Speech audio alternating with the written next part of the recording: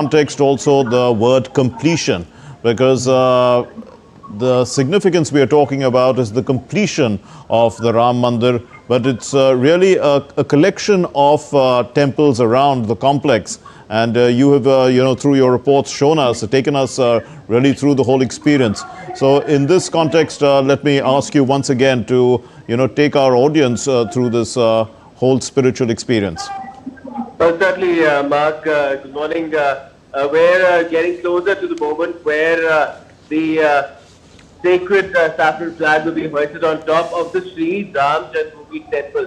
Now, this is the main temple in this complex, which is about 28 hectares. It's quite big, and you can spend a day over here without realizing, that all the day is gone, and yet you've not been able to cover the entire complex, because apart from the main temple, which has the main deity of Ram Lalla, then there's Ram Darbar as well.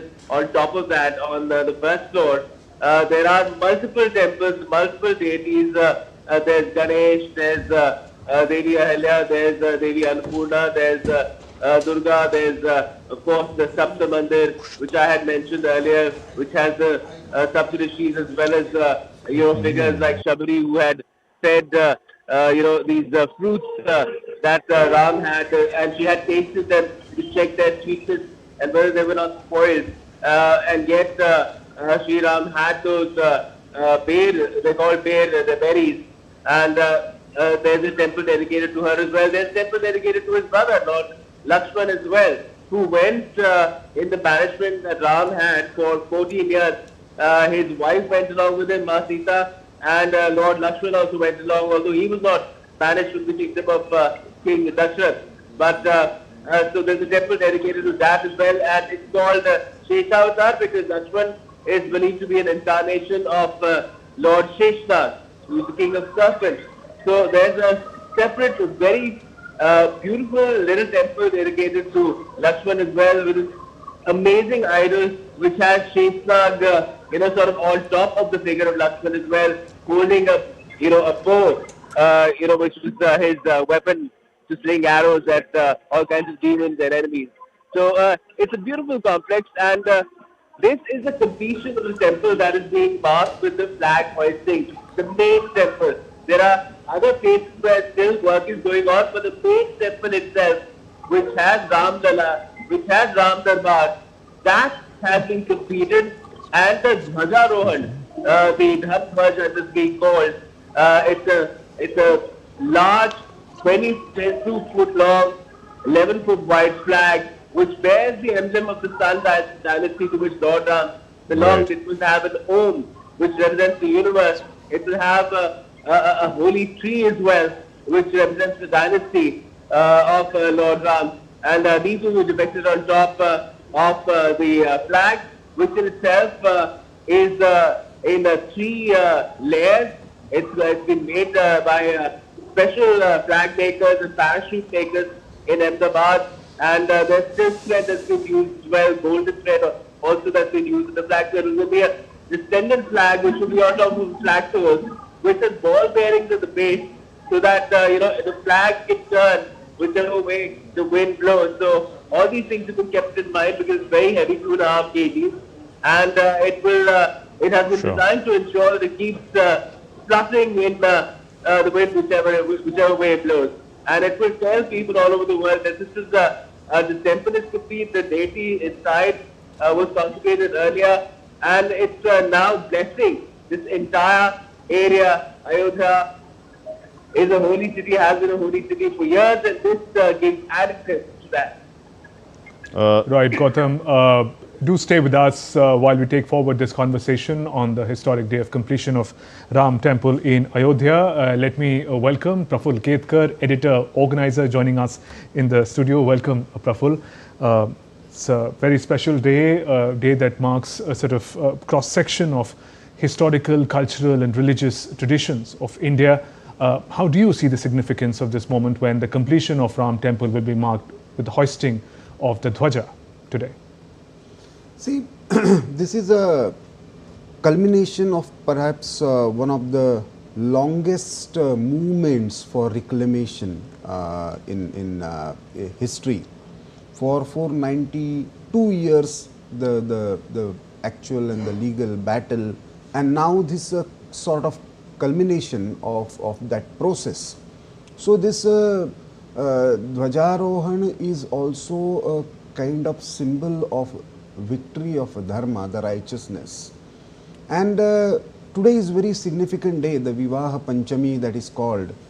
Historically, it is supposed to be the marriage anniversary of Prabhu Sri Ram and Mata Sita, and that is why this particular day is chosen.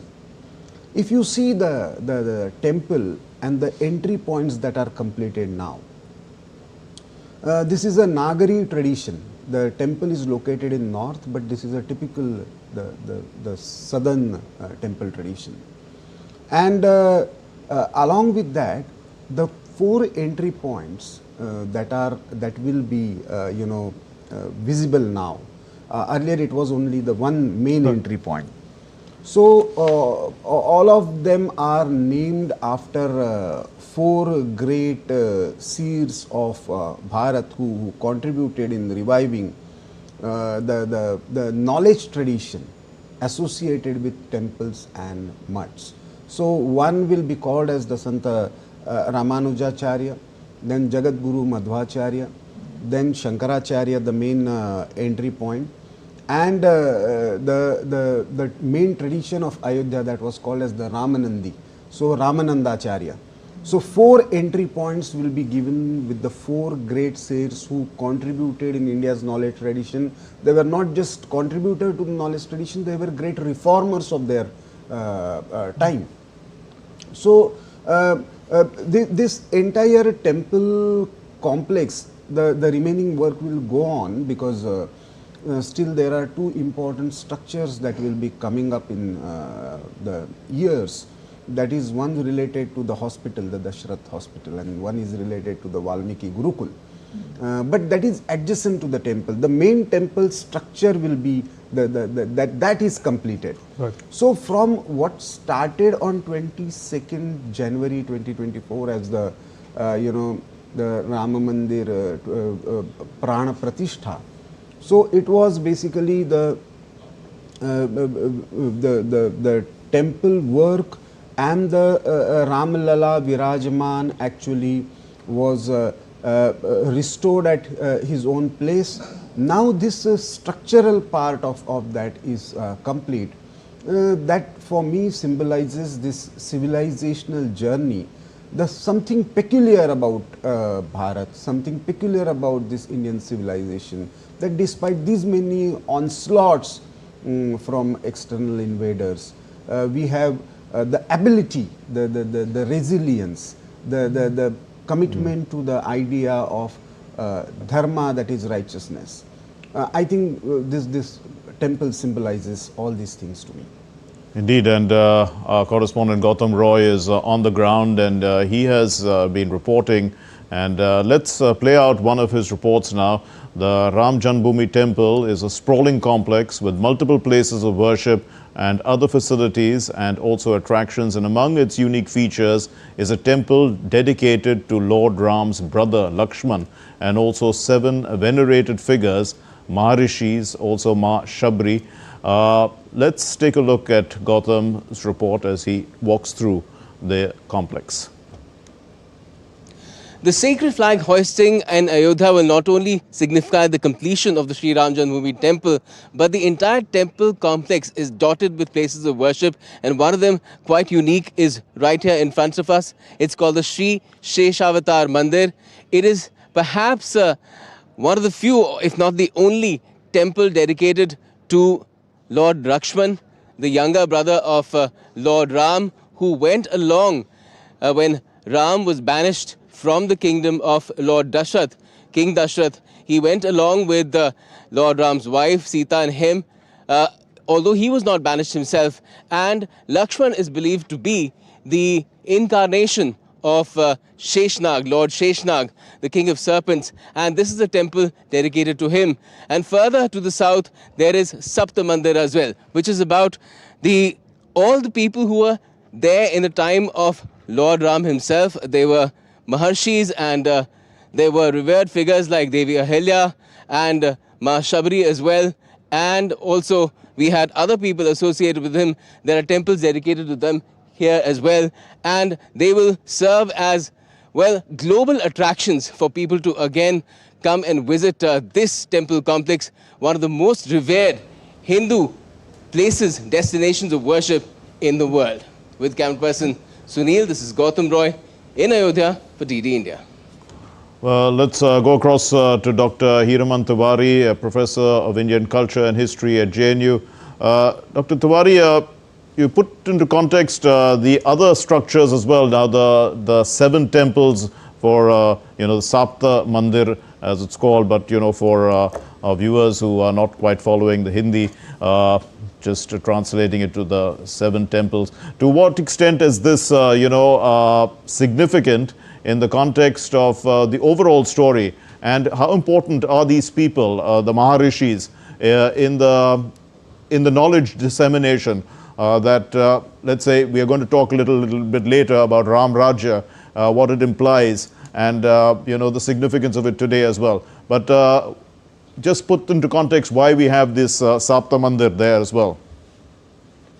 See, as Mark, you said that this signifies the Indian civilization and values.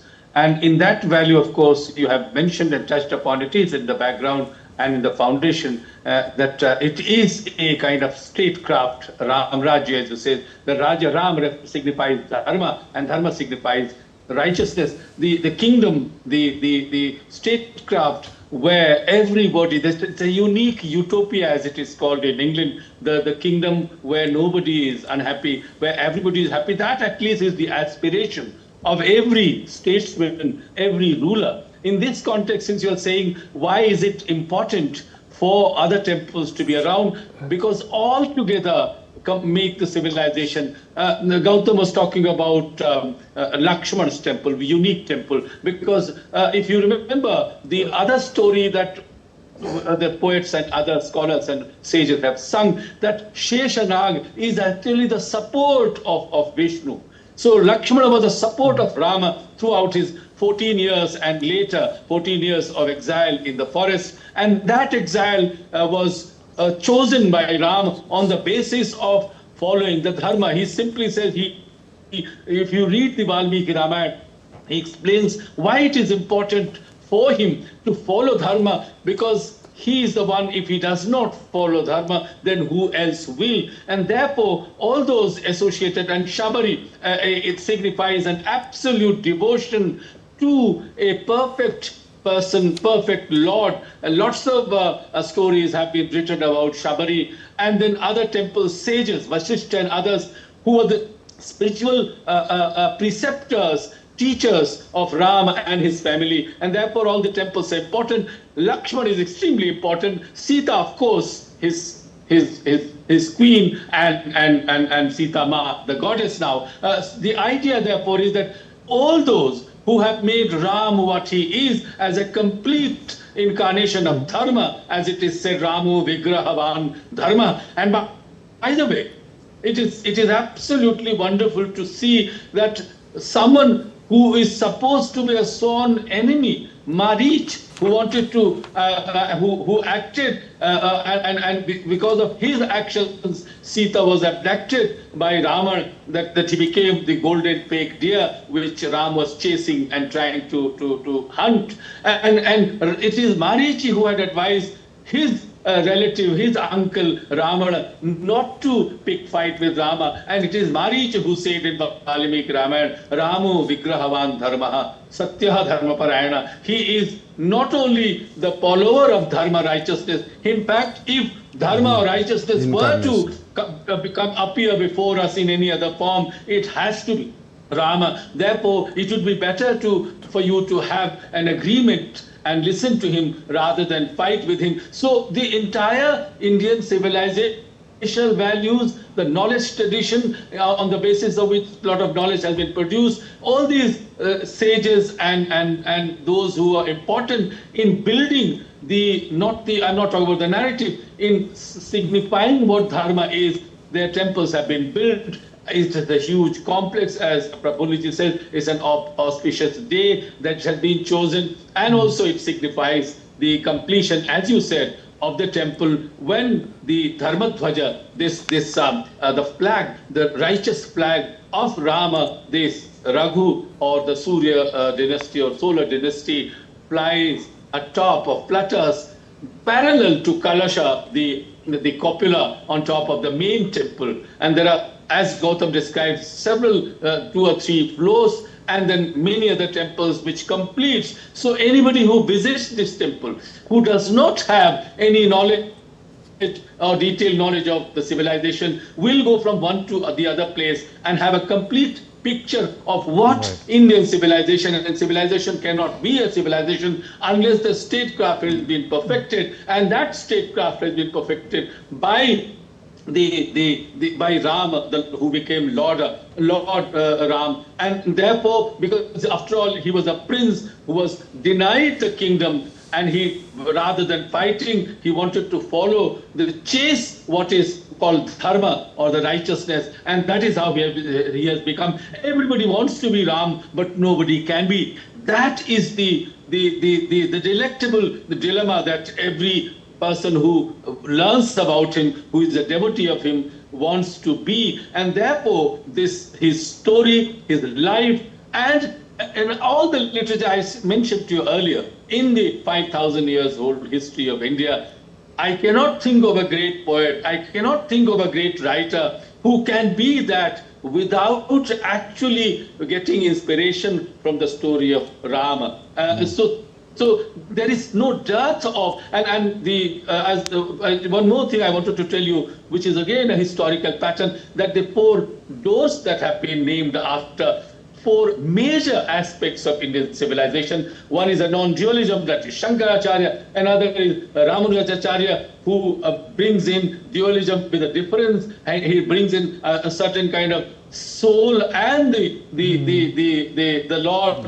And the third is something that a person is meditating, whether I am the soul or whether I need a deity or a god to discuss ourselves. And the other is the very generic, very sort of popular tradition in the country where each of us are familiar with. So these gates also are somehow giving the structure of Indian knowledge system. So the temple has been built, as I said, in a Nagara style, which is a southern Indian style, a beautiful, attractive temple. And it also signifies the knowledge tradition of India, right from when Valmiki wrote this story of Rama, and of course on the advice of sage Brahma and Narad. And therefore, this, to me, this temple, the struggle for 500 years, which is, as I said, bloody and tortuous,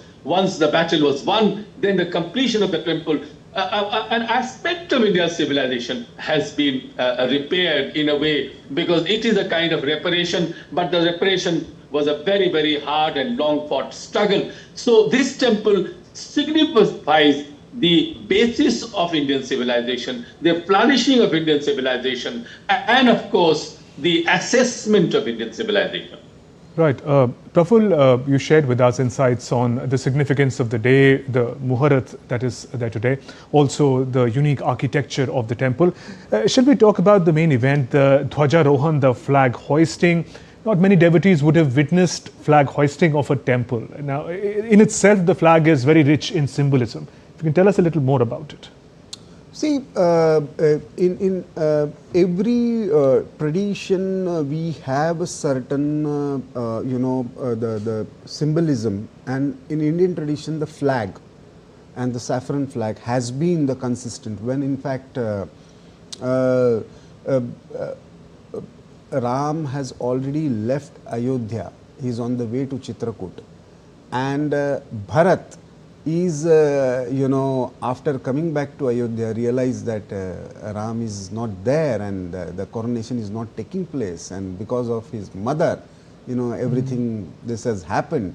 So he moves to Chitrakoot with the entire army, and after seeing this from the long distance, Lakshmana assumes that, somebody is coming to invade us, cornering us in the forest. And then Ram says, no, this is a flag of Ayodhya, and if this flag is there, then it means Bharat is coming to meet me. So this is the same flag that is going to be hosted, that symbolism is still there. Mark asked about the temples, these 7 temples, and it has to do with the flag also, because every time that, see, this color and the symbols that are used, that are the symbols of sacrifice, that are the symbols of righteousness, that is the symbols of truth, that is the symbols of holistic existence. And that is why this particular flag and these 7 temples. Now, what are those 7 temples? One is Valmiki, other is Tulsidas. 2 great poets who took the story of Ram to the masses. One is in Sanskrit, the other is in pure Awadhi, total colloquial, but still very popular. 2 women who symbolizes the status of women in India. One, Shabari, who comes from a so-called tribal tradition, but still a great devotee of Ram. And another, Ahilya, wife of a rishi, who was banished because of her some sin, supposed to be sin. And Ram believes that if you are pious, if you have done something wrong, you have every right to come up and lead your life. You cannot stay in your past.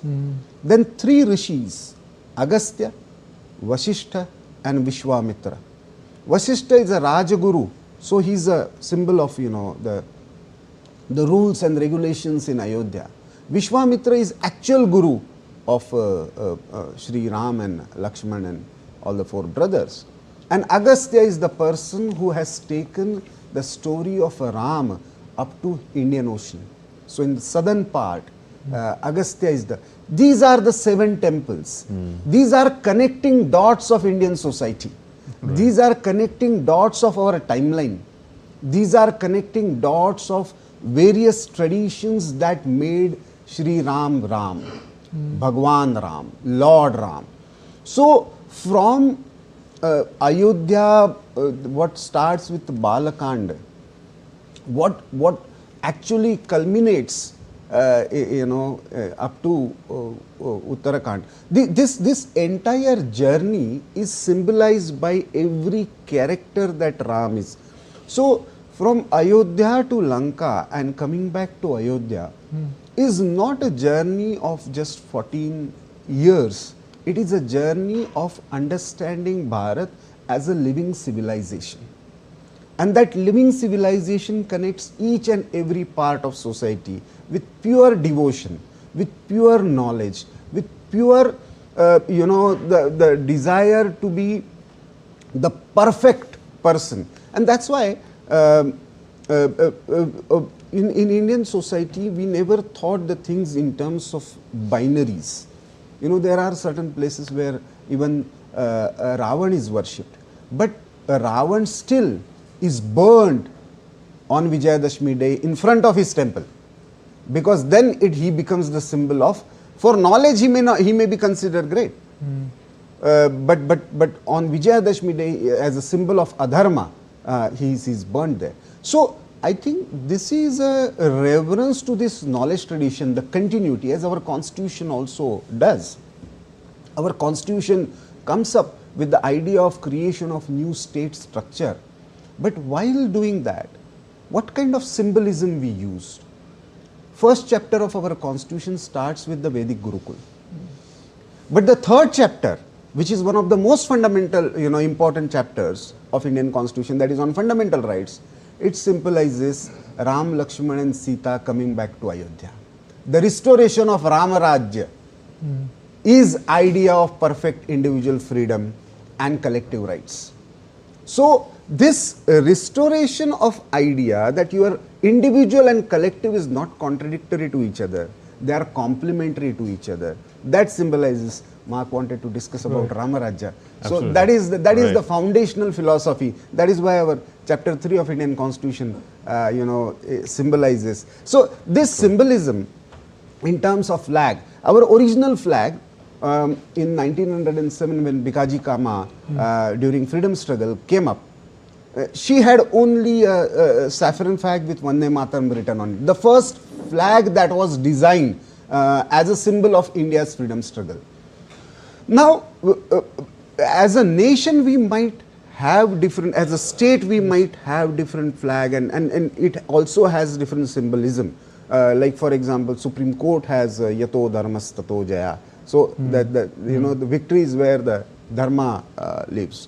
So, similarly, this saffron flag that is being hoisted today is our civilizational flag. Every battle, even during the battle of Kurukshetra, today is again important day, Gita Jayanti. So the recitation of Gita by Bhagavan Sri Krishna as a giving a life message to Krishna was completed yesterday. And that's why Gita Jayanti was celebrated. And that is why today is the day, the Margashirsha Panchami, the month Margashirsha and the Panchami, the fifth day, where Sri Krishna actually showed his real avatar to Arjuna while talking about the Gita and the life lessons. On this day. Why you should, on this day.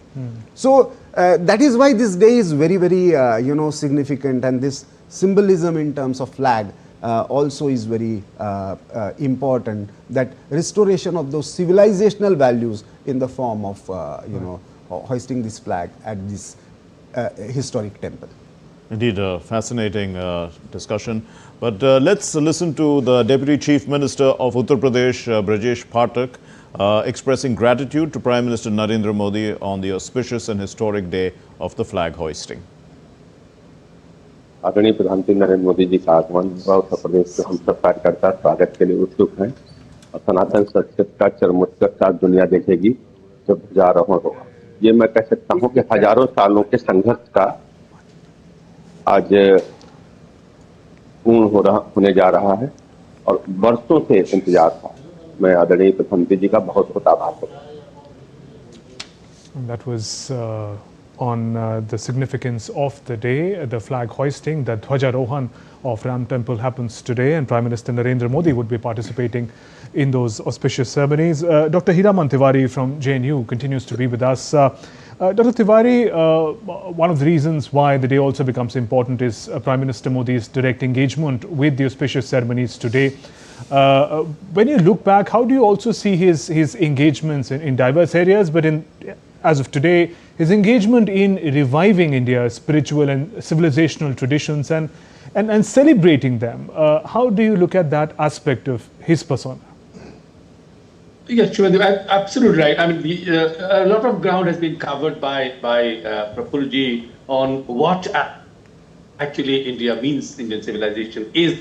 And that, of course, you have a Prime Minister who is an expert, an absolute master in his statecraft, but he cannot do that unless he underlines the values that this civilization is built on. And that value, of course, as we all say, and Prabhuji said, Dharma. Let me take you a little back to the discussion and continue with what Prabhuji said. The two aspects of Indian civilization, particularly Indian civilization, by which they are known and by which at least Indian civilization is known, is the righteousness, that is the truth, and sacrifice, that is Tyaga. So the temples that you are asking in the compound that are built, say Vasishtha symbolizes knowledge. Without knowledge, one cannot understand the righteousness, the truth, and then to realize that truth, without sacrifice, you cannot realize that truth.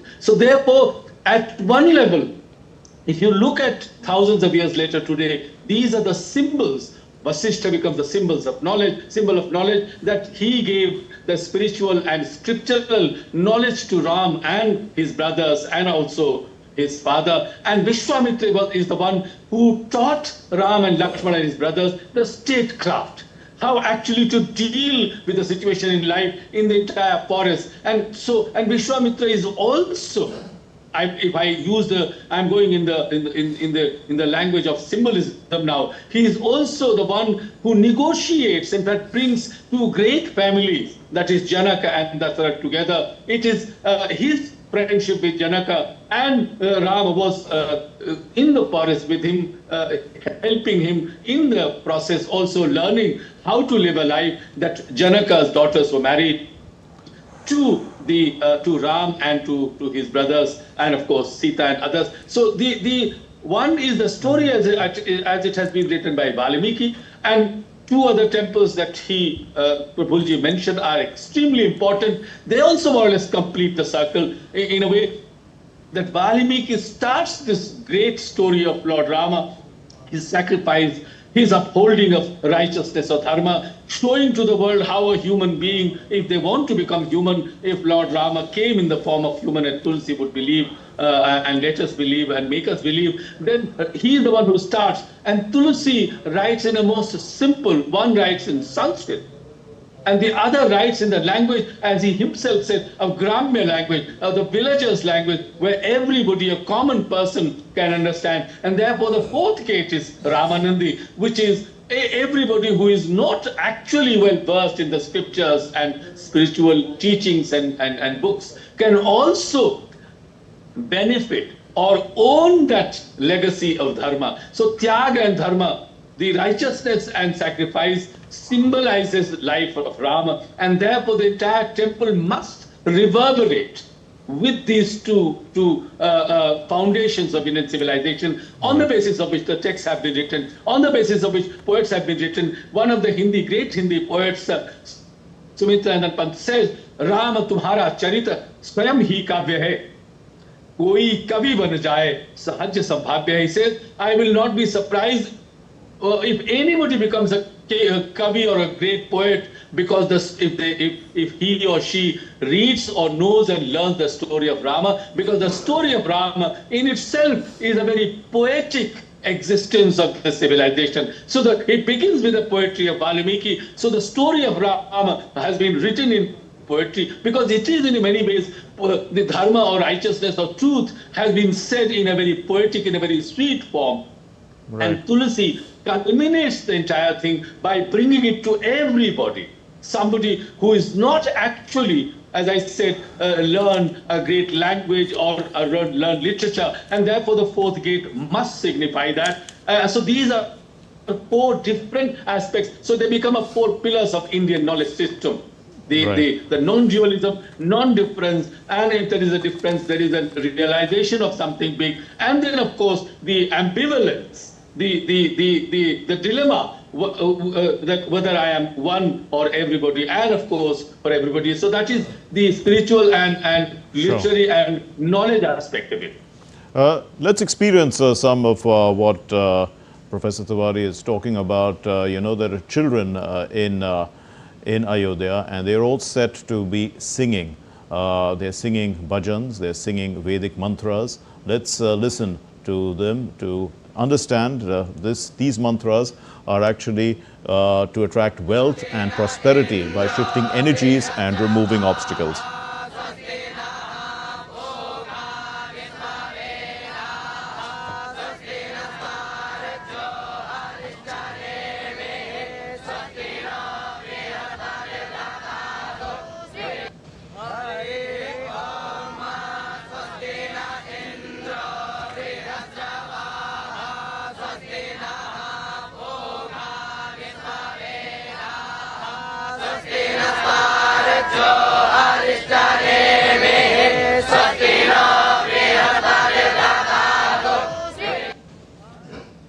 And before we take forward the conversation on the special day, we'll go across live now to Ayodhya. These are live visuals of the magnificent Sri Ram temple in Ayodhya, all decked up for the special occasion, decked up in flowers. We heard the chanting by young priests and students.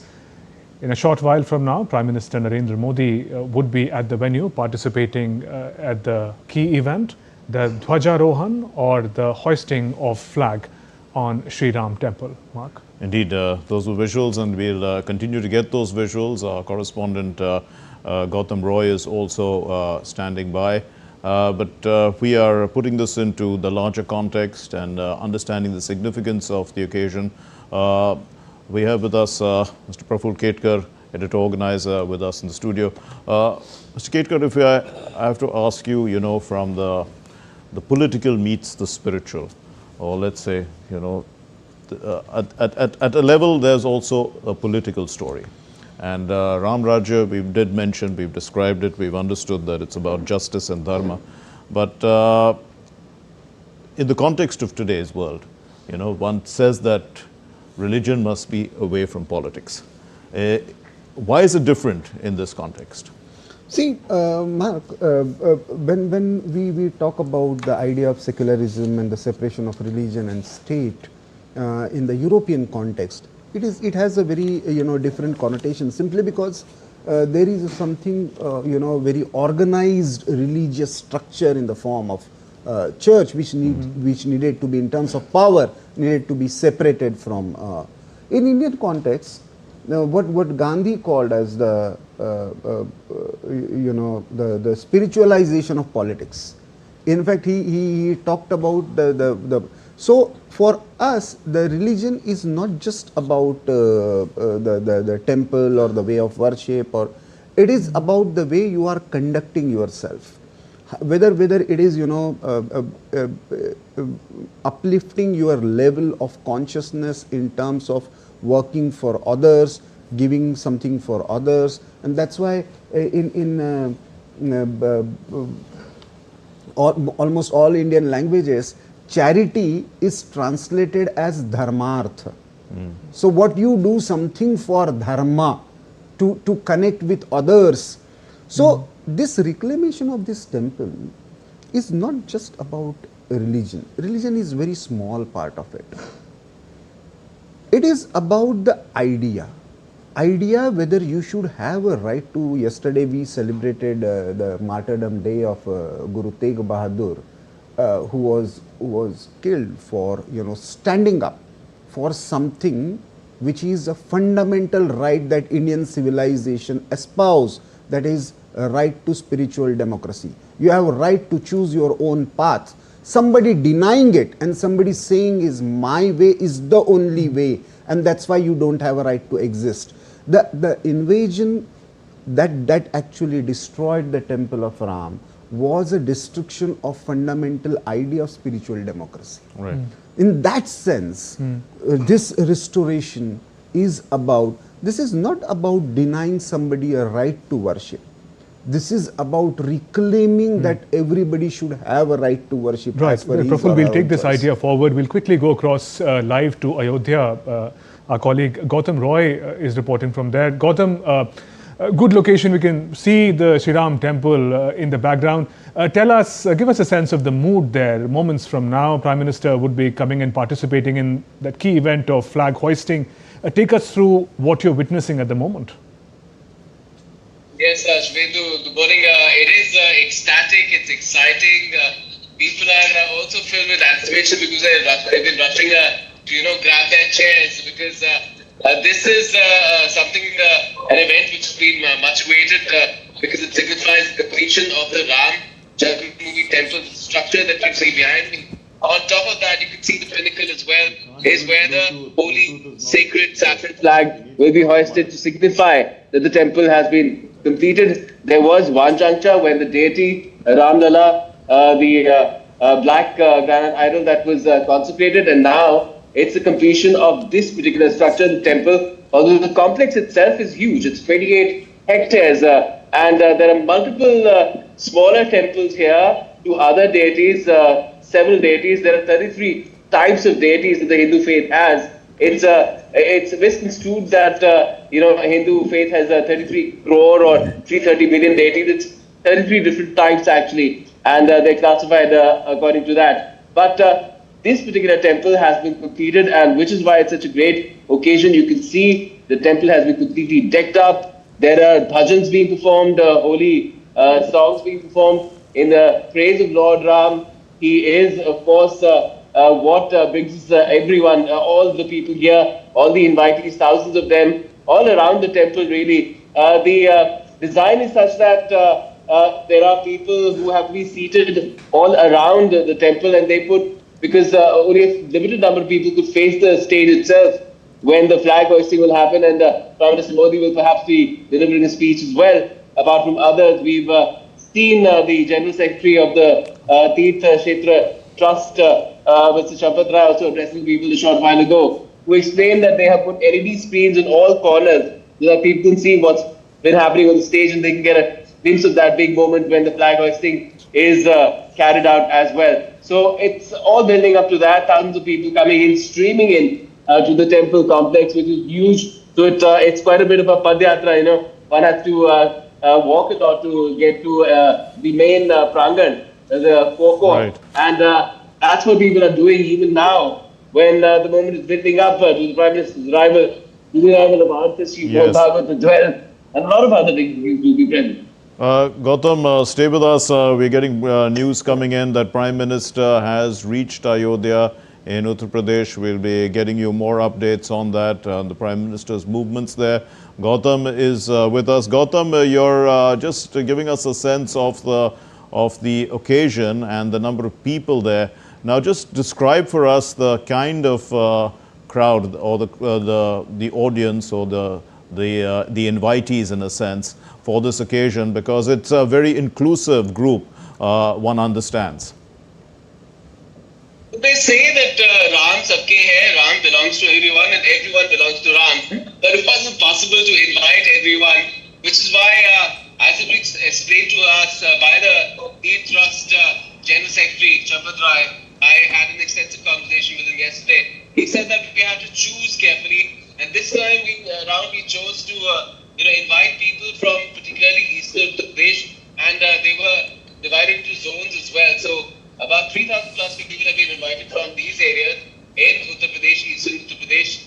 People have special love for Ram, and several other, in fact, incarnations of Lord Vishnu as well, particularly Krishna, if you further travel towards the north and west in Uttar Pradesh itself. So these people have been invited according to different categories, 4 categories, and there are other special invitees and lots of peers who've been invited, and people from all cross sections of the society in Ayodhya, Faizabad itself, people who run small shops, people who are professionals like CAs and doctors, journalists, lots of journalists have also been invited. I have the good fortune of being here too. It is an amazing sight to see the way this temple has been decked up with a lot of marigold flowers, both yellow and of course orange, and the leaves of the mango tree that really adorn every corner, apart from different other flowers as well.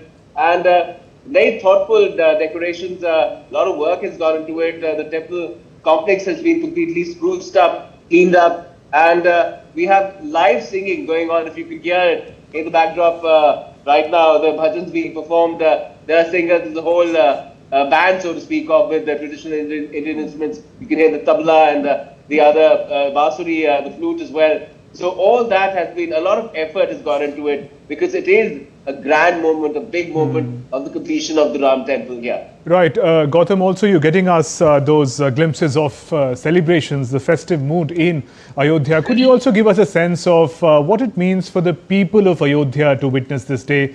About the past couple of years, they've really seen what was earlier perhaps a sleepy temple town transform. Give us a sense of how are they looking at this day? They are looking at better days to come, more people visiting this temple town. It has over 6,000 temples of all sorts, a lot of them dedicated to Ram and Sita as well. But we've seen numbers already going up into millions, really, from the time the consecration happened. And these numbers are supposed to swell, because people from all corners of not just the country but the entire globe have been visiting this temple, even when it was under construction. And now that it's complete, it's going to be a different sort of magnet for all faithfuls to come. And we see how the occasion itself has brought people here. And they are looking to gain from it. Already, the city has seen a sea change in terms of its infrastructural development. New roads have been built. It has a banking new airport which was inaugurated in 2023 itself. It's an international airport which will be connecting to, which already is connected to certain international destinations, but more connections will come. It's connected to all corners of the world. The rail connectivity of Ayodhya is from all corners of India now. Right. It extends from Kanyakumari to Kashmir and from the northeast to the westernmost point in Gujarat and in Rajasthan as well. So that kind of sea chain is coming in. A lot of business being generated as well. Jobs being created. So already a lot has changed for Ayodhya, and there's more in store, clearly. Let's continue with our discussion here in the studio and with Professor Tiwari. Mr. Ketkar, you were making a point actually. We were talking about, the political and the spiritual and the context why it's important and relevant in India. We also, if I bring in the aspect of moral, ethical governance. I mean, at the end of the day, the source of that has to come from some sort of a spiritual root, isn't it? How would you contextualize that in the, let's say you were both speaking about the struggle for the last 490 plus years for this moment. How would you look at that, because this is being seen by everyone as a culmination of a deep, long struggle, which is also spiritual in a sense. Absolutely. See, this is one struggle where, as I said, at the core was Ramanandis, who believed in, Ram as the God. But besides that, there was a Nirmohi Akhada, there was Sikh gurus who, worshipped there. At one point, Peshwas tried to liberate it. Ayodhya is one town, Gautam was talking about various temples. It is perhaps the only town where the Jain, Buddhist, Sikh, all sacred gurus and tirthankars and, have stayed and someday in their life have taken darshan in Ram. All Indian traditions, all Indian sects have somehow got connected to Ayodhya. So, the meaning of Ayodhya itself is a yuddha, where the war doesn't take place, where the peace prevails. Now, in Indian context, the idea of sovereignty and the idea of peace had very, very peculiar connotation. Political power cannot be absolute. Even for Ram, political power is not supposed to be absolute. Dharma danda, as we have now behind our speaker, the restoration of that danda is basically the authority, or the moral and the spiritual authority. Somebody is there to always guide you, always make a sort of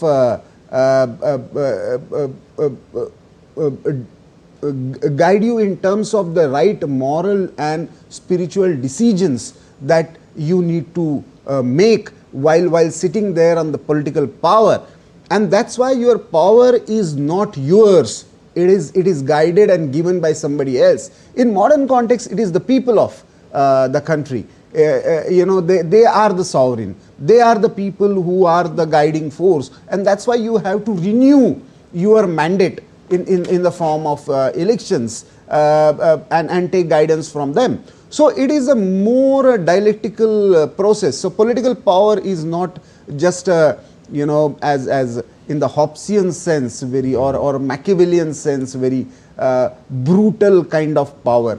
It is more a righteous kind of power. It is more a power that connects your the individual preferences and decisions with the collective interest. That bridge has to be created somewhere, and that bridge is symbolized by the idea of Ram Rajya in Indian context. Right.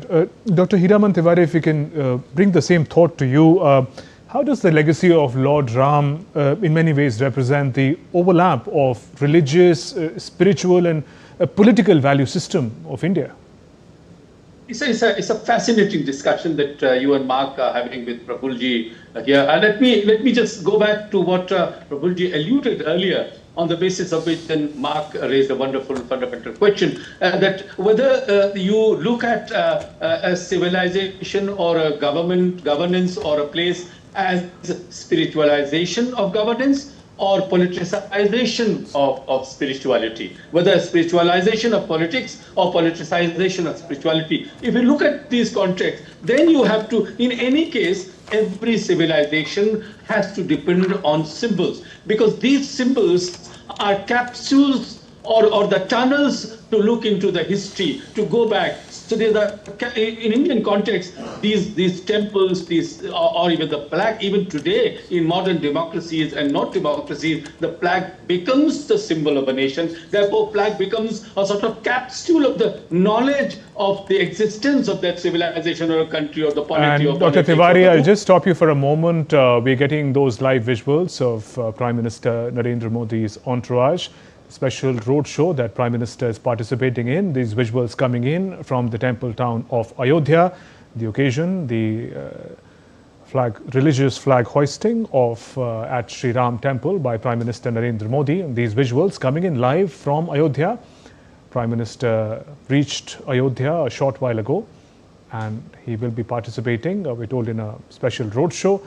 The visuals of his entourage, his vehicle right at the front, and we also see how the city is all decked up, the garlands decorating the sides of the roads. People have gathered. There are also many Dhwajas being used to decorate the city in particular, and those visuals, closer visuals of Prime Minister Narendra Modi's entourage and Prime Minister from his car waving at all the people who've lined up. Also the national flag. Important day when spiritual national traditions come together, and Prime Minister Narendra Modi acknowledging the greetings of people who all gathered on the lanes of Ayodhya to welcome Prime Minister as he participates in the special occasion. There is the chantings, there's a national flag, people decked up in their traditional clothes, and Prime Minister's entourage in the visuals. Indeed, yes, and Prime Minister will be offering prayers at the Sri Ram Janmabhoomi Mandir. He will also participate in the ceremonial flag hoisting of the saffron flag atop the temple. And this is the auspicious occasion of the Viva Panchami, which have been talked about by our guests. It's a traditional celebration of Lord Ram and Sita's wedding. There are lots of significances with the flag. The flag will represent really the radiance of the sun, and it has a Kovidara tree and a sacred symbol, that's Om. It represents what Lord Ram stands for in terms of brilliance, valor, and the ideals of governance. Also, Prime Minister has described Lord Ram as the soul of India, the basis of India's consciousness and pride. And those were visuals coming in from Ayodhya. Prime Minister Narendra Modi's entourage. Prime Minister is at the venue. He'll be participating in a roadshow, we told Mark, and, and then the event that everyone's been waiting for, the Dhwajarohan, the flag hoisting ceremony that takes place in a short while from now. Dr. Hiraman Tiwari, you were giving us your insights on this very important aspects of Lord Ram's legacy as we see it play out in spiritual, religious and political traditions. Please complete your thought.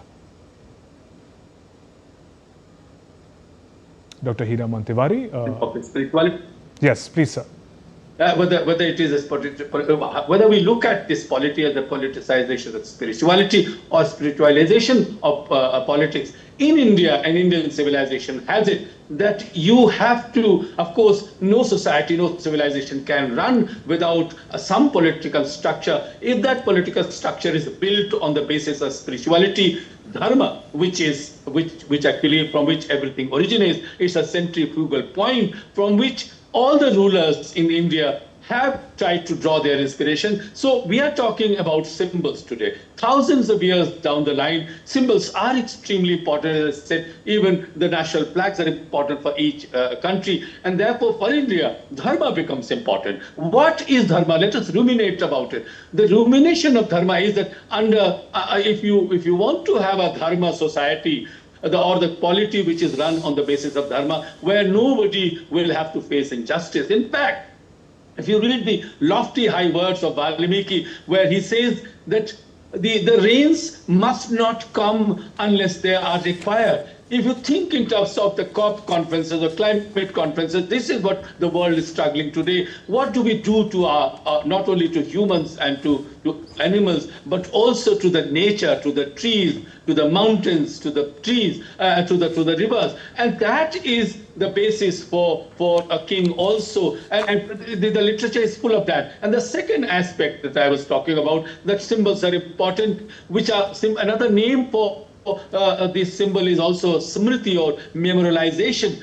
Prafulji mentioned whether you want to go into the modern political and philosophical understanding of politics of Hobbesian's kind or Machiavellian politics. This is absolutely divorced from what India would be understanding its politics, its running of the statecraft. And if I mention to you, it stems from the Vedic tradition says, Yashya yatra vishwam bhavati ekaneenam, where the entire universe, entire world becomes one, on the basis of which a later tradition comes up, Vasudhaiva Kutumbakam, where the entire earth, all the worlds are family. If somebody thinks about the world like that, what would you think about your own society, your own family, your own kingdom? So that is the basis. And this is why the life of Rama, the story of Rama, and everybody associated with him is extremely important for running the polity of the nation. And Prime Minister Narendra Modi is trying to do that. And therefore, he wears this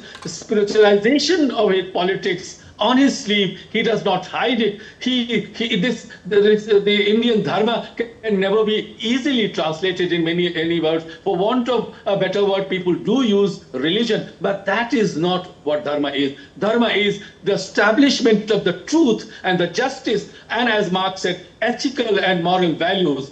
If a society is thought of, a kingdom is thought of, a polity is thought of, a nation is thought of on the basis of the ethics and moral values, and this is, of course, should be the attempt of every ruler. And therefore, we have a very thousands of years of history and memory to celebrate that. One of the words for memory is smriti, and smriti is also something that brings the knowledge from the past to us.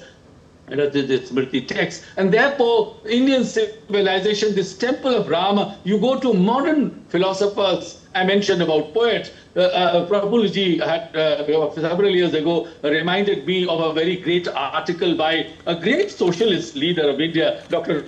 Ram Rajya from this state, who writes a beautiful article, 1956, a long article on Rama, Krishna, and Shiva. How do we understand India, Indian politics, Indian civilization, if we do not think of the lives of the three major deities, major gods of this country, that is civilization, that is Rama, Krishna, and Shiva? All three have very beautiful, melodious sort of combination to sustain this civilization. And therefore, when you talked about, and Prabhuji talked about, everybody talks about the struggle of thousands of years. It's not the struggle only of 500 years, because 500 years is a rather brutal, as I said, torturous and tortuous struggle. But whenever there is the disturbance of this statecraft, which is based on moral and ethics, then people do go back and look at their civilizational values. India has in its civilization values a spiritual text and a story, a life, which can help us run even today our society in perfect modern democracy. Of course, democracy changes over time, and Indian democracy is a very Indian democracy in that sense, and that democracy is steeped and inspired by the story of Ram. Indeed, Mr. Ketkar, so we are seeing visuals of the Prime Minister driving through Ayodhya, and if we look back to the story of Ram, Lord Ram himself, and his coming back to Ayodhya. You know, there, I mean, one can look at perhaps what would have happened at that time. But, you know, this, though one can't quite compare the two, one can see that here Prime Minister has played a significant role in this whole movement, in the creation and the building of the Ram temple and its culmination now. It's a culmination story, and here the Prime Minister is arriving. Yeah. Mark, see, many people ask this question, and earlier Gautam was also mentioning about it. Many people ask, what is the significance of temple? Will temples give jobs? Why? And Ayodhya is a telling story. I always ask youth a different question. Tell me one single moment in Indian civilizations where temples were destroyed and jobs were created. It is always the other way around. When Indian temples thrived, Indian economy thrived. And there has been a relation, and Prime Minister understands this very well. He's developing a new idea of, a civilizational and cultural tourism in India. Whether you talk of Buddha circuit, whether you talk of Krishna circuit, even Dr. Ambedkar circuit. So it gives a totally different kind of, because see, one particular knowledge tradition that has been through in Indian tradition, irrespective of the way of worship, is bhakti, the devotion. Because this idea of being, something sacred, and then you have to visit it once in life. It's a pure, and that is why this and Prime Minister ideologically, there are three kinds of constructs that are being discussed and debated in India. One that believed, which British taught us, and many Indian elite believed, that India is some sort of nation in the making. We were making a new state, but as a nation we were, very ancient civilization. The idea and the construct of Bharat as a Rashtra has been very old. But unfortunately British taught us that you are a nation in the making. You were never a nation. Because of us, you are a nation. And you understood nationalism. Then there was an ideology largely coming from the Marxist or the communist school. They don't believe in the idea of nationhood. For them, class struggle is important, and India has been a conglomeration of many nationalities. Prime Minister comes from a school which believes that India has been an ancient nation. In terms of the cultural unity and integrity, this has been one Rashtra. Maybe in governance structure we were more decentralized, having different states, models of governance. But when it comes to the idea of India, idea of Bharat, Himalaya was always Himalaya and Indian Ocean was Indian Ocean. Ayodhya was always Ayodhya and Ganga was always Ganga. The priest of Kedarnath always went from Kerala, and the priest in the southernmost corner of India, the another Jyotirlinga, always comes from Himachal Pradesh. Kashi priest is always from Tamil Nadu. And this has been the tradition. Who gives invitation to Kumbh? But many people, throng there, on a particular Muhurat. And this was, when they were living in very different states, governed by different princely. So those princely states were more sort of who will collect revenue in which part of it. But when it comes to the cultural unity of Bharat, the ideas, the worldview, it was the same. And that's why you find common terminologies, you find common concepts, you find common ideas, reverence to the land, reverence to the nature, the idea of Ram and idea of Krishna. Ram connects north and south, Krishna connects, and again I'm invoking Dr. Lohia. He says, Ram connects north and south, Krishna connects east to west, and Shiva with Shakti is the complete manifestation of India's cultural consciousness. So Kailasa and Kanyakumari, that symbolism. So all these things makes Bharat as Bharat. That is the thing that made us survive all these onslaughts, right from the Greek invasion to the British colonization. This symbol again is the process of decolonization and renationalization of Bharat. Many symbols that we rejected during our freedom struggle, that we don't want to follow certain things. We don't want to, unless we have our own representation, unless we have our own, there was one beautiful essay that was written, Professor Hiraman Tiwari can perhaps throw more light on it, on Swaraj in ideas. So it is not about the political Swaraj, it is not just about the political independence. Unless in terms of your intellect, unless in terms of your cultural and social life, unless your systems are governed by your will, your national will, you are not really independent. And that is the idea, and that is why Tagore talks about Swadeshi Samaj, or Gandhi talks about Gram Swaraj. So all these ideas basically were rooted in this fundamental thought process that our struggle for freedom is not just a political struggle, it is a very comprehensive struggle to reclaim our selfhood. And Rama Janmabhoomi movement is a culmination of that idea of reclaiming selfhood of Bharat. And Praful, we're looking at, again, for the viewers who've just joined us, those visuals on your screens are of Prime Minister Narendra Modi driving through the streets and lanes of Ayodhya. He has reached the temple town to participate in a very special ceremony. The Dhwajarohan at Sri Ram temple in Ayodhya takes place today. In just a short while from now, Prime Minister Narendra Modi would be participating in it. In the visuals, you can see the city all decked up, beautifully decorated with garlands, people on the lanes showering petals and welcoming Prime Minister into the city, and Prime Minister also responding and sharing his greetings with the people. Praful, as we talk about the legacy and the significance of Lord Ram and even Ramayana, if I may refer to that context, just a few days back, Prime Minister was in South Africa participating in the G20. A lot of important interventions he makes, hardcore economic and development interventions, but he also talks about India's civilizational value system, especially the system of integral humanism that the world is in need of today.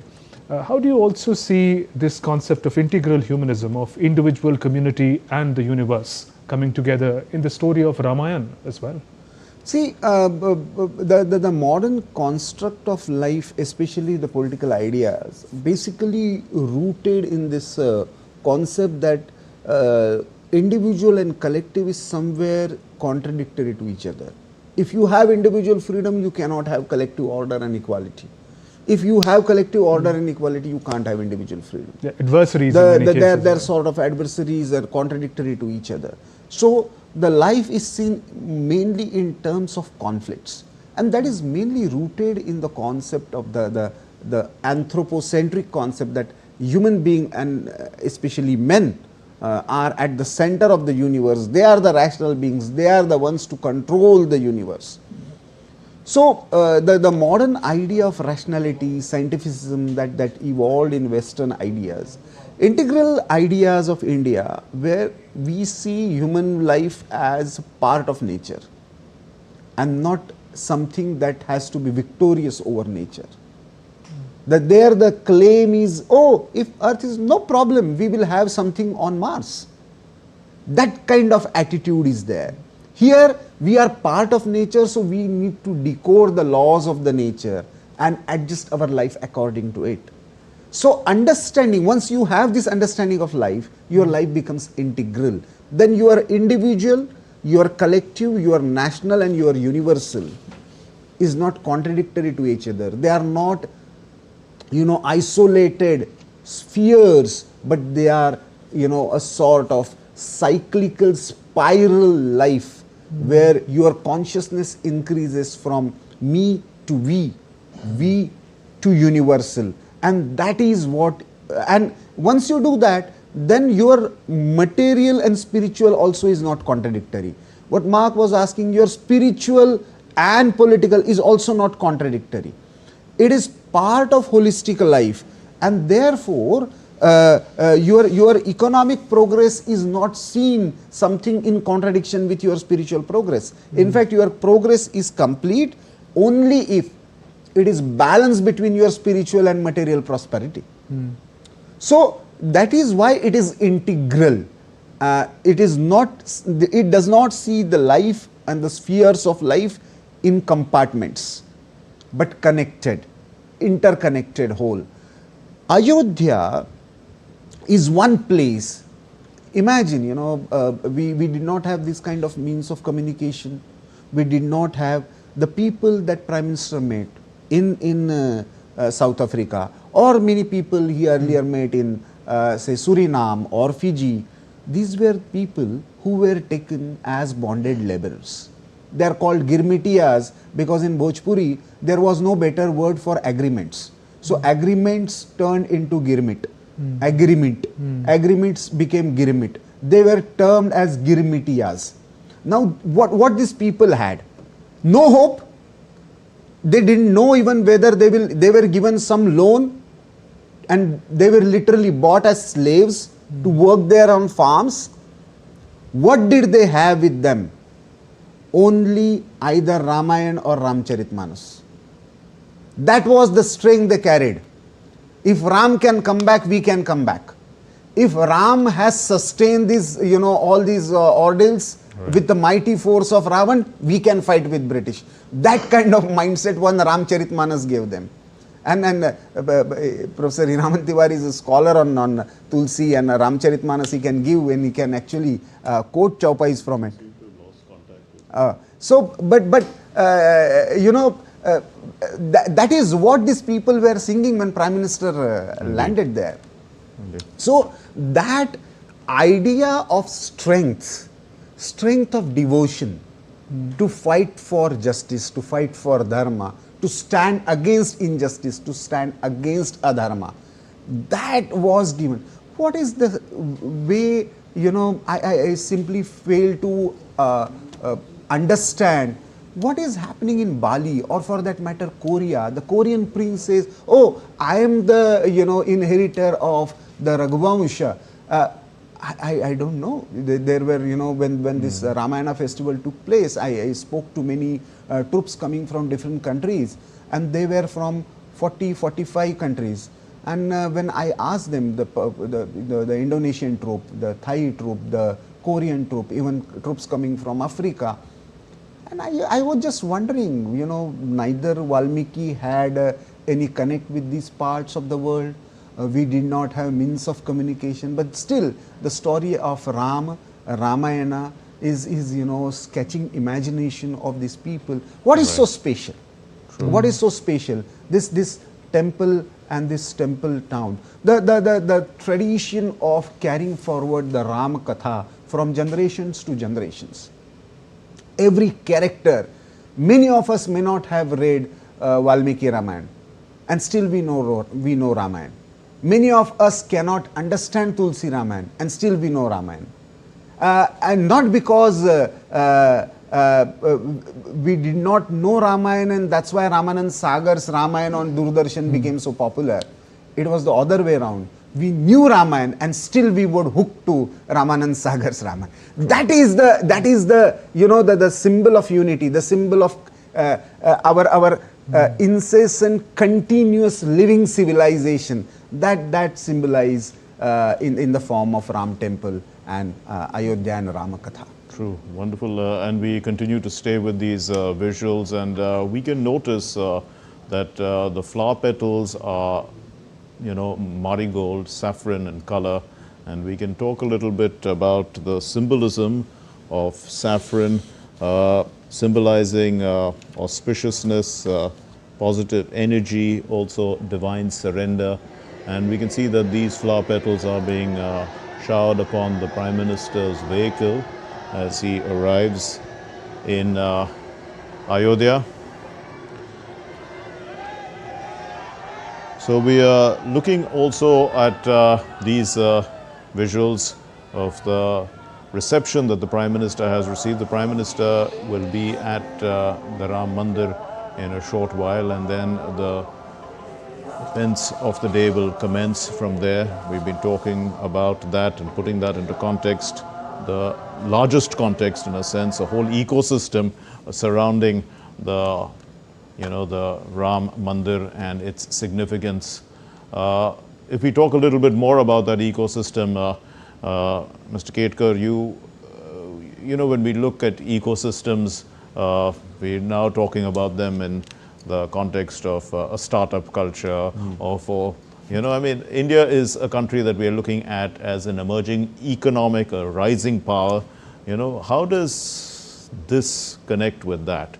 Because at the end of the day, people want to look at the future, as a future which, Ram Rajya also speaks about the end of poverty, also abundance. So what is abundance in today's context? See, abundance is where, the last man standing. One person I met when I visited Ayodhya during the Ram Mandir Prana Pratishtha ceremony,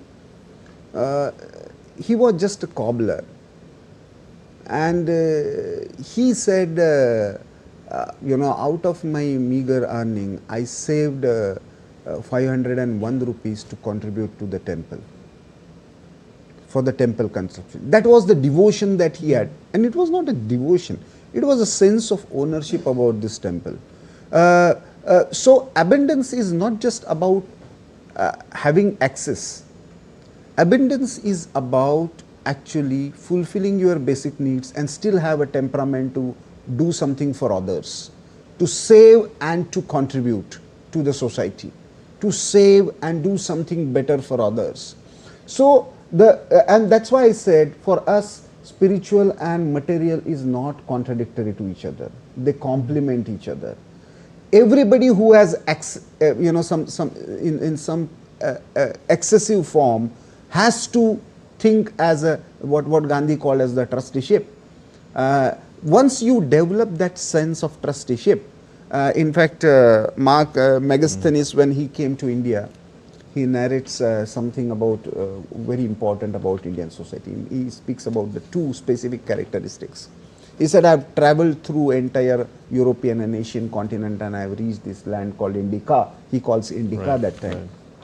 And he says, this is the only land where I found females as sovereign. And two, he says, the gap between the poorest of the poor and the richest of the rich is not more than 1/4. Even if they have abundance, the word used, that's why it struck me. Even if they have something in abundance, when it comes to their fundamental lifestyle and the kind of clothing and the material joys they have, the difference is very meager. And that is why, we need to understand that for us, being rich is not to flaunt your extravaganza, but how much you conserve and give it back to the society. If you are poor and still you have in Indian context, there were always people who were considered from 10% of India's community. In Valmiki Ramayana, in Upanishada, in Mahabharata, everywhere, we find 8 to 10% of community. And so I think we will turn to some live shots coming in from Valmiki temple. Prime Minister has already reached there. Prime Minister paying his respects at various temples in the premises of Ram Temple. Prime Minister just paid his respects at the Valmiki Temple. And those are visuals of Prime Minister Narendra Modi in the premises of Shri Ram Temple in Ayodhya. Maharishi Vashishta, Maharishi Vishwamitra, Maharishi Agastya and Maharishi Valmiki. Prafulji, as we're looking at these visuals, if you can also put in context the significance of these individual temples within Shri Ram Temple. Yeah, these 7 temples, As I said, Valmiki, this is Devi Ahilya, and a great scholar, known to be a very, very righteous. This is Nishadharaj, a fisherman, who helped Sri Ram to cross over Narmada, and is a very known to be a very great friend. And when it comes to the his final fight, Mata Shabari, coming from a very small tribal community in Madhya Pradesh Maharashtra border, and this is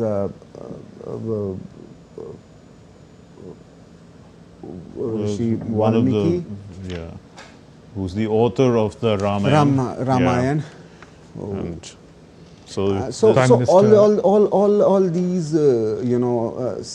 sages and seers, as I said, represent the continuity of our civilization, the knowledge systems, the knowledge traditions, that they are the ones who connected the Rama Katha with the entire nation and every section of society.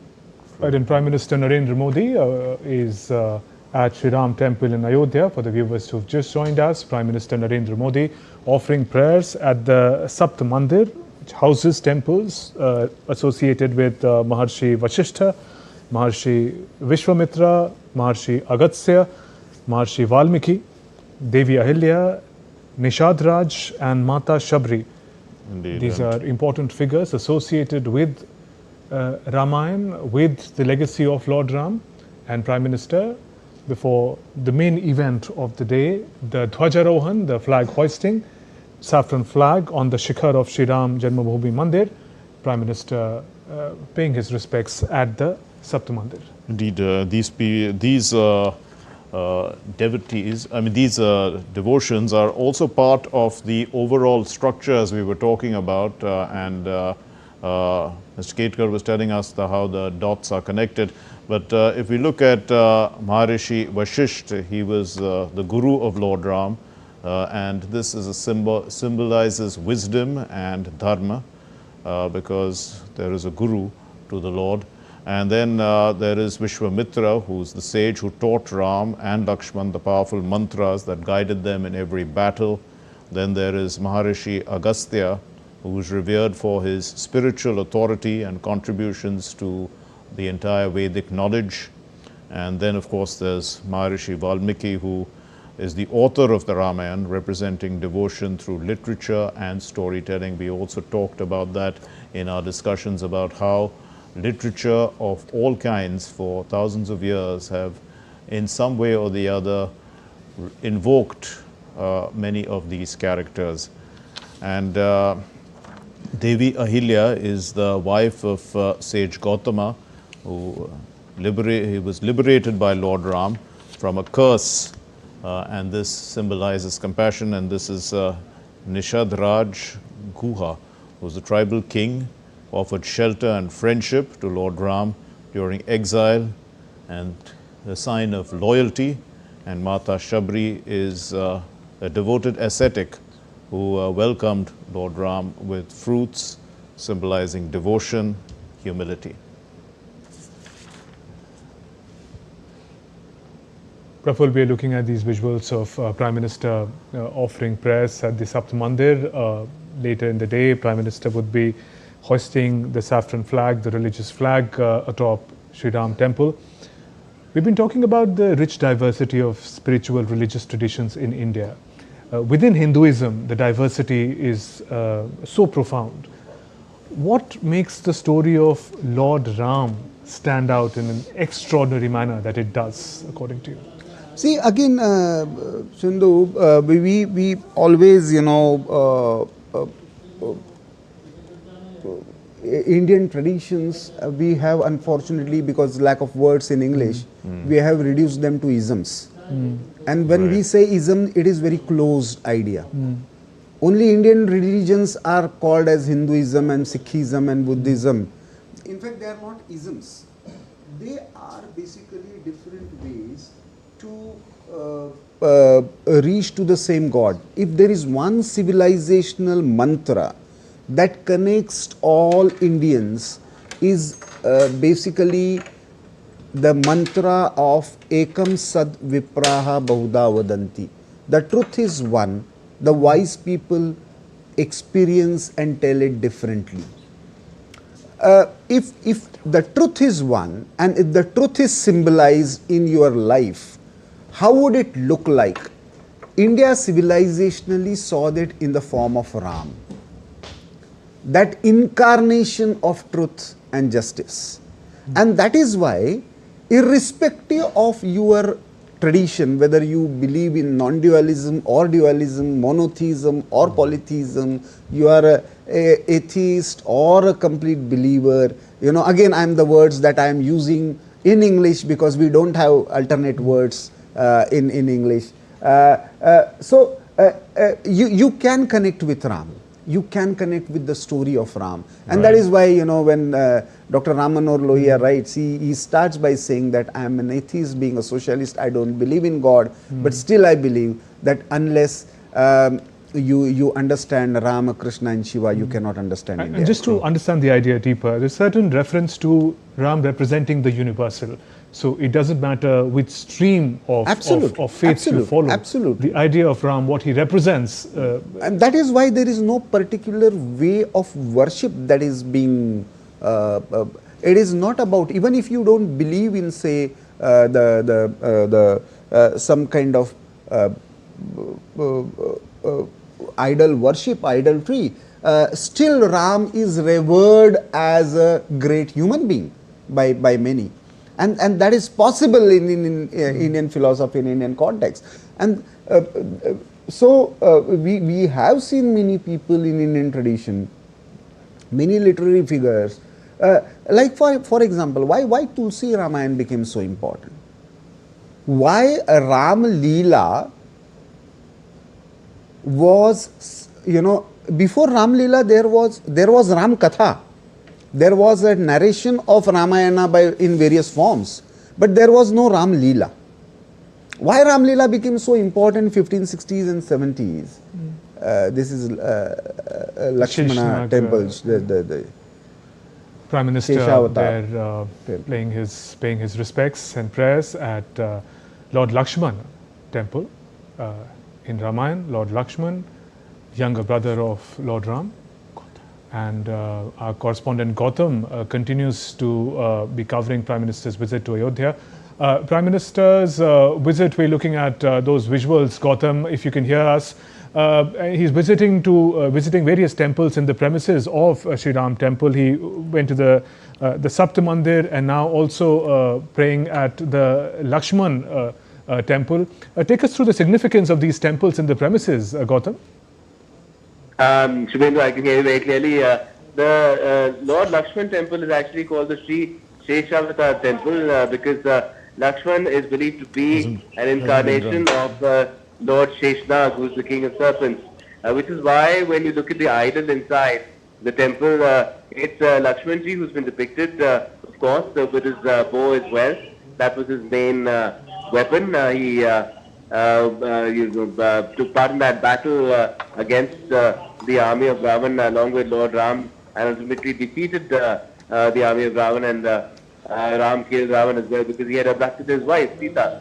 But the idol of Lakshman, on top of that you have Sheshnag as well. It's a beautiful depiction of both the forms in that temple. So quite a unique feature of this entire temple complex. You mentioned Sapta Mandir, you talked about the Maharshis, including Valmiki, who originally in Sanskrit put together the Ramcharitmanas. That Ramcharitmanas, of course, is what Tulsidas wrote later on. But the original text was that of Rishi Malvaki, Maharshi Valmiki. You talked about Ahalya Devi, you talked about Nishad Gu, Nishad Raj, and you also talked about Maharshabri, very intrinsic figure to the era of Lord Ram, which is why they found their place as idols, as figures of reverence, of obeisance, and Prime Minister Modi is paying obeisance to them. He will also pay obeisance at the Ma Annapurna temple, which is also part of this complex. Ma Annapurna is a manifestation of Goddess Parvati, and Ma Annapurna is the one who is credited with providing the humankind with sustenance, food, and nourishment. So obeisance will be made there as well. And of course, in the main Garbhagriha as well, at the idol of Lord Ram Lalla, Prime Minister Modi, and along with that, RSS Chief Mohan Bhagwat will also go there. And then, of course, they will come to the main stage and be in front of the audience which is gathered here, thousands of people daily, around almost 3,000 is the mighty numbers that we've seen, but a lot of other people also have been coming in, so the numbers Right. would be higher as well. And it's all around the main temple that people have been seated. There's only one direction of the temple which is facing east. Those people can see what's happening on stage. Others would not have been able to do that. So LED screens have been put all around the temple, the main forecourt, the Right. prangan of the temple. Gautam, as we stay with the visuals of the Prime Minister, visiting these various temples in the complex, you also spoke to the sculptors or who have sculpted some of the idols. Tell us a little bit about their experience and the devotion that they put into these sculptures and what it means for them. I mean, after all, this is also the culmination of a lot of their hard work as well. So it's the crowning glory of their career, and these are sculptors who are sculptors across 3 generations. I spoke to the grandson, but his grandfather was a sculptor, his father was a sculptor, and they have a whole team of sculptors really in Jaipur. They have a whole Murti Bhandar is what they call themselves, Pandey Murti Bhandar. They've done the work for a lot of idols there. In fact, they had also made the principal idol, the main idol of Ram Lalla as well, but that was in white marble. And ultimately the one that was put and consecrated in the temple is the black one, I believe in black granite. So they were in the race for that as well, but that didn't leave them dejected because they had so much other work to do as well, and they made most of the idols there, including the Ram Darbar, which is just a floor above the Garbhagriha, the main area where the Ram Lalla Murti is, the idol is, and this depicts the entire Darbar where you have Lord Hanuman as well, you have Lord Ram's brother Bharat as well there, depicted Ma Sita too, and Lakshman as well. So that's the whole Ram Darbar that's been shown in that sculpture, and they say that this has been, although it's taken a lot of time and effort, it's delicate, extremely delicate work done on marble, which is said to be a pliable stone, but it still requires a lot of craft to put across the kind of images that have been then put onto stone. And if you look at these images, it feels as if they're almost human, and you feel that you're in the presence of a divine deity, which is why again countless people have been drawn ever since this temple got consecrated to the site.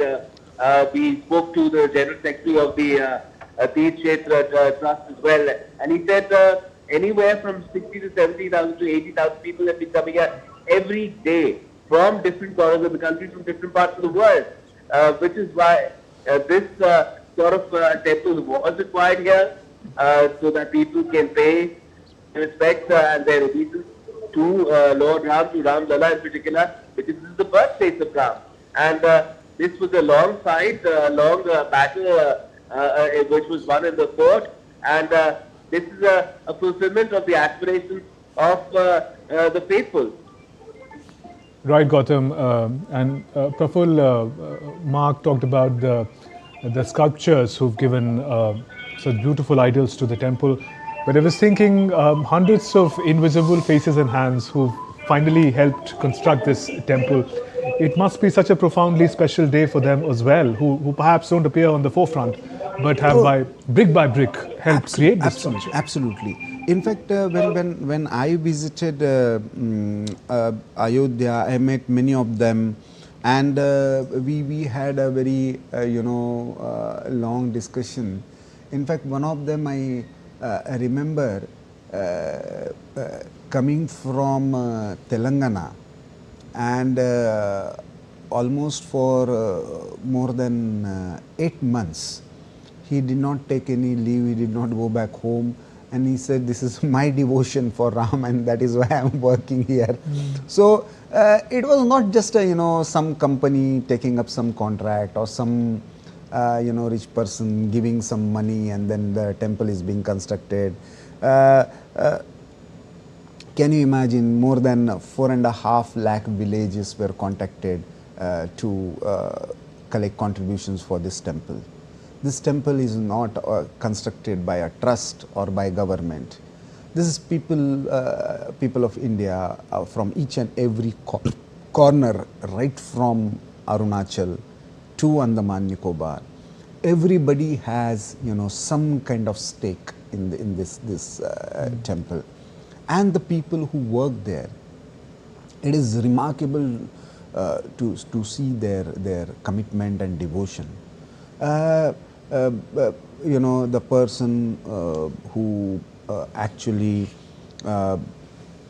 sort of saw this, there were 3 different murtis that were created. One of them now is used in Ram Darbar, but the main murti of Ram Lala. So Arun, Yogiraj, and when he said, I had to sleep with that stone for months together, even just to visualize what a Ram Lala would look like in a little bit grown up form, because the original Ram Lala was crawling sort of Ram of 1940. So, and it was made of metal. This is of stone.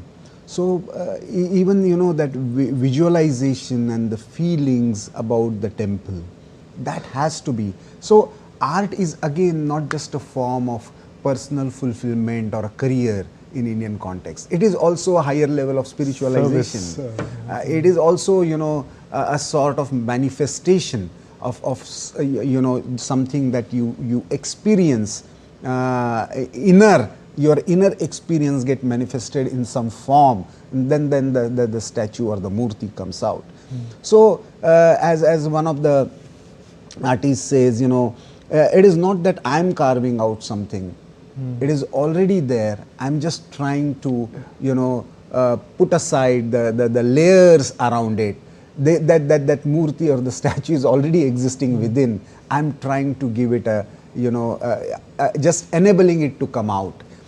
So that kind of approach when you have, you see a very different kind of manifestation. I'm really keen when when this entire temple complex in full-fledged action mode, and now this is just a spiritual and religious experience, and you see various parts of India getting connected, various spiritual and religious traditions that get connected. They find their representation there. But besides that, there will be a Gurukul of where thousands of students will be studying in coming days. There will be adjacent hospital where people will be treated. That was the original idea of temple in India. Right. Temples were never supposed to be just the places of worship. They were places of education, they were places of healthcare, they were places of banking, they were places of very vibrant economic activity. They were the connecting points for entire society. That is what a temple is supposed to be in Indian context. I think Ram Mandir in Ayodhya is going to be that kind of symbol where all parts of society get connected. And besides that, beyond the religious tradition, beyond the historical significance, even for that matter political significance, the real role of temple as a connecting dot, as a healthcare system, as a education system, as a vibrant economic activity leading to prosperity, all these things will be materialized through this one model called Shri Ram Janmabhoomi Ayodhya Dham. Right. Dr. Hiraman Tiwari has joined us once again. Thanks for returning to the program, Dr. Tiwari. When we look at what this will do for Ayodhya, there is the feeling that this is to create really a global spiritual center. But Absolutely. one asks whether the city really is, I mean, the infrastructure of the city is ready for that. I mean, I think the government will have to create that infrastructure. It is being created. And you were talking so far about the architecture of the temples and the idols. And Prabhuji was talking about how these architects are not just the artists who would make the idols, but also they would do it with devotion and also with certain amount of spiritual tinge to it. And therefore, if the idols are being brought, and one thing that has been pointed out by you and by Prabhuji again and again, that this Ayodhya temple is not just in the state of Uttar Pradesh, but it connects all the 4 or 7 corners, as you would like to think of India. As you know, the marbles and the architects are coming from all parts of the country, particularly from the south, and the architects are well skilled in their work. They have chiseled these idols as per the scriptures, as per the literature available, as per the Smriti available, and therefore this is a city which connects everybody. As far as the infrastructure to take the load, to take the visitors and everything, I think the government of India and government of Uttar Pradesh both have to take steps to create that infrastructure. And if you visit the city, I think a lot of it is being done, and I'm sure it will be completed and done to facilitate the visitors, to make the visitors comfortable as they want to come and have darshan in Ram Mandir. Right. Professor Tiwari, also if we look at how the diversity of Ramayana, legacy of Lord Ram, goes beyond the present day political boundaries of India, do you think these events, these visuals would be witnessed by people from across the world, especially Southeast Asia, which also shares with India the rich traditions of Ramayana? Absolutely, without doubt. Of course, one which is very important for us is that India, all over the country, you have almost in every language, whether beginning from the Valmiki Sanskrit Ramayana, and then of course comes Kambana's Tamil Ramayana, then Uruchachan's Malayalam Ramayana, then of course you have Odia Ramayana, you have Kannada Ramayana, you have Krittivasa's Valmiki Ramayana, of course culminating to Tulsi's Ramcharitmanas. So it is connecting the entire country. But as you mentioned in the Far East, particularly in Cambodia, in Thailand, in Indonesia, where the stories of Rama are embedded in their culture, in their politics, in their civilization. Of course, this temple will be viewed very, very keenly and spiritually, I hope. And certainly the Indian diaspora spread across the world will be very keen, and I'm sure many of them must be staying up all night watching and witnessing this great day of Dhwajarohan today, which is a culmination of the temple building, which is the culmination of the realization of the civilization value of Dharma and righteousness and the moral ethics that Rama, of course, represents for this country. So yes, it will be watched not only in India, not only across the country, but across the world as well. Indeed, so Prime Minister's visit is also extremely significant in the context. We are continue to show you visuals of the Prime Minister visiting the Sapta Mandir and offering his devotions and prayers to the idols that are placed there, each symbolizing an important chapter in the life of Lord Ram, or in fact personalities and characters who have played a significant role in the development of the ideals that Lord Ram followed. And I want to quickly check if our correspondent Gautam Roy continues to be with us. Gautam, if you're with us, all right, we'll connect with Gautam in just a bit. Praful, that point about how the appeal of Lord Ram goes beyond present-day Indian territories, all the countries that Dr. Tiwari mentioned.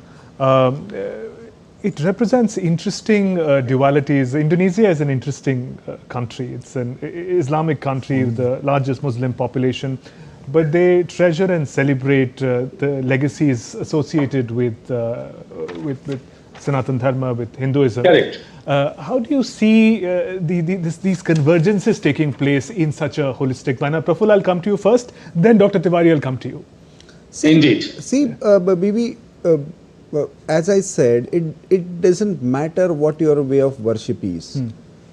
Ram as a personified Dharma can always be some form of attraction. That is what really surprises me when there were very few means of communication. We did not have this kind of channels where we could easily tell what and how could we create this kind of footprints across the continents, and that is also across the ways of worships. In fact, the Ramayana festival that I was talking about, the Hanuman, the person who played the role of Hanuman in that festival was Abdullah. And he said, for us, he's... This was here in India? Yeah, it was here in very... Yes, I can. So, he came all the way from Indonesia. And then he said, for us, Hanuman is the manifestation of power, manifestation of, he's a Pavana Sutta. He sees, the element of air that we talk about, and he was telling me about the philosophy behind Hanuman. So I was so taken aback. So that is how in fact our what we call today the soft power has been. That our traders, our educators, our healers, our spiritual gurus, they traveled across and they carried the stories. The stories created impressions. And Praful, we'll just look at the screen and inform our audiences. Prime Minister Narendra Modi, the fresh shots coming in from Ayodhya. Now, I believe, entering the main temple premises. He's accompanied by Yogi Adityanath, Chief Minister of Uttar Pradesh. Those visuals coming in live from Ayodhya. Prime Minister Narendra Modi and the premises of Sri Ram Temple. The occasion today, a momentous occasion. Prime Minister to ceremonially hoist the Dhwaj Pataka, the saffron flag, on the shikhar of Sri Ram Janmabhoomi Mandir. These visuals coming in live from Prime Minister Narendra Modi, greeted by the officials in the premises. He is accompanied by Chief Minister of Uttar Pradesh, Yogi Adityanath, and that's a long view of the beautiful Ram temple, all decked up. And again, once again, from the inside of the temple premises, this is the Sanctum Sanctorum, Sri Ram Mandir, and Prime Minister Narendra Modi also praying and paying his respects to the different idols in the premises of Sri Ram temple. Praful? This is the idol of goddess Sita in the premises of the main temple. Ma Annapurna Devi Mandir. I beg your pardon, I had it wrong. I think the upper layer where the Ram Darbar is created. A number of idols and temples exist within the larger premises of Sri Ram temple. In these visuals, goddess Annapurna is a form of goddess Parvati. She symbolizes prosperity, nourishment, and also sustenance of life. And in the Hindu tradition, she is worshipped to ensure that no devotee or household suffers from hunger.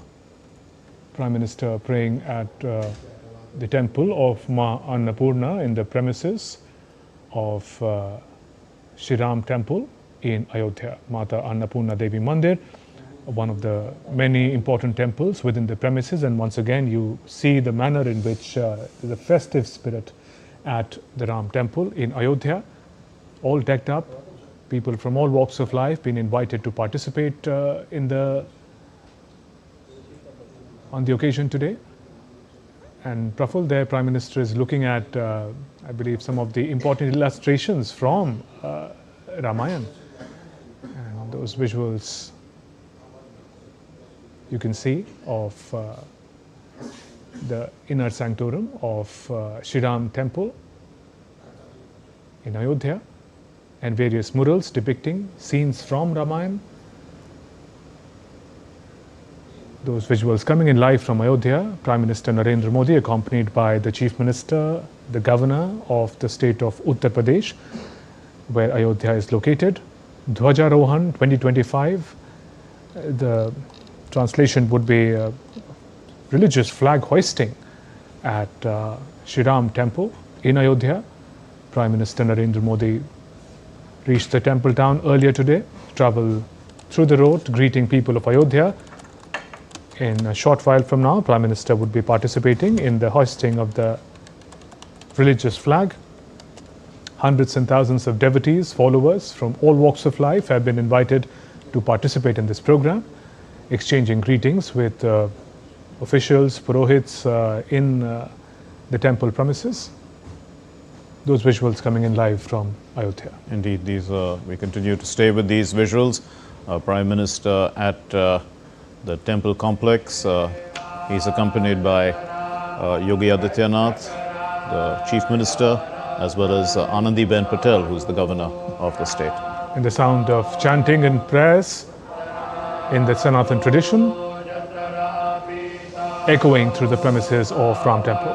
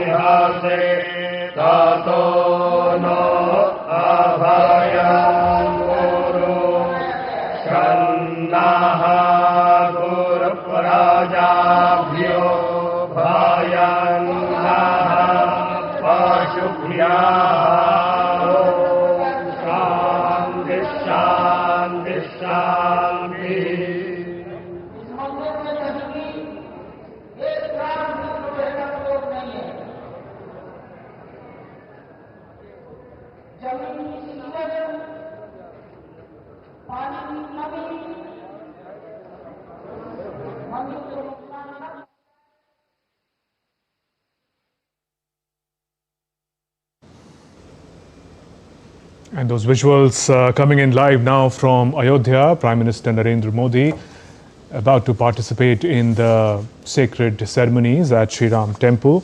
Momentous occasion. Prime Minister is to ceremonially hoist saffron flag, Dhwaj Pataka on the shikhar of Shri Ram Janmabhoomi Mandir. Those visuals of Prime Minister inside the premises of Shri Ram Temple, beautifully constructed, decorated and decked up.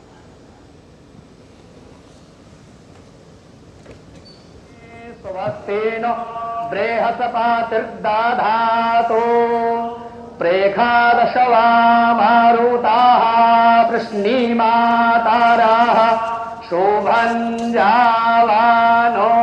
वेदथे खोजगमायाः अग्ने जिह्वा मानवाः सूरचक्षसो वृषवेनो देवा अवसागमन्निहा भद्रं कर्णेभिः श्रेणुयामदेवा भद्रं पश्येमाक्षभिर्जयतराः हेरैरङ्गै स्पुष्टो वाग्गो सत्तानो भिर्व्यासे माहि देवहितं जदायुः हरिः ॐ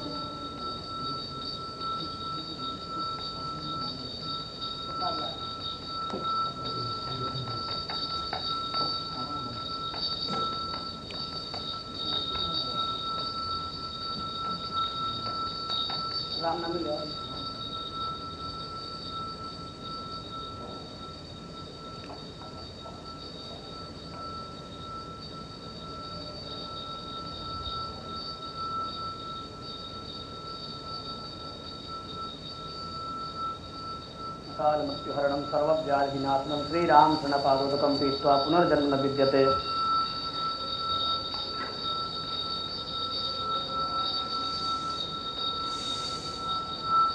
कालमृत्युहरणं सर्वव्याधिनाशनं श्रीरामचरणपादोदकं पीत्वा पुनर्जन्म न विद्यते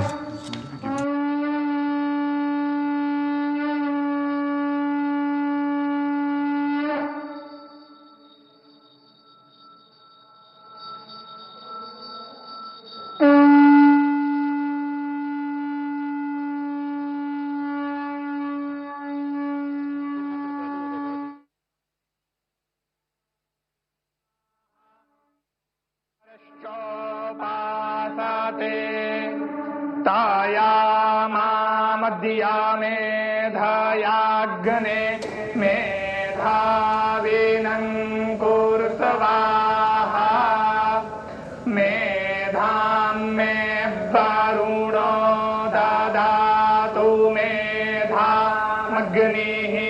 प्रजापतिः मेधामिन्दर्श्च वायुश्च मेधां धाता ददातु मे स्वाहा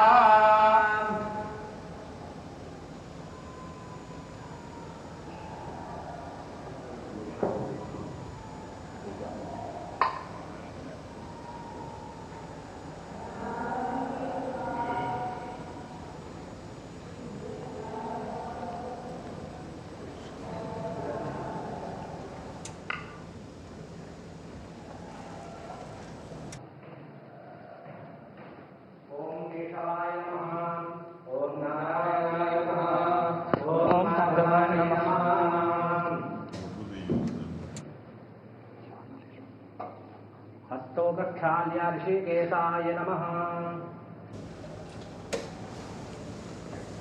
ओम अपवित्रः पवित्रो वा सर्वावस्थाङ्गतोऽपि वा यस्मरेत् पुण्डरीकाक्षं वायाभ्यन्तरः शुचिः पुण्डरीकाक्षः पुनातु पुण्डरीकाक्षः पुनातु पुण्डरीकाक्षः पुनातु स्वस्ति तिलकम् ॐ स्वस्ति न इन्द्रो वृद्धशरावाः स्वस्ति नः पूषा विश्ववेदाः स्वस्ति नस्तार्क्ष्यो अरिष्टनेमिः स्वस्ति no बृहस्पतिर्दधातु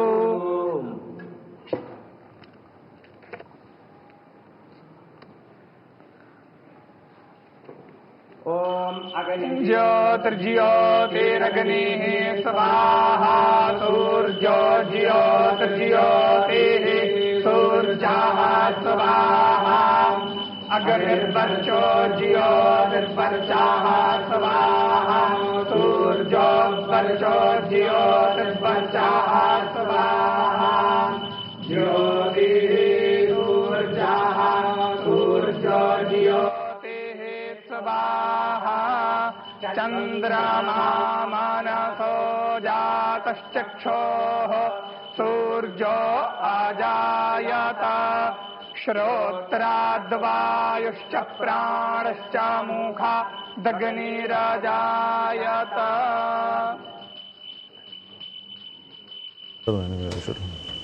Seems like a serious issue.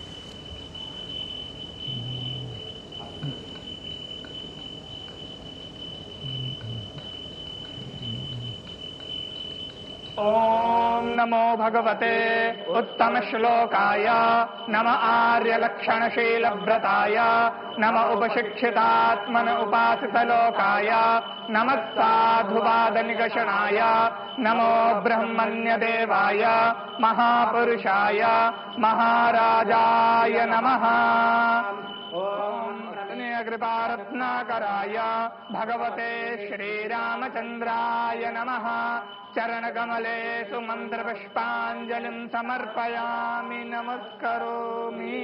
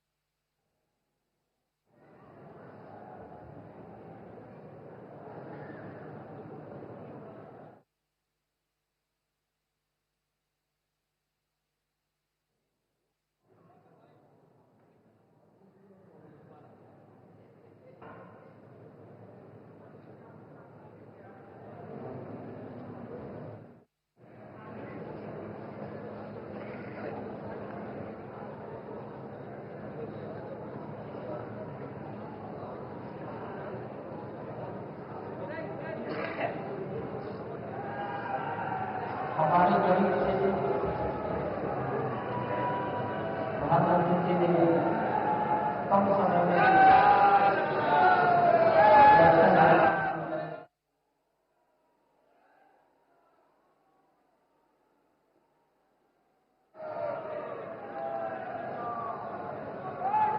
जाना वहाँ जाना था ये जो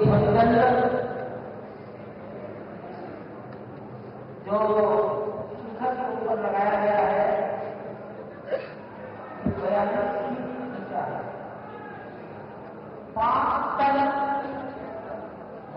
अब तुम इधर क्या कर रहे हैं?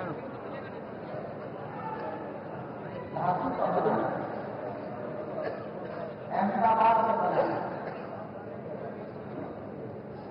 42 में 12 तो वहाँ होना शिखर के नीचे तो वहाँ फ्रेम में आ जाएगा। शिखर के ऊपर 30 फीट ऊंचा होगा और शिखर 161 फीट ऊंचाई पर है। तो ध्वज जिस स्तर पर आपकी कुर्सियां लगी हैं उस भूतल से 191 फीट ऊपर डायगोनल तिरछा चढ़ाया गया है। आप देखते होंगे मंदिर नीचे से चौड़ा होता है, जैसे जैसे ऊपर जाते हैं वो सिकोता जाता है। तो मंदिर पर ध्वज चढ़ाने के लिए दूर से रस्सी चढ़ाई जाएगी।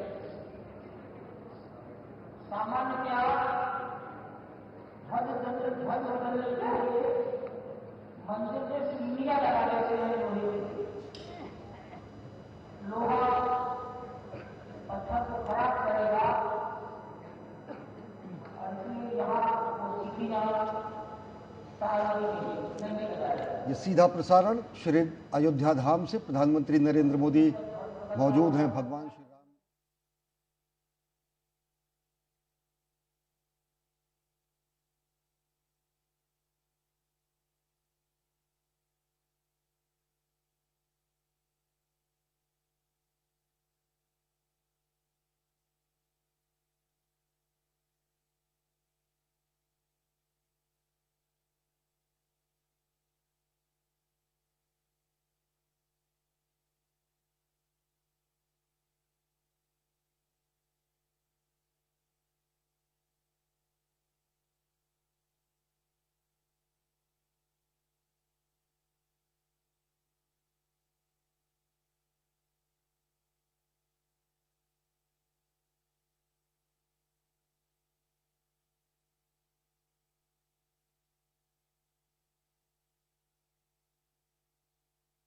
temple premises. The occasion, a momentous one. Prime Minister is to ceremonially hoist saffron flag on the shikhar of Sri Ram Janmabhoomi Mandir. As we speak, Prime Minister offering prayers at the Sanctum Sanctorum of Sri Ram Temple in Ayodhya. Indeed, if we talk about the flag, it is a flag that is in the shape of a triangle, a right-angled triangle, and it is a unique flag because it symbolizes the radiance of the sun, and it also has a Kovidara tree and the sacred symbol of Om, and it also symbolizes what Lord Ram stands for, which is brilliance, valor, and the ideals of good governance.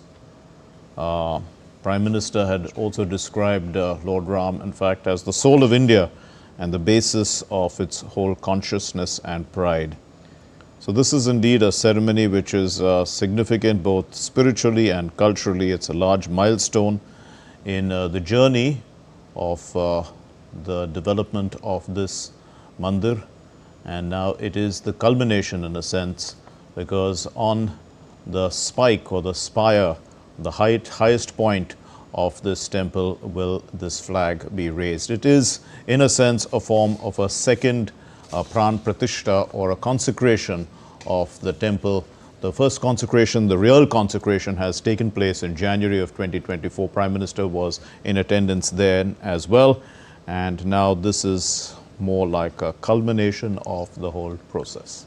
And you can see outside in the premises of the Ayodhya temple, hundreds of devotees, invitees, sadhus, spiritual leaders, people from all walks of life have been invited to participate in this historic occasion, the occasion of the Dhwaj Pataka, or the religious flag hoisting at the Shikhar of Sri Ram Janmabhoomi Mandir.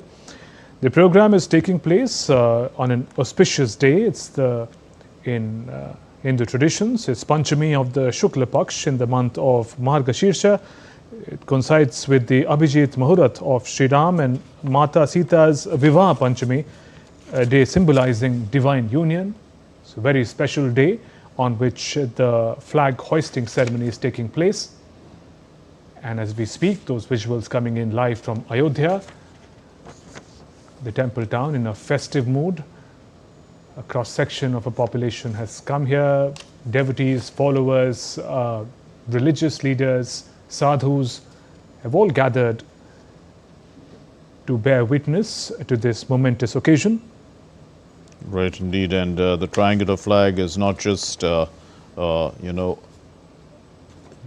just signify the temple structure. It's a spiritual declaration in a sense, of cultural heritage of the country. And it symbolizes the continuity of ancient traditions. That's what our guests have been talking about in their statements. They were talking about the continuity of ancient traditions right up to the modern times. And it's also a reaffirming that Ayodhya in that context is now emerging as it plays the role, it has played the role of a binding force, a spiritual capital in a sense. It has that capital as well, used in another context, the word capital. It is the place which sort of unites, and it brings in an inclusive context to the whole process of a unified India, which is, our guests were saying, India, even in the days gone by, might have had different, been a collection of various princely states, but really they had symbolically one context, and that symbol is unified in Ayodhya.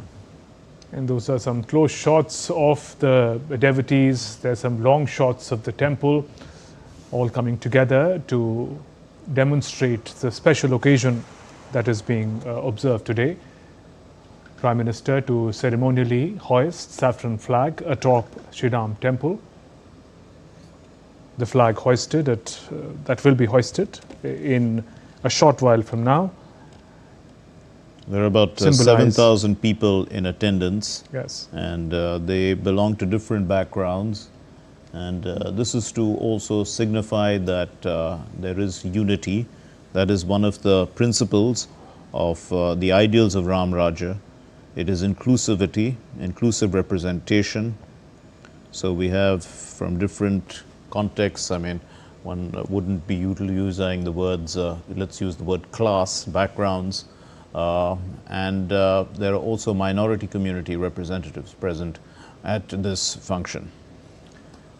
The flag that is to be hoisted at Ram Temple today will not only symbolize the devotees' unwavering faith in the legacy of Lord Ram, but also bear witness to Ayodhya's great traditions such as Suryavansh and Raghukul.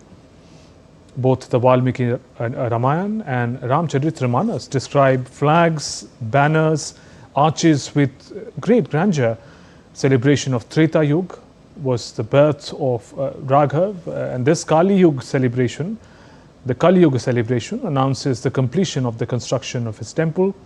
When the flag is hoisted on the peak of the Raghukul Tilak temple, it will signal to the world that Ram Rajya has been restored in Ayodhya. The return of Lord Ram to Ayodhya, the flag hoisted at the temple by Prime Minister later today will be saffron. In Sanatan tradition, saffron is considered a symbol of renunciation, sacrifice, bravery and devotion.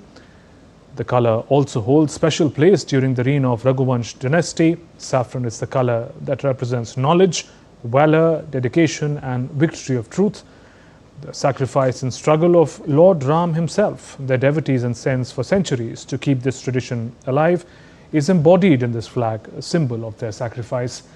And later today, that moment when Prime Minister would participate in hoisting the saffron flag atop Sri Ram temple in Ayodhya. Those long shots give you a glimpse of the beauty of the temple and also the enthusiasm of the gathering, people from all walks of life cheering and excited on this special occasion. As Prime Minister, in a short while from now, he is engaged in prayers in the sanctum sanctorum of the temple, and in less than 30 minutes that muhurat for the hoisting of the saffron flag atop the temple should begin. Indeed, and it is really a large temple complex, because that's what we've been seeing. And Prime Minister, we've already shown you these visuals, has visited the temples that are surrounding the main temple. He's now currently in the main temple, and the Sapta Mandir, as it's been called, it represents various figures. Yes, not just the architectural significance of it all. It's symbolic as well. It represents unity, the unity of thought, because the sages are involved. There are devotees, those who had given their lives, in a sense, his brother Lakshman. There are others who had, like Nishad Raj Guha, who had the Mata Shabari. They all sort of participated in the whole process that signified the growth and the development and the formation, in a sense, of the wisdom that is considered Ram Rajya. And this is an inclusive nature of devotion to Lord Ram, because it looks about the unity of these sages, devotees and divine figures who've helped uphold the ideals of Ram Rajya. It's and so this is more of an ecosystem, and the ideas that Lord Ram, the ideals that he stands for, would be wisdom, loyalty, love for Dharma. And there is also the background. There is royalty, there is tribal leaders, there are women ascetics, poets. So you see the different cultural streams with which that unity of purpose comes. The hoisting of the flag at the temple is not just a ritual, but also has deep spiritual meaning. In Sanatan tradition, the flag is considered very sacred. Again, on your screens, you can see visuals of devotees and participants of the ceremony today from all walks of life, saints, sadhus, individuals, men, women. And you also see dominance of the saffron color, which will also be taken up in the air with the Dhwaja. According to Sanatan Dharma belief system, the spire of a temple is the highest point from where divine energy enters the temple. The flag then acts as a medium between the energy of the universe and the sanctum sanctorum, where the idol of the deity is placed. The flag also signifies the presence of the deity in the temple. The Dharma Dhwaja, or the holy religious flag, is also called the protector of the temple. It is believed that the flag protects the temple, its surrounding areas, from negative forces, obstacles, and maintains a sense of positivity and peace in the environment. The hoisting of the flag on any temple is considered to signify the completion of the temple's construction, and that it has now become the center of spiritual energy for devotees. And hoisting the flag at the historic Ram temple will officially announce the successful completion of this monumental construction. And there in the visuals, you can see the inner sanctum sanctorums, the idol of Lord Ram and Sita. Indeed, if we step back a little bit, so the implication would mean that without the flag, actually the temple still is in the process of completion. So the flag is considered then that final aspect when it, the flag is hoisted and it then sends out a message to the world. It's a symbol of Dharma and a declaration actually of victory of Dharma. That's in the end is the essence of the religious and the moral and spiritual purpose is to ultimately the victory of Dharma or righteousness over unrighteousness or adharma. And the color, as Shubhendu was saying, saffron itself is very significant. We know that saffron is the color of fire. It's also the color of the sun. It's also the color, in a sense, of purity, of renunciation, and it gives that feeling of selflessness, of service. You have the fire to serve. So all this is significant in the color, and it's a color worn, as we can see, by people who have dedicated their life to service in the Indian tradition. Prime Minister Narendra Modi, in a short while from now, will be participating in the Dhwajarohan, the religious flag hoisting ceremony at Sri Ram Temple in Ayodhya. The flag that will be hoisted at the temple has been specially designed. It will be saffron in color. It will feature the sun god symbol. This is because, according to scriptures, Lord Sri Ram belonged to the Suryavansh dynasty, and the symbol of sun signifies power, brilliance, energy and prosperity. The tradition of hoisting flag atop a temple is ancient in Hinduism. The scriptures state that the flag symbolizes glory and the power of the deity. In the visuals, you can see the deities from inside the temple premises. As we speak, Prime Minister is engaged in prayers in the Sanctum Sanctorum. Indeed, so this is even more significant, the flag hoisting, because it's, as our guests were saying, it is the culmination of centuries of a struggle, of a faith, a centuries-old faith and resilience of the faith, in perseverance of this goal. And in a sense, it is the victory of millions of devotees who have sought for the temple's construction and what it would stand for as a symbol for the cultural depth or the unity of Indian traditions. And India has always had the tradition of unity in diversity and also unity with dignity. So this would ultimately be part of that culmination in this symbolic gesture, in a sense, of the flag.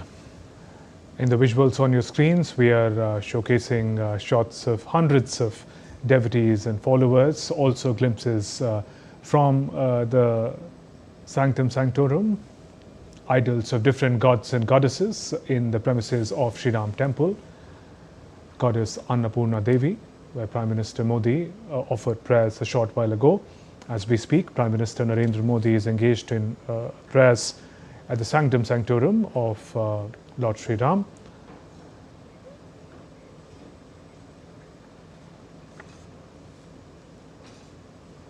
Prime Minister, in a short while from now, will ceremonially hoist saffron flag on the shikhar of the sacred Sri Ram Janmabhoomi temple in Ayodhya. It symbolizes the completion of the temple's construction, ushering in a new chapter of cultural evolution, celebration and national unity. Amid the chanting of Vedic mantras, the saffron-colored flag will be hoisted on the temple pinnacle. This flag hoisting is not just a ritual or celebration, it is a historic juncture where millennia of cultural memory, decades of struggle, saintly penance, devotees' patience, and the nation's collective consciousness converge to affirm truth, revive Dharma, and complete the grand temple of Lord Sri Ram's birthplace. And there on your screen, the idol of Lord Sri Ram as a young boy in the temple premises of Ayodhya.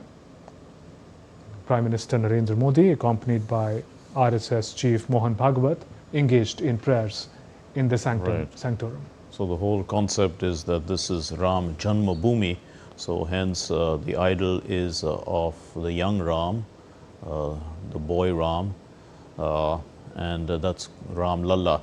And now this is the paradigm of humanity and governance. He taught that the purpose of power is service, not domination, that the foundation of a state is justice, not fear, and that the heart of the nation is in its people, not its ruler. And this spirit of Ram Rajya, it continues to guide society, policy, and the nation's character. So when the saffron flag flies atop this, on the spike, on the spiral, it in fact will not simply signify victory. It's going to be symbolizing the unwavering devotion, also the sacrifice, austerity, struggle, the patience, the compassion, the truth. As our guest was saying, it really symbolizes truth, the truth, and also the ethical values, moral values that millions have actually preserved across generations. So this flag sends out a timeless message in that sense. India stands steadfast in its traditional values, the values that have built the country, and it's going to build its future on these values. The Sri Ram Janmabhoomi Temple, it stands as a culmination of centuries of enduring faith. And you also just got a glimpse of the beautiful idols of gods and goddesses in the temple premises. If you can play those shots again of Lord Sri Ram, Mata Sita, Hanuman, and other idols. Those visuals are also important because the occasion that this program is taking place, it's the auspicious and Sanatan tradition, and there the visuals that I was talking about, the idols of Lord Ram and Sita. It is said that the auspicious Panchami of Shukla Paksha in the month of Margashirsha, coinciding with Abhijit Muhurat of Sri Ram and Mata Sita's Vivaha Panchami, a day symbolizing divine union. This day also marks the martyrdom of Guru Tegh Bahadur Ji, the 9th Sikh Guru, who meditated in Ayodhya for 48 hours in the 17th century. Our correspondent Gautam Roy is joining us on the phone line. Gautam, so we continue to look at the visuals that are coming in from the main temple. Tell us, put it into context for us. We've been talking now about the whole purpose, but in the big picture, this is more also about the building of a global spiritual center, in a sense. Gautam, can you hear me? Ayodhya has always been. Yeah. Yes, I can hear you, Mark. Yeah, go ahead. Can you hear me? Yeah, I can hear you. Yeah. Go ahead. Well, Ayodhya has been a spiritual center for a long time, for centuries, really, because it has always been associated with Lord Ram, the birthplace of Ram. This is where Lord Ram ruled from as well once he came back after completing his Vanvas, his banishment into the forest, and then, of course, the battle against Ravan and his army. He established Ram Rajya as well. So, in a way, it has been a spiritual center for long. There are over 6,000 temples in Ayodhya, but there was a temple that was missing in the way that it was conceived by the faith for a long time at its exact birthplace in Ayodhya because of certain historical facts. And that changed with the Supreme Court saying that this entire area, which is now about 28 hectares, is meant for the Ram temple. And then after that, the construction took its own speed, the consecration happened, and now we come to a moment when the Sri Ram Janmabhoomi temple, that's what it's exactly called, is complete, which is why this moment is being celebrated, which is why the saffron holy flag will be hoisted. It's a flag of the faith. It's a color which represents the flames of any Vedi, any yagya, which it signifies purity, sacrifice, valor, so many values that are held dear by humankind, by many faiths, all faiths of humankind, but are extremely dear, especially dear in Hinduism. Right, Gautam, and we're now looking at live visuals coming in from Ayodhya. Prime Minister Narendra Modi, after completing the worship and prayers in the inner sanctorum of Shri Ram Temple, accompanied by RSS Chief, Governor of Uttar Pradesh and Chief Minister of Uttar Pradesh. Now outside of the main sanctorum, and in the shots we can also see hundreds of people who've gathered from different parts of Uttar Pradesh and the country, and a long shot of the breathtaking very imposing, imposing temple structure in those visuals. Prime Minister Narendra Modi, accompanied by other leaders, RSS Chief, Uttar Pradesh Chief Minister, Uttar Pradesh Governor. Gautam, we are in our shots also looking at hundreds of people. They're all enthusiastic who are looking at, but these visuals are important. I think we're getting closer to the moment of the Dhwajarohan, or the flag hoisting, that Prime Minister will be performing at Shri Ram Temple. Gautam, meanwhile, if you can fill us in, of the hundreds of people who've gathered, who do they represent? How many people have come, even as Prime Minister offers prayers for the flag hoisting ceremony? Yes, this is the moment really, Subedu, where today's celebrations and today's day has been all about. They are about to, both Mohan Bhagwat, the RSS Chief, and Prime Minister Narendra Modi, as you can see in the images, are hoisting that much talked about flag, the saffron flag that is going up now. They've reached the spot. You can see the Prime Minister offering flowers, weasels to this holy sacred flag as well, and pretty soon you'll see it going up this flagpole, which is on top of the pinnacle, the golden pinnacle of the Sri Ram Rajya temple. The pole itself is golden, and we have expressed that button, as you can see in the pictures, and you can also perhaps hear the applause. And yes, Gautam, I think the moment is here. Out. Yes, Gautam, we're looking at now that momentous moment when the Dharma Dhwaja, or the religious flag, is being hoisted in the visuals. Prime Minister Narendra Modi.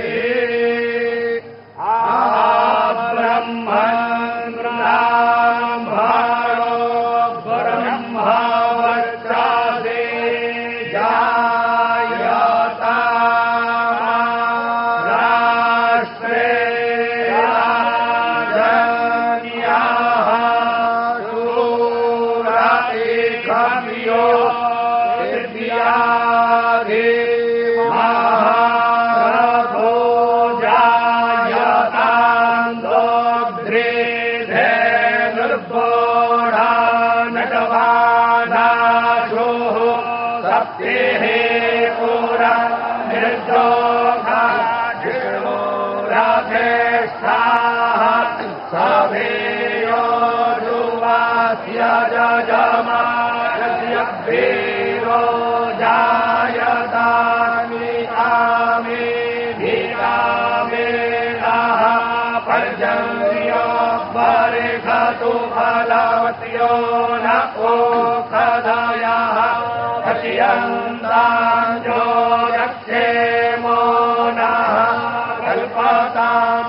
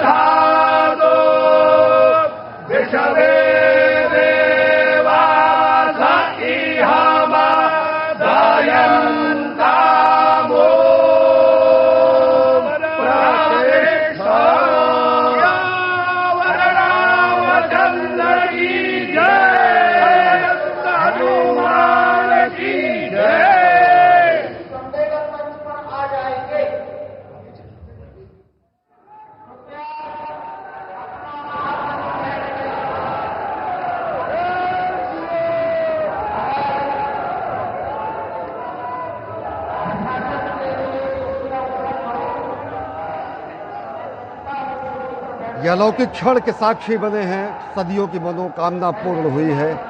मंदिर के उत्तुंग शिखर पर केसर।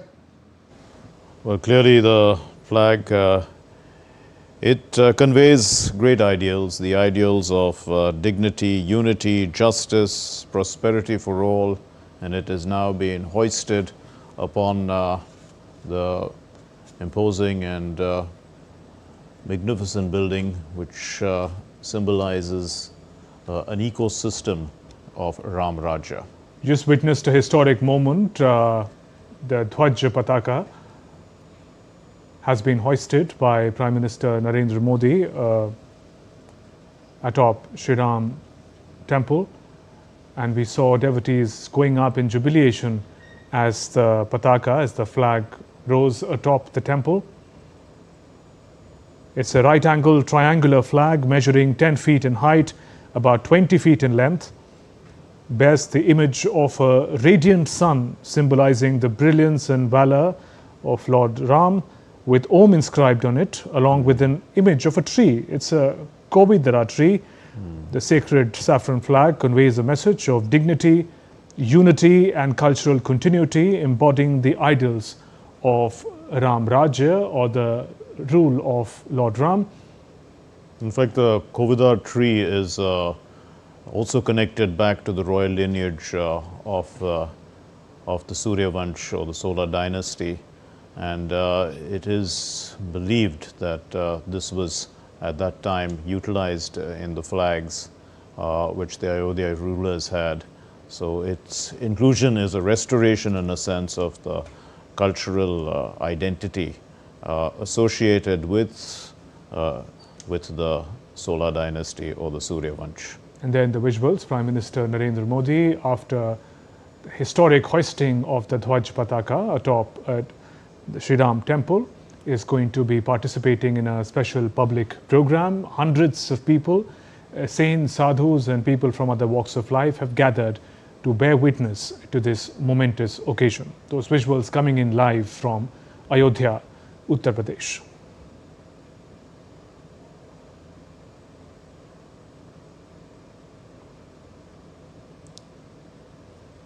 The flag has been hoisted atop the Shri Ram Temple, constructed in the Nagara architectural style, while the surrounding 800-meter parkota, a circumference enclosure built around the temple, designed in the South Indian architectural tradition, showcasing Ram Lalla का प्रतिमा और जो ध्वज ऊपर फहराया गया है, आरोहित किया गया है, उस ध्वज को ही प्रतीक बनाकर भेंट किया गया है।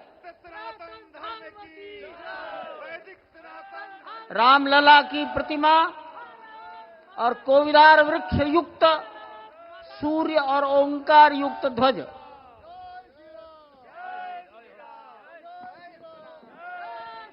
सियावर रामचंद्र भगवान की, माता जानकी की, सरयू मैया की, भारत माता की, नमः पार्वती पतिये हर हर।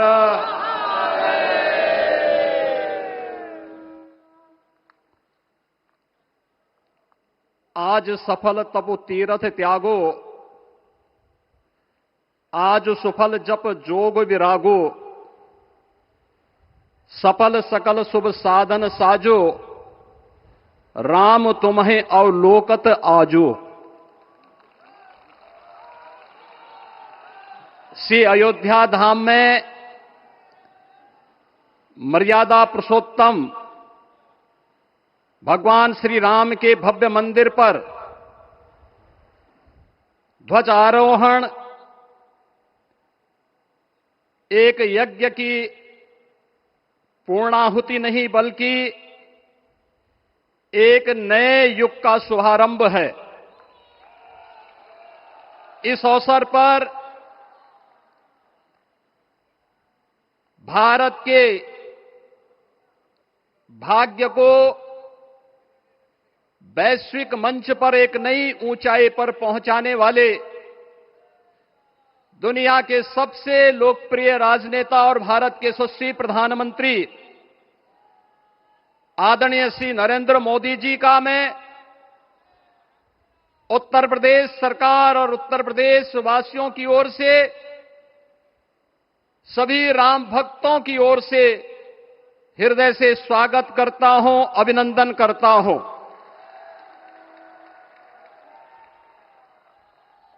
इस अवसर पर अपनी गरिमामयी उपस्थिति से इस संपूर्ण कार्यक्रम के गौरव को बढ़ाने वाले हमारे विचार परिवार के मुखिया आदरणीय सरसंघ चालक जी का भी मैं सभी राम भक्तों की ओर से हृदय से स्वागत और अभिनंदन करता हूं। प्रदेश की माननीय राज्यपाल आदरणीय श्रीमती आनंदीबेन पटेल जी, श्री राम जन्मभूमि तीर्थ क्षेत्र न्यास के अध्यक्ष पूज्य महंत नृत्य गोपाल दास जी महाराज, कोषाध्यक्ष श्री राम जन्मभूमि तीर्थ क्षेत्र न्यास पूज्य स्वामी गोविंद देव गिरी जी महाराज, अन्य सभी पूज्य संतों और आप सभी उपस्थित अतिथियों का इस आयोजन में हृदय से स्वागत करता हूं, अभिनंदन करता हूं। बहनों और भाइयों, प्रभु श्री राम का यह भव्य मंदिर 140 करोड़ भारतीयों की आस्था, सम्मान और आत्म गौरव का प्रतीक है। इस भव्य मंदिर के निर्माण में योगदान देने वाले उन सभी कर्मयोगियों का भी मैं हृदय से अभिनंदन करता हूं। आज का यह पावन दिन उन पूज्य संतों, योद्धाओं, श्री राम भक्तों की अखंड साधना, संघर्ष को समर्पित है, जिन्होंने इस पूरे आंदोलन और संघर्ष के लिए अपना जीवन समर्पित किया। विवाह पंचमी का यह दिव्य संयोग इस उत्सव को और भी पावन बना रहा है। ध्वजारोहण उस सत्य का उद्घोष है कि धर्म का प्रकाश अमर है और राम राज्य के मूल्य कालजयी हैं। आदरणीय प्रधानमंत्री जी, 2014 में जब आपने भारत का नेतृत्व संभाला था, उसी दिन कोटि कोटि भारतवासियों के मन में,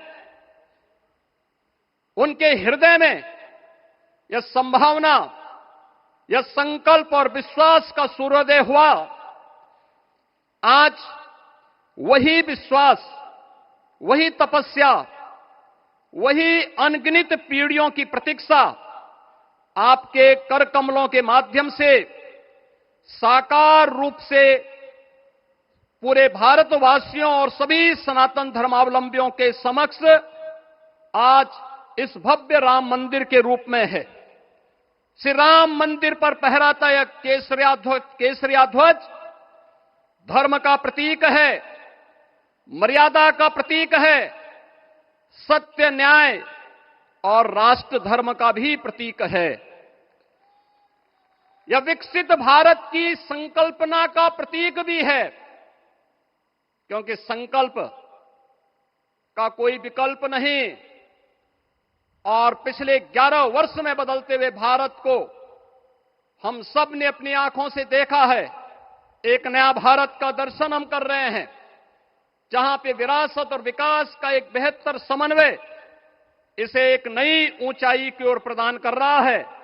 तो नहीं दरिद्र को दुखी न दीना, नहीं कहो अबुद न लक्षण हीना। 80 करोड़ लोगों को राशन की सुविधा का लाभ, 50 करोड़ लोगों को निःशुल्क स्वास्थ्य की सुविधा का लाभ, हर गरीब के पास जरूरतमंद को एक आवास की सुविधा, हर व्यक्ति को बिना भेदभाव के शासन की सभी प्रकार की सुविधाओं का, यह राम राज्य की उस उद्घोषणा का जिसका आधार विकसित भारत है, यह उसी का संकल्प है। बहनों और भाइयों, पिछले 500 वर्षों में साम्राज्य बदले, पीढ़ियां बदली, किंतु आस्था अडिग रही, अचल रही। आस्था न झुकी और न रुकी। जन जन को विश्वास अटल था।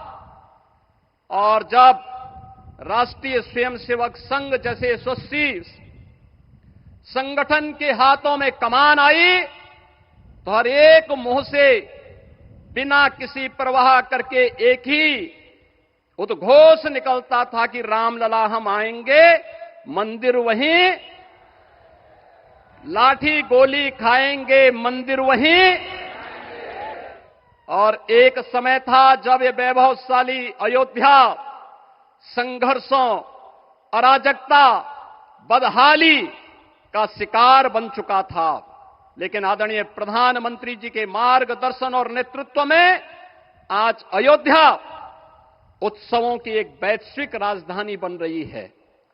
यहां हर दिन एक पर्व है, हर दान एक प्रताप है, और हर दिशा में राम राज्य की पुनर्स्थापना का दिव्य अनुभूति हो रही है।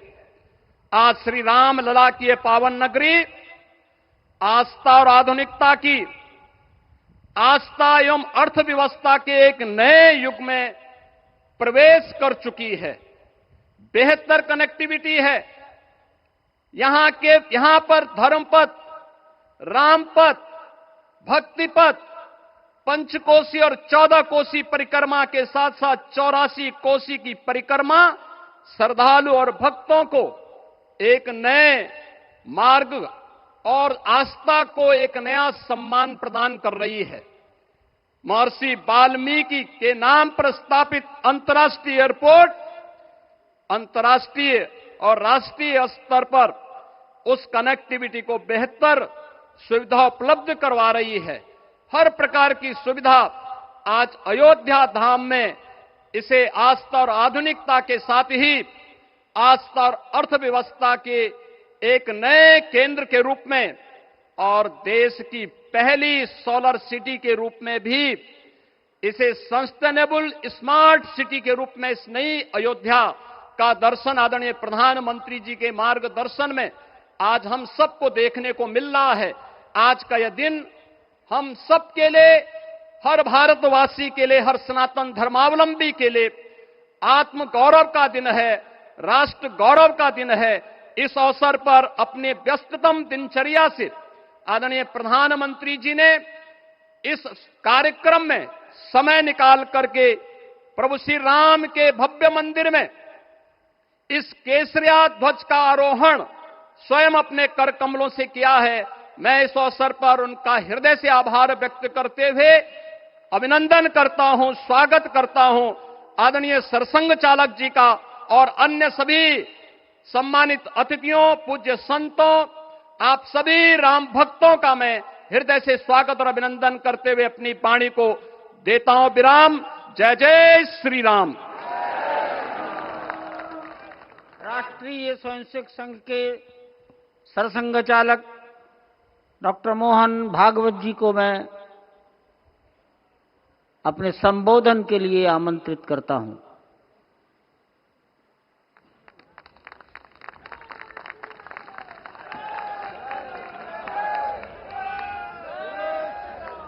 देश के सम्माननीय यशस्वी और जयस्वी प्रधानमंत्री जी आदरणीय नरेंद्र जी मोदी,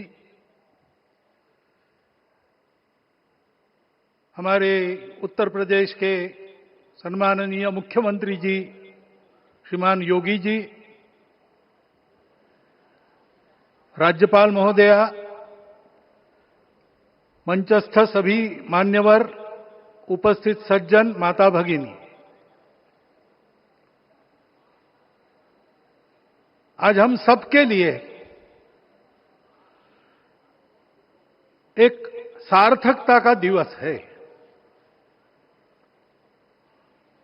इतने लोगों ने सपना देखा, इतने लोगों ने प्रयास किए, इतने लोगों ने अपने प्राण अर्पण किए। आज उनकी स्वर्गस्थ आत्मा तृप्त हुई होगी। आज वास्तव में अशोक जी को वहां शांति मिली होगी।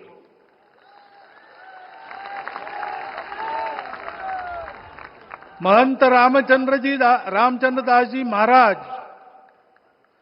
श्रीमान डालमिया जी, कितने संत, कितने गृहस्थ, कितने विद्यार्थी, उन्होंने अपना प्राणार्पण किया, अपना पसीना बहाया। जो पीछे रहे वो भी रोज ये इच्छा मन में व्यक्त करते रहे कि मंदिर बनेगा बनेगा, बन गया। और आज उस मंदिर निर्माण की शास्त्रीय प्रक्रिया पूर्ण हो गई, ध्वजारोहण हो गया। राम राज्य का ध्वज जो कभी अयोध्या में फहराता था और संपूर्ण विश्व में अपने आलोक से सुख शांति प्रदान करता था, वो ध्वज आज फिर से नीचे से ऊपर चढ़ता हुआ और अपने शिखर पर विराजमान होता हुआ हमने अपनी आंखों से देखा है, इसी देह में देखा है। ध्वज प्रतीक होता है। इतना ऊंचा ध्वज चढ़ाना कितना समय लगा आप जानते हैं। मंदिर बनने में भी समय लगा। 500 साल छोड़े तो भी 30 साल तो लगे ही। उस मंदिर के रूप में हमने कुछ तत्वों को ऊपर पहुंचाया है।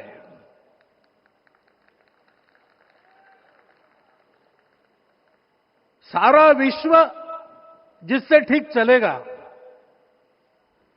अपने व्यक्तिगत जीवन, पारिवारिक जीवन से लेकर तो सृष्टि जीवन तक सबका जीवन जिससे ठीक चलेगा,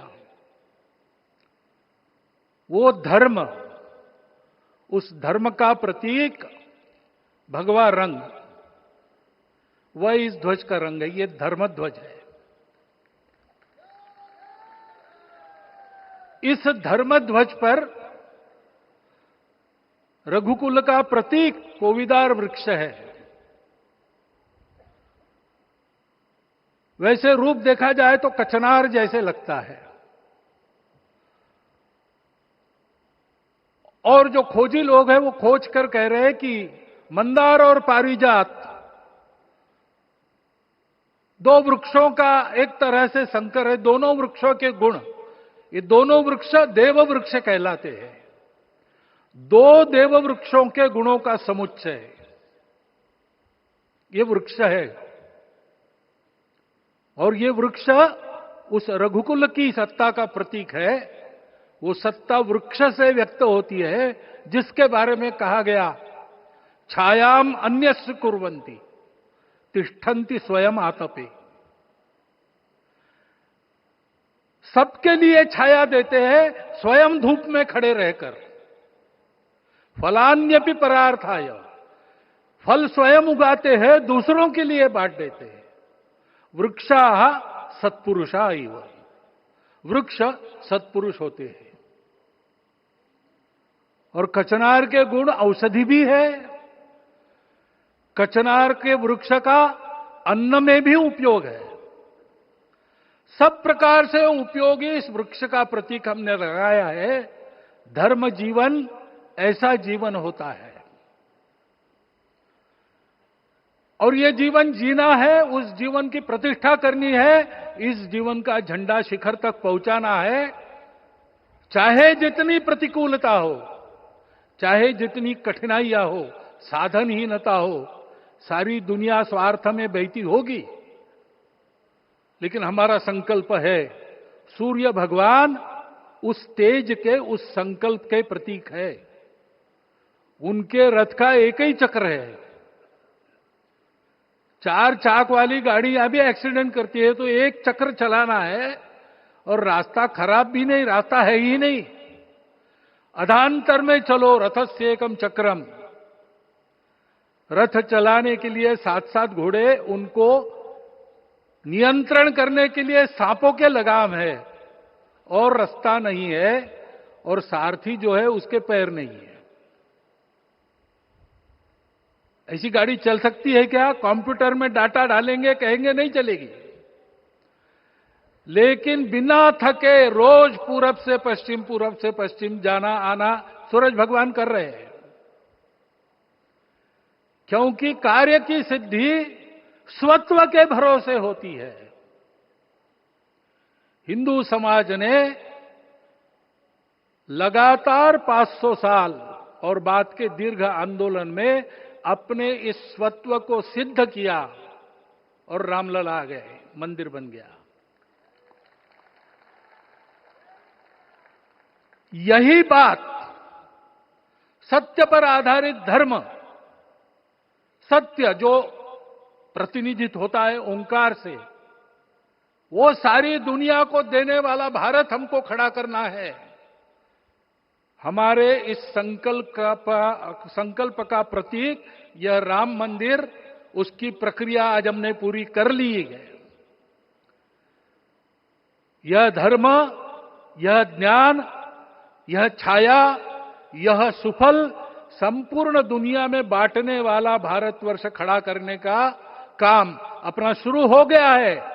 उसको, इस प्रतीक को देखकर, हिम्मत रखकर, उसी प्रकार सतत प्रयास करते हुए, सब प्रकार की विपरीतताओं में भी हम सबको मिलके करना पड़ेगा। आज ये हमारे कृतार्थता का दिवस है, और आज हमारे संकल्प की पुनरावृत्ति का ये दिवस है। वो संकल्प हमको हमारे पूर्वजों ने दिया है। एतद् देश प्रसूतस्य सकाशाद अग्र जन्मनात्। इस देश के जन्मे हुए अग्र जन्मना है, सबसे प्राचीन है, इसलिए बड़े भाई है। वो ऐसा जीवन जिए कि स्वम स्वम चरित्रम शिक्षेरन पृथिव्याम सर्वमानवा। पृथ्वी के सर्व मानव अपने अपने चरित्र की शिक्षा, जीवन की विद्या भारतवासियों से सीखे। ऐसे भारतवासियों का परम वैभव संपन्न, सर्वशक्ति संपन्न और सबके लिए खुशी बांटने वाला, शांति बांटने वाला, सबको विकास के सुफल देने वाला भारतवर्ष खड़ा करना है। ये विश्व की अपेक्षा है, हमारा कर्तव्य है। मंदिर में श्री राम लला विराजमान है, उनका नाम ले और इस कार्य की गति हम बढ़ाए। इतना एक विषय आपके सामने रखता हूं। जैसा सपना देखा था उन लोगों ने, रामदास स्वामी ने कहा था, स्वप्नी जे देखिले रात्रि ते ते तैसेची हो तसे, ऐसा सपना उन्होंने देखा था, बिल्कुल वैसा। और मैं कहूं कि उन्होंने जो सपना देखा था उससे भी अधिक भव्य और अधिक सुंदर ये मंदिर बन गया है। हमारे हृदय में वो निश्चय का सृजन करे, तपस का सृजन करे, ये शुभकामना मैं आप सबको देता हूं और मेरे शब्दों को विराम देता हूं। माननीय प्रधानमंत्री अपना संबोधन, अपने विचार संपूर्ण विश्व को प्रदान करें, ये निवेदन मैं उनके सम्मुख करता हूं।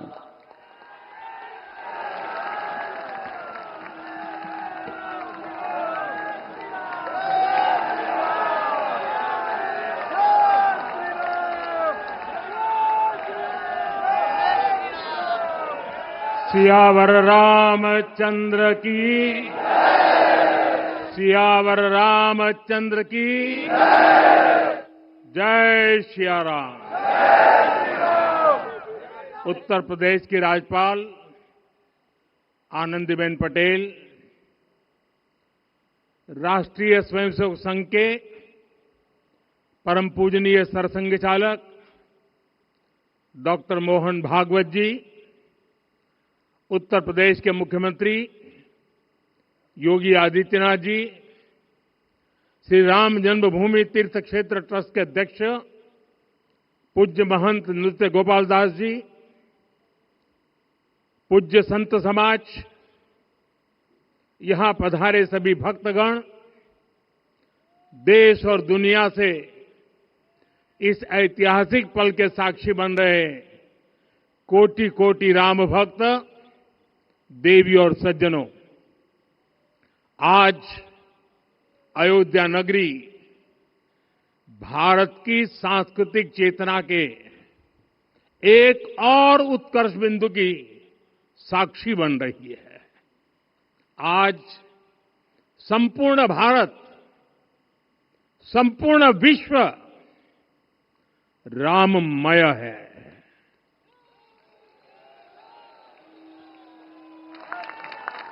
हर राम भक्त के हृदय में अद्वितीय संतोष है, असीम कृतज्ञता है, अपार अलौकिक आनंद है। सदियों के घाव भर रहे हैं, सदियों की वेदना आज विराम पा रही है, सदियों का संकल्प आज सिद्धि को प्राप्त हो रहा है।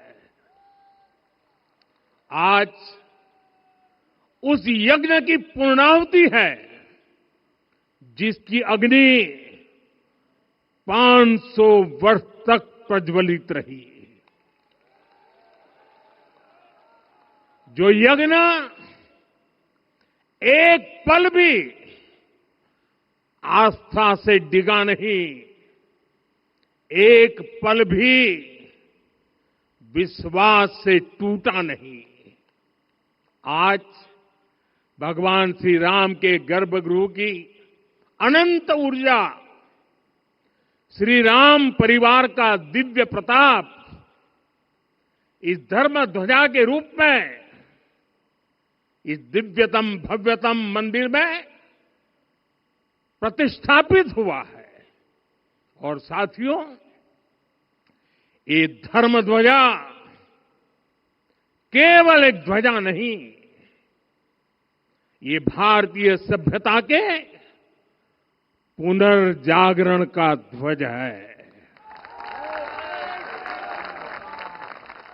इसका भगवा रंग, इस पर रचित सूर्य वंश की ख्याति, वर्णित ओम शब्द और अंकित कोविदार वृक्ष राम राज्य की कीर्ति को प्रतिरूपित करता है। ये ध्वज संकल्प है, ये ध्वज सफलता है, ये ध्वज संघर्ष से सृजन की गाथा है। ये ध्वज सदियों से चले आ रहे स्वप्नों का साकार स्वरूप है। ये ध्वज संतों की साधना और समाज की सहभागिता की सार्थक परिणति है। साथियों, आने वाली सदियों और सहस्त्र शताब्दियों तक ये धर्म ध्वज प्रभु राम के आदर्शों और सिद्धांतों का उद्घोष करेगा। ये धर्म ध्वज आह्वान करेगा, सत्यमेव जयते नानृतम, यानी जीत सत्य की ही होती है, असत्य की नहीं। ये धर्म ध्वज उद्घोष करेगा, सत्यम एक पदम ब्रह्म सत्य धर्म प्रतिष्ठित, अर्थात सत्य ही ब्रह्म का स्वरूप है, सत्य में ही धर्म स्थापित है। ये धर्म ध्वज प्रेरणा बनेगा, प्राण जाए पर वचन न जाहि, अर्थात जो कहा जाए वही किया जाए। ये धर्म ध्वज संदेश देगा, कर्म प्रधान विश्व रची राखा, अर्थात विश्व में कर्म और कर्तव्य की प्रधानता हो। ये धर्म ध्वज कामना करेगा, बैर न विग्रह आस न त्रासा, सुखमय ताही सदा सब आशा, यानी भेदभाव, पीड़ा, परेशानी से मुक्ति, समाज में शांति और सुख हो।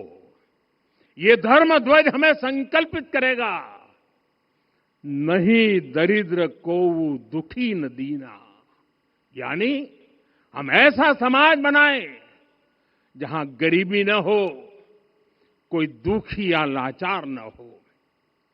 साथियों, हमारे ग्रंथों में कहा गया है, आरोपितम ध्वजम दृष्ट्वा ये अभिनंदनित धार्मिका ते अपि सर्वे प्रमुच्यते महापातक कोटि भी, यानी जो लोग किसी कारण मंदिर नहीं आ पाते और दूर से मंदिर के ध्वज को प्रणाम कर लेते हैं, उन्हें भी उतना ही पुण्य मिल जाता है।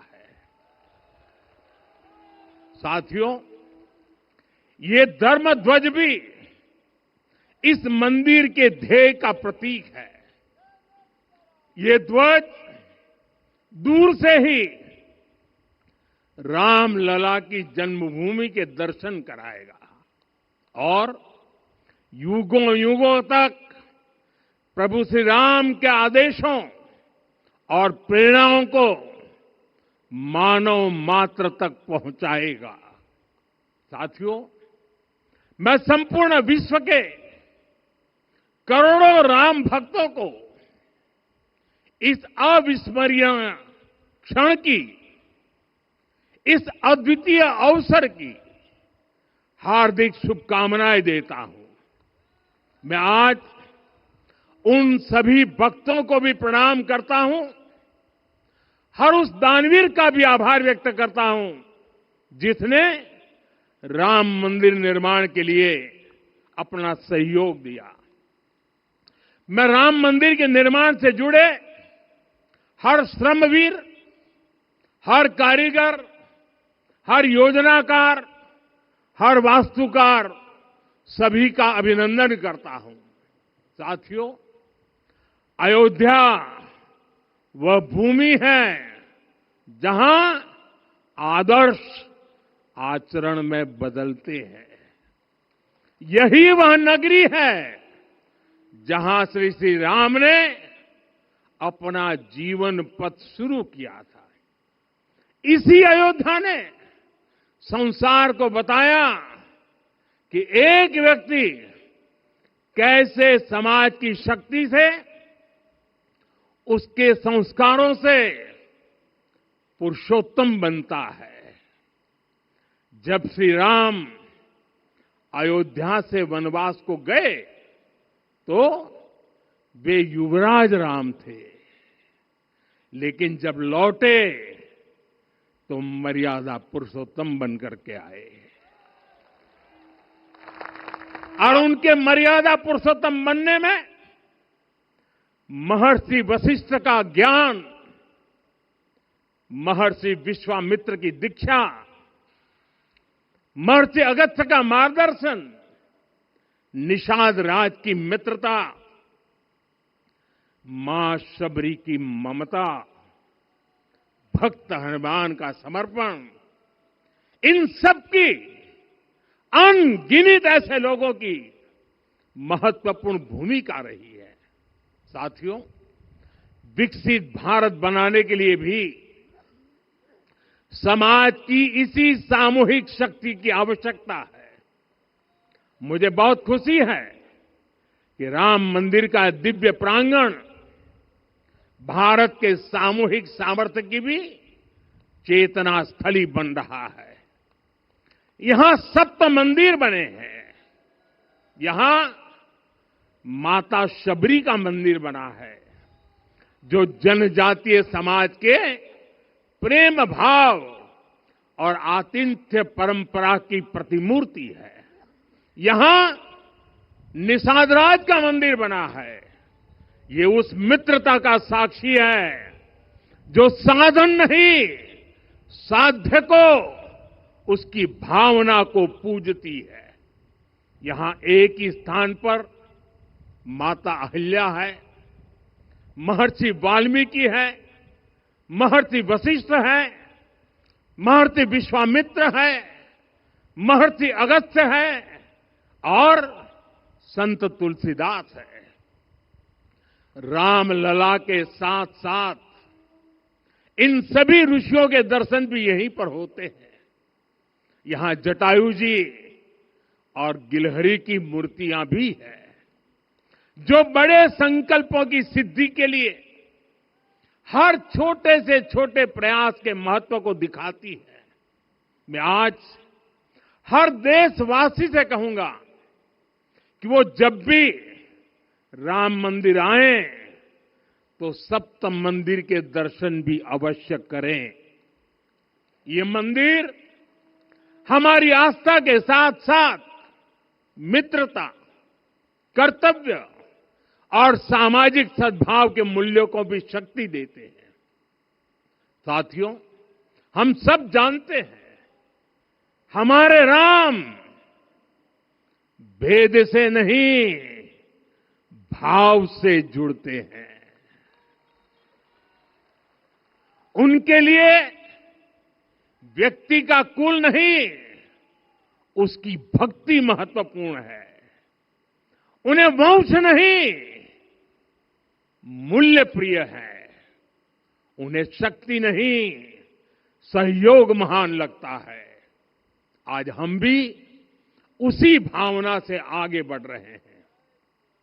पिछले 11 वर्षों में महिला, दलित, पिछड़े, अति पिछड़े, आदिवासी, वंचित, किसान, श्रमिक, युवा, हर वर्ग को विकास के केंद्र में रखा गया है। जब देश का हर व्यक्ति, हर वर्ग, हर क्षेत्र सशक्त होगा, तब संकल्प की सिद्धि में सबका प्रयास लगेगा और सबके प्रयास से ही 2047 जब देश आजादी के 100 साल मनाएगा, हमें 2047 तक विकसित भारत का निर्माण करना ही होगा। साथियों, रामलला की प्राण प्रतिष्ठा के ऐतिहासिक अवसर पर मैंने राम से राष्ट्र के संकल्प की चर्चा की थी। मैंने कहा था कि हमें आने वाले 1000 वर्षों के लिए भारत की नींव मजबूत करनी है। हमें याद रखना है, जो सिर्फ वर्तमान का सोचते हैं वो आने वाली पीढ़ियों के साथ अन्याय करते हैं। हमें वर्तमान के साथ साथ भावी पीढ़ियों के बारे में भी सोचना है, क्योंकि हम जब नहीं थे ये देश तब भी था, जब हम नहीं रहेंगे ये देश तब भी रहेगा। हम एक जीवंत समाज है, हमें दूरदृष्टि के साथ ही काम करना होगा। हमें आने वाले दशकों, आने वाली सदियों को ध्यान में रखना ही होगा। और साथियों, इसके लिए भी हमें प्रभु राम से सीखना होगा। हमें उनके व्यक्तित्व को समझना होगा, हमें उनके व्यवहार को आत्मसात करना होगा। हमें याद रखना होगा, राम यानी आदर्श, राम यानी मर्यादा, राम यानी जीवन का सर्वोच्च चरित्र, राम यानी सत्य और पराक्रम का संगम। दिव्य गुणे शक्र समो रामः सत्य पराक्रमः। राम यानी धर्म पथ पर चलने वाला व्यक्तित्व। रामः सत्पुरुषो लोके सत्यः सत्यपरायणः। राम यानी जनता के सुख को सर्वोपरि रखना, प्रजा सुखत्वे चंद्रस्य। राम यानी धर्म और क्षमा का दरिया। वसुधाया क्षमा गुणे है। राम यानी ज्ञान और विवेक की पराकाष्ठा। बुद्ध या बृहस्पति तुल्य। राम यानी कोमलता में दृढ़ता। मृदु पूर्वज भाषते। राम यानी कृतज्ञता का सर्वोच्च उदाहरण। कदाचन नोपकारेण कृति नैकेन तुष्यति। राम यानी श्रेष्ठ संगति का चयन। शीला वृद्धे ज्ञान वृद्धे वयोवृद्धे च सज्जनै। राम यानी विनम्रता में महाबल। वीर्यवान च वीर्येण महता स्वेन विस्मितः। राम यानी सत्य का अडिग संकल्प।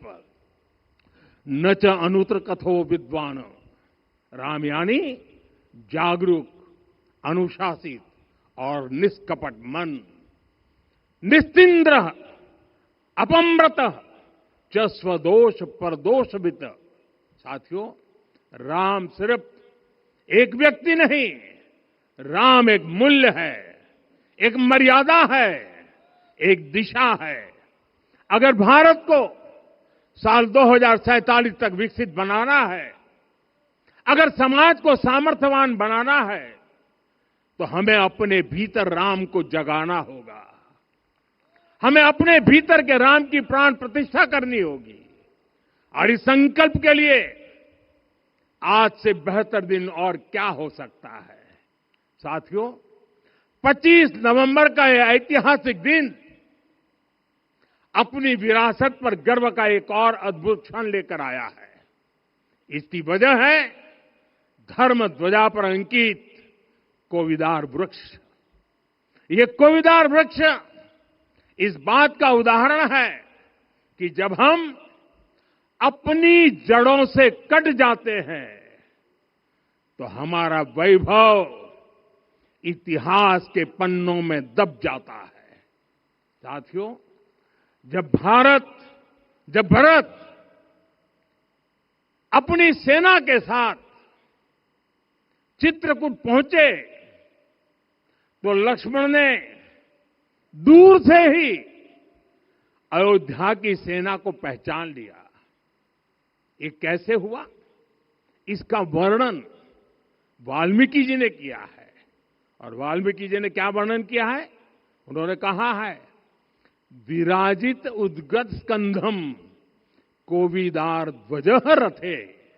लक्ष्मण कहते हैं, राम सामने जो तेजस्वी प्रकाश में विशाल वृक्ष जैसा ध्वज दिखाई दे रहा है, वही अयोध्या की सेना का ध्वज है। उस पर कोविदार का शुभ चिन्ह अंकित है।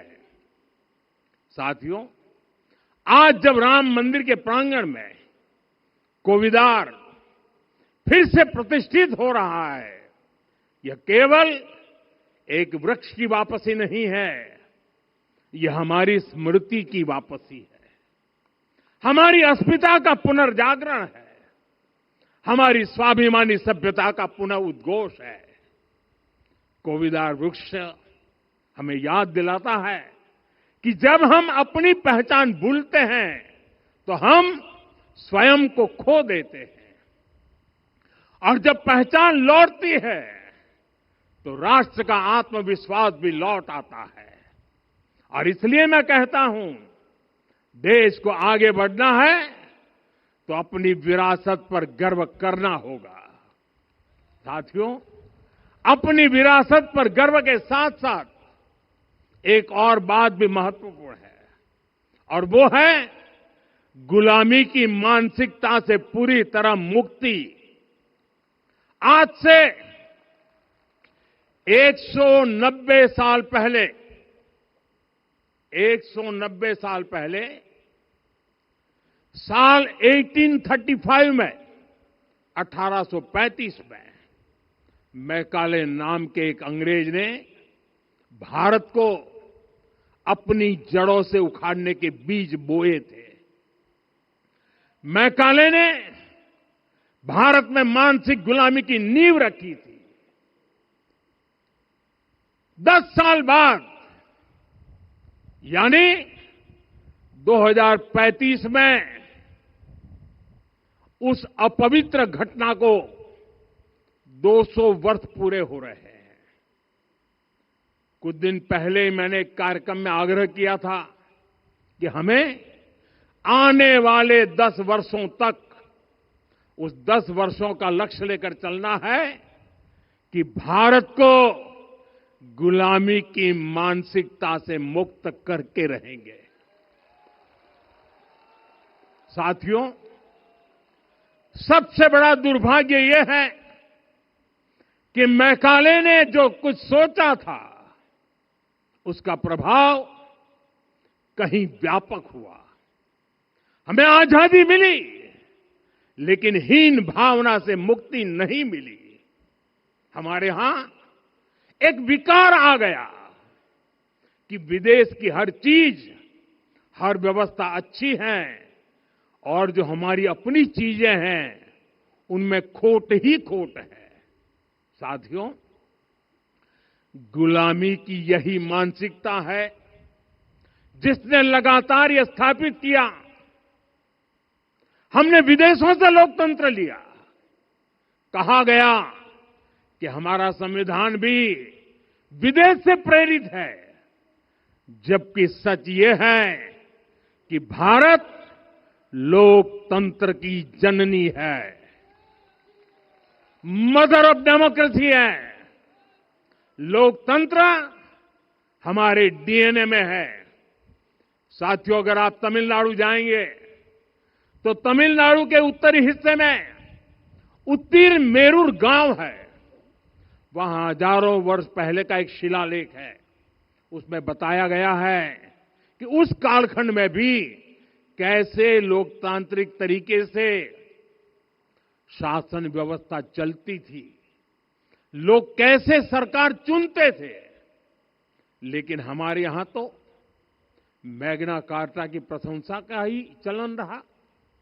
हमारे यहां भगवान बसवन्ना, उनके अनुभव मंटपा की जानकारी भी सीमित रखी गई। अनुभव मंटपा यानी जहां सामाजिक, धार्मिक और आर्थिक विषयों पर सार्वजनिक बहस होती थी, जहां सामूहिक सहमति से निर्णय लिए जाते थे। लेकिन गुलामी की मानसिकता के कारण इस भारत की कितनी ही पीढ़ियों को इस जानकारी से भी वंचित रखा गया। साथियों, हमारी व्यवस्था के हर कोने में गुलामी की इस मानसिकता ने डेरा डाला हुआ था। अब याद करिए, भारतीय नौसेना का ध्वज सदियों तक उस ध्वज पर ऐसे प्रतीक बने रहे जिनका हमारी सभ्यता, हमारी शक्ति, हमारी विरासत से कोई संबंध नहीं था। अब हमने नौसेना के ध्वज से गुलामी के हर प्रतीक को हटाया है। हमने छत्रपति शिवाजी महाराज की विरासत को स्थापित किया है। और ये सिर्फ एक डिजाइन में बदलाव नहीं हुआ, ये मानसिकता बदलने का क्षण था। ये वो घोषणा थी कि भारत अब अपनी शक्ति अपने प्रतीकों से परिभाषित करेगा, न कि किसी और की विरासत से। और साथियों, यही परिवर्तन आज अयोध्या में भी दिख रहा है।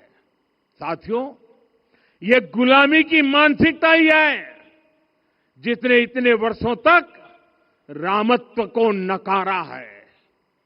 भगवान राम अपने आप में एक वैल्यू सिस्टम है। ओरछा के राजा राम से लेकर रामेश्वरम के भक्त राम तक और शबरी के प्रभु राम से लेकर मिथिला के पाहुन राम जी तक भारत के हर घर में, हर भारतीय के मन में और भारतवर्ष के हर कण कण में राम है। लेकिन गुलामी की मानसिकता इतनी हावी हो गई कि प्रभु राम को भी काल्पनिक घोषित किया जाने लगा।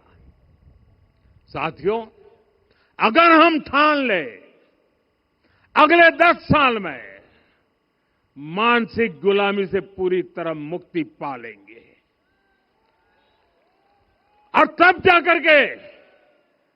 जाकर के ऐसी ज्वाला प्रज्वलित होगी, ऐसा आत्मविश्वास बढ़ेगा कि 2047 तक विकसित भारत का सपना पूरा होने से भारत को कोई रोक नहीं पाएगा। आने वाले 1000 वर्ष के लिए भारत की नींव तभी सशक्त होगी जब मैकाले की गुलामी के प्रोजेक्ट को हम अगले 10 साल में पूरी तरह ध्वस्त करके दिखा देंगे। साथियों, अयोध्या धाम में रामलला का मंदिर परिसर भव्य से भव्यतम हो रहा है और साथ ही अयोध्या को संवारने का काम लगातार जारी है। आज अयोध्या फिर से वह नगरी बन रही है जो दुनिया के लिए उदाहरण बनेगी। त्रेता युग की अयोध्या ने मानवता को नीति दी।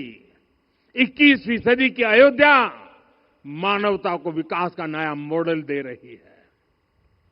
तब अयोध्या मर्यादा का केंद्र थी, अब अयोध्या विकसित भारत का मेरुदंड बनकर उभर रही है। साथियों, भविष्य की अयोध्या में पौराणिकता और नूतनता का संगम होगा। सरयू जी की अमृत धारा और विकास की धारा एक साथ बहेगी।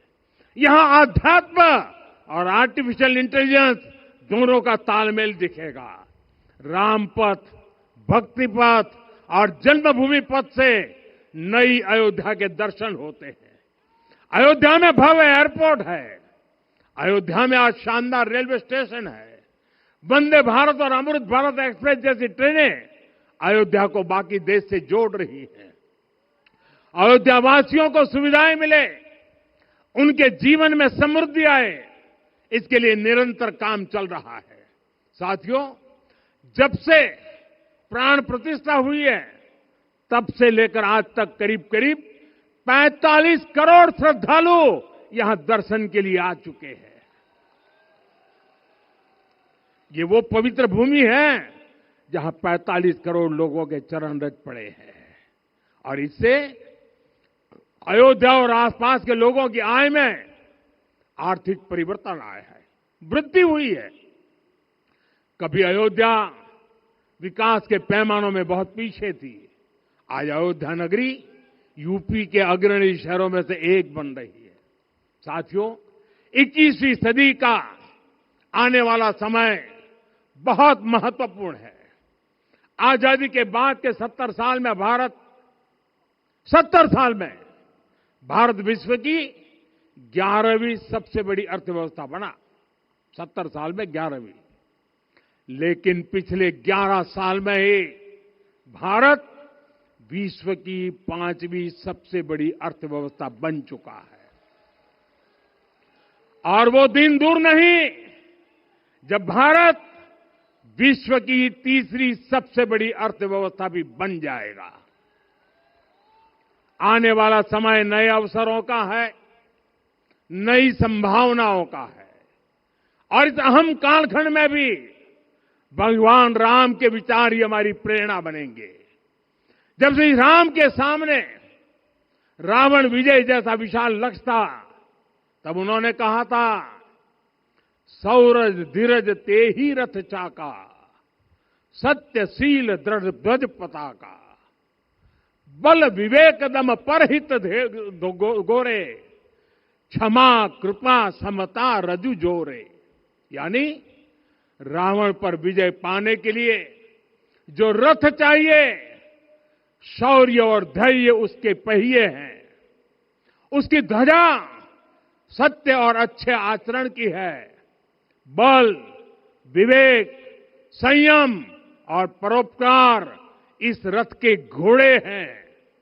लगाम के रूप में क्षमा दया और समता है जो रथ को सही दिशा में रखते हैं। साथियों, विकसित भारत की यात्रा को गति देने के लिए ऐसा ही रथ चाहिए, ऐसा रथ जिसके पहिए शौर्य और धैर्य हो, यानी चुनौतियों से टकराने का साहस भी हो और परिणाम आने तक दृढ़ता से डटे रहने का धैर्य भी हो। ऐसा रथ जिसकी ध्वजा सत्य और सर्वोच्च आचरण हो, यानी नीति नियत और नैतिकता से समझौता कभी न हो। ऐसा रथ जिसके घोड़े बल विवेक संयम और परोपकार हो, यानी शक्ति भी हो बुद्धि भी हो अनुशासन भी हो और दूसरों के हित का भाव भी हो। ऐसा रथ जिसकी लगाम क्षमा करुणा और संभाव हो, यानी जहां सफलता का अहंकार नहीं और असफलता में भी दूसरों के प्रति सम्मान बना रहे। और इसलिए मैं आदरपूर्वक कहता हूं, ये पल कंधे से कंधा मिलाने का है, ये पल गति बढ़ाने का है। हमें वो भारत बनाना है जो राम राज्य से प्रेरित हो, और ये तभी संभव है जब स्वयं हित से पहले देश हित होगा, जब राष्ट्र हित सर्वोपरि रहेगा। एक बार फिर आप सभी को बहुत बहुत शुभकामनाएं देता हूं। जय सिया राम, जय सिया राम, जय सिया राम। माननीय प्रधानमंत्री जी, सरसंघ चालक जी अब यहां से विदा लेंगे। आप सब बंधु खड़े होकर उनके आगमन पर अपनी कृतज्ञता व्यक्त कर सकते हैं।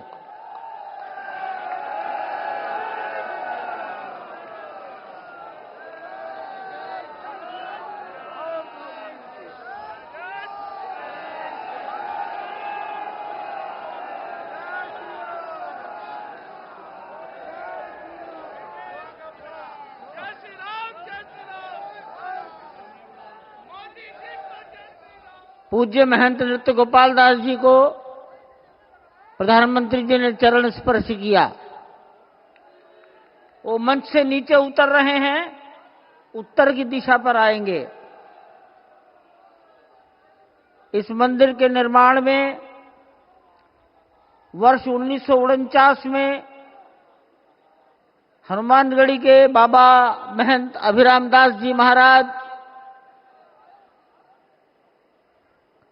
कल्याण के संपादक हनुमान प्रसाद जी पोद्दार, गोरखनाथ पीठ के महंत दिग्विजयनाथ जी महाराज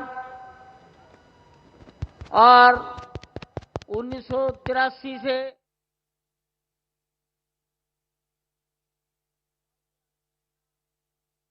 In live from Ayodhya, Prime Minister Narendra Modi just concluded his address after the momentous occasion where he ceremonially hoisted the Dhwaj Pataka, the saffron flag, atop the shikhar of Sri Ram Janmabhoomi Mandir.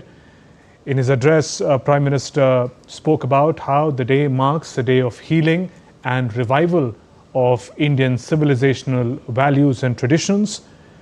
He said that today is the day of victory of righteousness.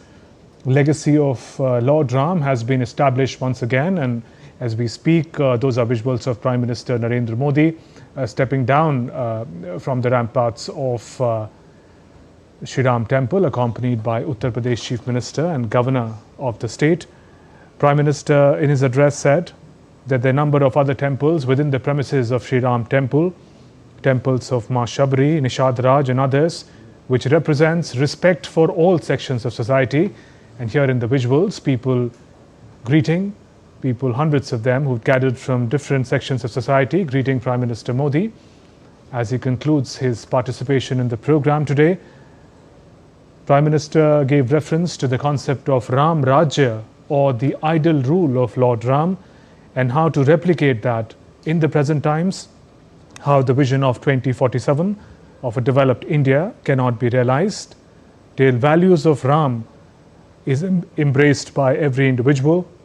In that sense, he also appealed to all the people to invoke Lord Ram, his values inside of themselves, revival of India's spiritual tradition.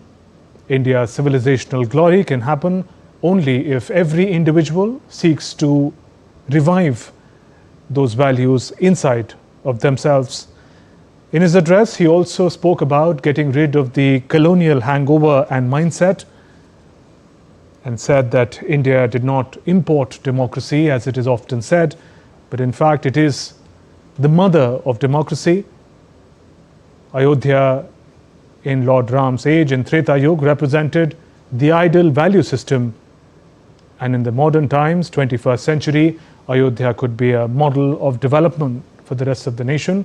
He also referred to India's growth, its economy rising to the 4th largest in the world, and said the energy, vitality, rejuvenation experienced on this historic occasion will energize the country's march forward. Indeed, and clearly Prime Minister speaking about how the mindset really has to change. There is a perception that, you know, even the Constitution of India has come from outside, but he actually referred to India being the mother of democracy and the ideals of democracy coming from within India itself. And speaking about the core ideals of Ram Rajya, these are justice and Dharma. It's rules based on fairness, truth, adherence to moral law. The king, who is Lord Ram, governs as a servant of the people, ensuring justice for all. And then there is also the concept of equality and inclusivity. The Prime Minister also speaking about the other temples in the vicinity of the Ram Mandir, and these are which show that that there is inclusivity and equality within the Ram Rajya. No discrimination based on caste, class or gender. Every citizen, from sages to tribal leaders, they are respected and valued. And there is no poverty, hunger or suffering. There are citizens who enjoy the well-being, whether that's material well-being, but also alongside that there is spiritual well-being and spiritual fulfillment. And ultimately, of course, there is peace and harmony in society because it is free from conflict, crime and exploitation. And there is, after all, moral and ethical living that comes out of it. Those visuals of the Dhwaj Pataka, the religious flag hoisted atop the Sri Ram temple by Prime Minister Narendra Modi, also marks symbolically the completion of the construction of Ram temple. As we speak, Prime Minister Narendra Modi has concluded his program in Ayodhya and is also in those visuals departing from the venue, a historic occasion with the hoisting of the saffron flag atop the Sri Ram temple, and Prime Minister there delivering an address. Right. He also seeks to sort of energize the population towards taking the nation to greater heights. Indeed, and that is the culmination in a sense of a long history, and it's also a link, a building of a bridge with our past. And in that context, it is a victory of Dharma, righteousness, over adharma or unrighteousness. And with that, we conclude, as our program title says, the completion of the Ram temple in Ayodhya, and to the completion of this program for the moment from the studios here in DD India. Shubhendu and I, we're saying goodbye. Thanks for watching. Namaskar. Namaskar.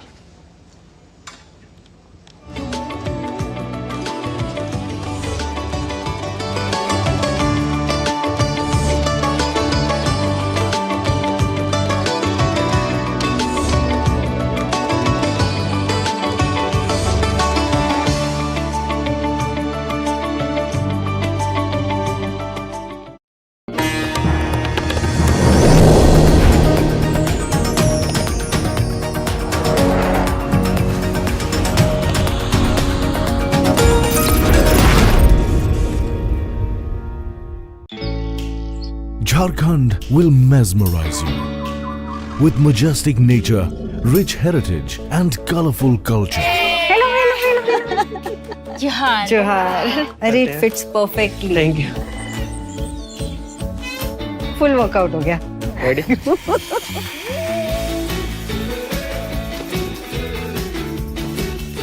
Postcards from Jharkhand on National Geographic. How much of India's democracy is really a British leftover? It is outrageous to suggest that the British have any reason to applaud themselves that India is a democracy at the end of 200 years of colonial oppression. Those who demanded democracy were ruthlessly suppressed, arrested, beaten brutally, killed in many cases. There are very many countries that at different times in different ways became democratic without having to go through the great blessing of being oppressed, enslaved and colonized.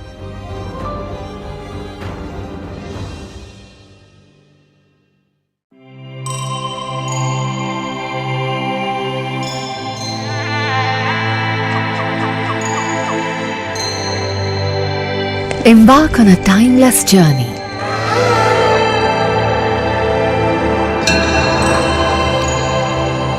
Unravel the mysteries of a grandiose era. A treasure trove of royal and sacred complexes, temples, shrines, pillared halls, mandapas, rock-cut memorials and more.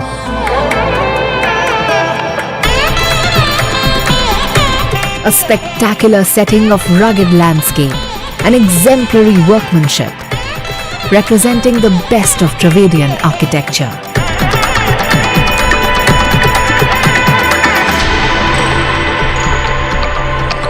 Every structure carved out as a unique artistic creation.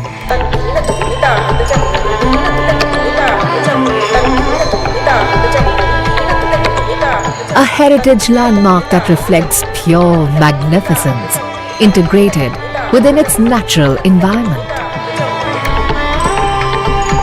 An unexplored haven for nature and adventure enthusiasts.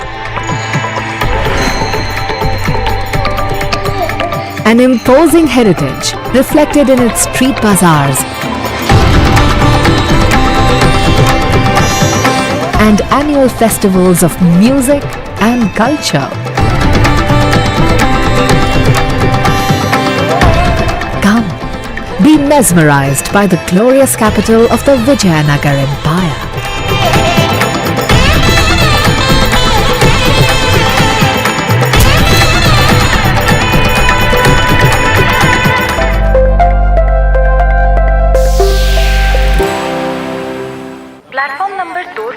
वाली superfast express के यात्रियों I am here. तुम्हें नहीं, इसे mobile charge करना।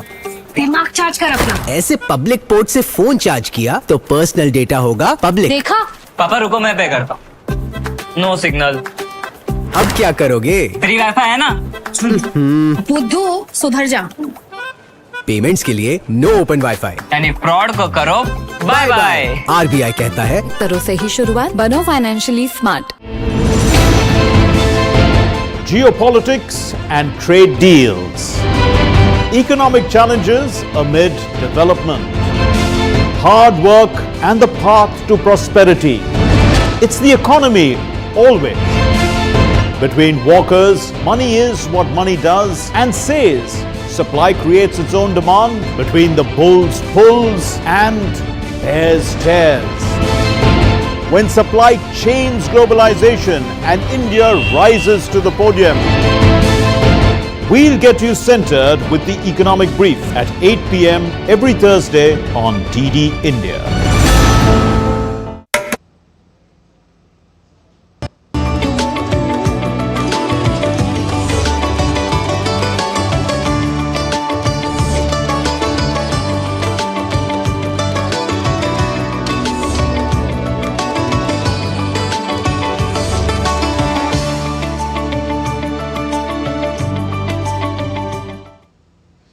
Namaskar and welcome to this special presentation on DD India. Prime Minister Narendra Modi at the historic Dharma, or the historic flag hoisting at the Sri Ram Mandir, the Sri Ram Temple in Ayodhya. And you know, the Dharma ceremony, it marks an important milestone. It's an important milestone that indicates the completion of the Sri Ram Temple in Ayodhya. Prime Minister has participated in various ceremonies, and you know, we've had our correspondent on the ground who has given us all the inputs from the ground. We have witnessed that entire ceremony for about 3 hours, from about 10 o'clock this morning when the Prime Minister had arrived. We showed you his entire, you know, the road show, as well as how he visited each of the temples in the vicinity of the complex, and then finally the hoisting of the flag on which is the pinnacle of the entire ceremony and the completion. The pinnacle in itself, also the spike, the highest point on the temple, that's where the flag was hoisted. And we're going to be talking to guests about the importance of today. So let's get this all into context.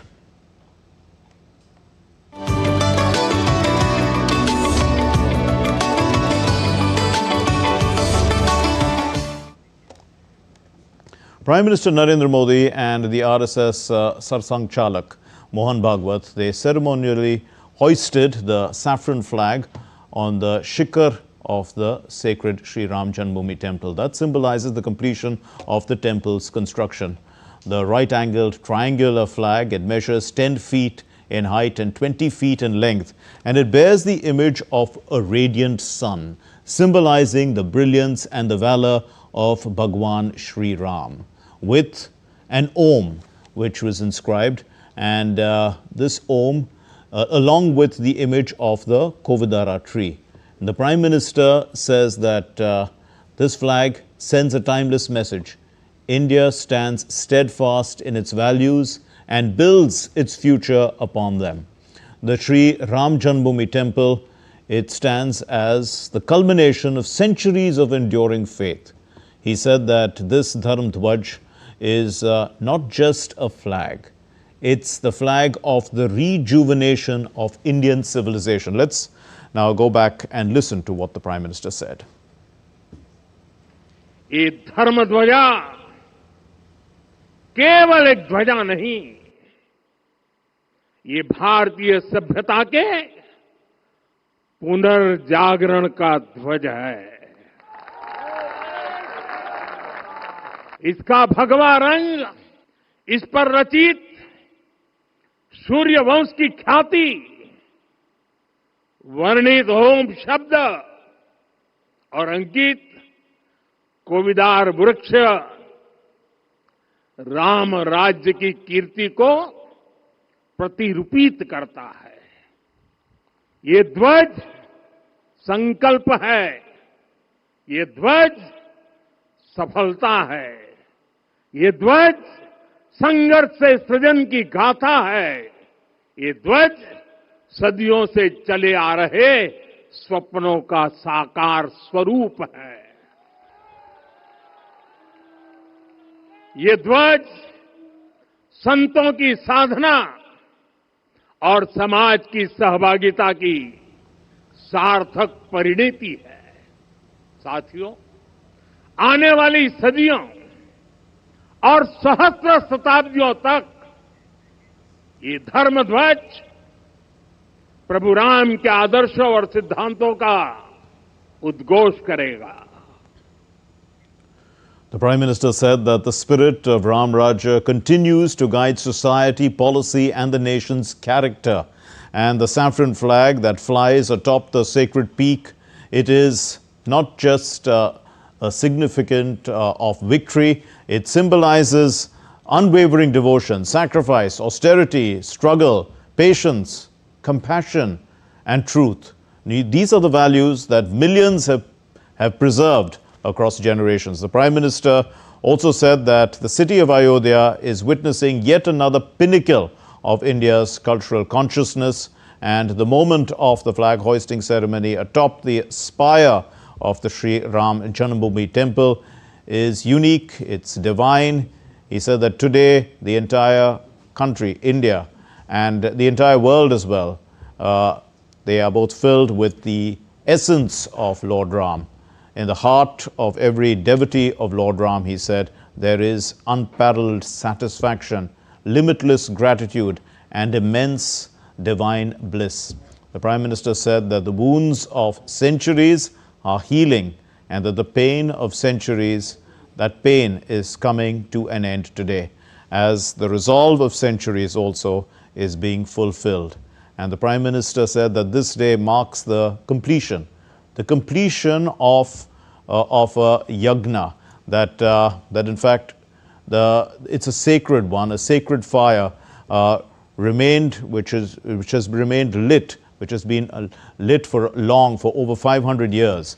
For 500 years, as today the energy of Lord Ram is being established at the summit of the grand Ram temple in the form of this Dharma Dhwaja. Prime Minister Narendra Modi visited the Sapta Mandir, and this Sapta Mandir houses temples related to Maharishi Vashishta, Maharishi Vishwamitra, Maharishi Agastya, Maharishi Valmiki, Devi Ahilya, Nishadaraj Guha and Mata Shabri. He also visited the Sheshabtar Mandir.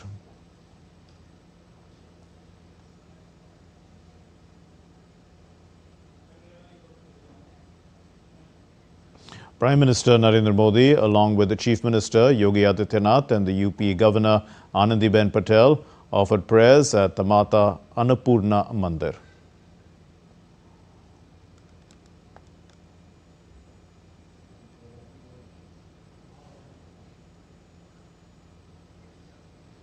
And after this, he also performed darshan and puja at the Ram Darbar Garbh Grah. And this, in fact, is the main temple. The rule of Lord Sri Ram is beyond the mere religious ideal. It's an eternal paradigm of humanity and governance. He taught that the purpose of power is not power or domination, it is actually service. And that is the foundation of a state. And that foundation is justice, not fear. And that the heart of the nation is its people, not the ruler.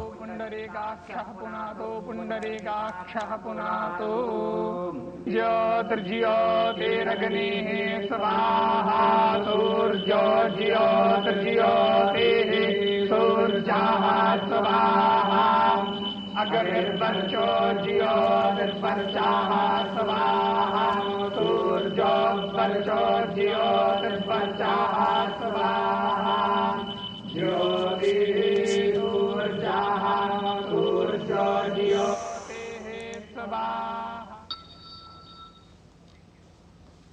And Sanjay Singh, senior journalist, is joining us to put this all into context. Mr. Singh, thanks for being with us. So let's understand, this moment as a culmination of, let's say, not only several thousands of years, but at least over the last 500 years, it has been a struggle and a culmination. And the Prime Minister was talking really about how every devotee of Lord Ram would be immensely happy today. Yes, this is a huge moment. This is a moment of pride, of pleasure, of happiness. And as Prime Minister said, this is also a moment of cultural rejuvenation. This is kind of revivalism of Indian cultural symbols. Vikas bhi, virasat bhi, that is your heritage and development. Anybody who has gone to Ayodhya and has seen that struggle, this is a moment of great pride and pleasure. That Dhwaja and the Prime Minister's speech today, I think the combination of the speech of spirituality, the quotes from Valmiki and Tulsi about Dharma, I don't think there can be any better description than what he said today. It had all connotations. Every single word would reach to heart of millions of Indians within country and outside. Those who have their faith in Bhagwan Ram, also those who believe in Sanatan, and even those who have slightest of connection with spirituality. This is one speech of Prime Minister which I think every Indian must hear in full. When he connects that with today's world, today's India, and how our culture, our history, and it was colonialism and Macaulay in particular who instilled that sense of inferiority among millions of Indians, which continued post-independence. We all know about that. The project of decolonization that he has undertaken, he talked about that. This is also a moment when he was doing a public awareness thing, instilling confidence, instilling a matter of pride as to what India is and what India was and how India should transform itself into coming years by 2027. But Ayodhya, if you go to Ayodhya and if you have been to Ayodhya in the past, till say advent of Prime Minister Modi and and after that, before that, people who visited Ayodhya was reduced to a kasbah in Faizabad city. You didn't go to straight away to Ayodhya. You had to go to Faizabad. From there, it was known Faizabad. Ayodhya was one small township. Today, Ayodhya is a vibrant city. Has everything, huge infrastructure, all kinds of business activities coming up, hotels, people, you name anything, Ayodhya has everything. It has on banks of Saryu, that's a divine moment. You go there, sit there, spend time, and the Mandir, of course. I can relate, if I, time permitting. Yes, please go ahead. If I can tell you, when I had first gone to Ayodhya, and after being around, that was when Shiladhan movement was to be done in 2001, post Godhra incident. In fact, a day after Godhra and after some time when I visited that Ram Lalla Virajman, the kind of security there was, it was, of course, there was huge security. You had to go through barricades, and even while entering that, even people who had small kind of tablets, say of high BP or some emergency drugs that were, of course, deposited. But that is not the point. When I was walking in through those barricades, and I practically had missed where Ram Lalla Virajman was there. So one santri who was posted there, sitting there, he told me, "Kahan ja rahe hain? Inhi ko dekhne aaye hain. Where are you going? You have missed Ram Lalla." And it was a small structure, structure which in Hindi we call chabutra, and there was a small kind of canopy. You almost missed that. Today, it's a matter of pleasure for every Indian, crores of Indians. It's a matter of pride. Of course, before that, we had Pran Pratishtha, and today this culminates everything, the 500 years of struggle and that Ramlalla, when he was moved inside that disputed structure in 1949. This is culmination, this is a huge moment, culminating everything into one. Indeed, and it also, it adds to the importance of Ayodhya going forward. Now that the temple has been completed, I mean, the whole completion has taken place. The area can become what one sees as a global spiritual center, and there is the Ramayan circuit that is good for tourism.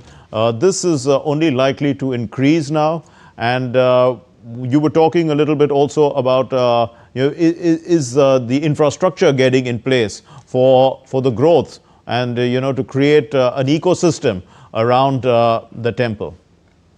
You drive down from Lucknow to Ayodhya, and it's a pleasure drive. That was never before. You enter Ayodhya, and you keep, as you approach Ayodhya, the whole scenario changes, and it's a very lovable, very likable scenario. The kind of economic transformation, people who used to say, Mandir banane se kya hoga? What good a mandir would do? You should build a hospital, you should be this, you should build schools. Big hospitals have come up there, of course. Those who used to say, build a hospital, so hospital is there.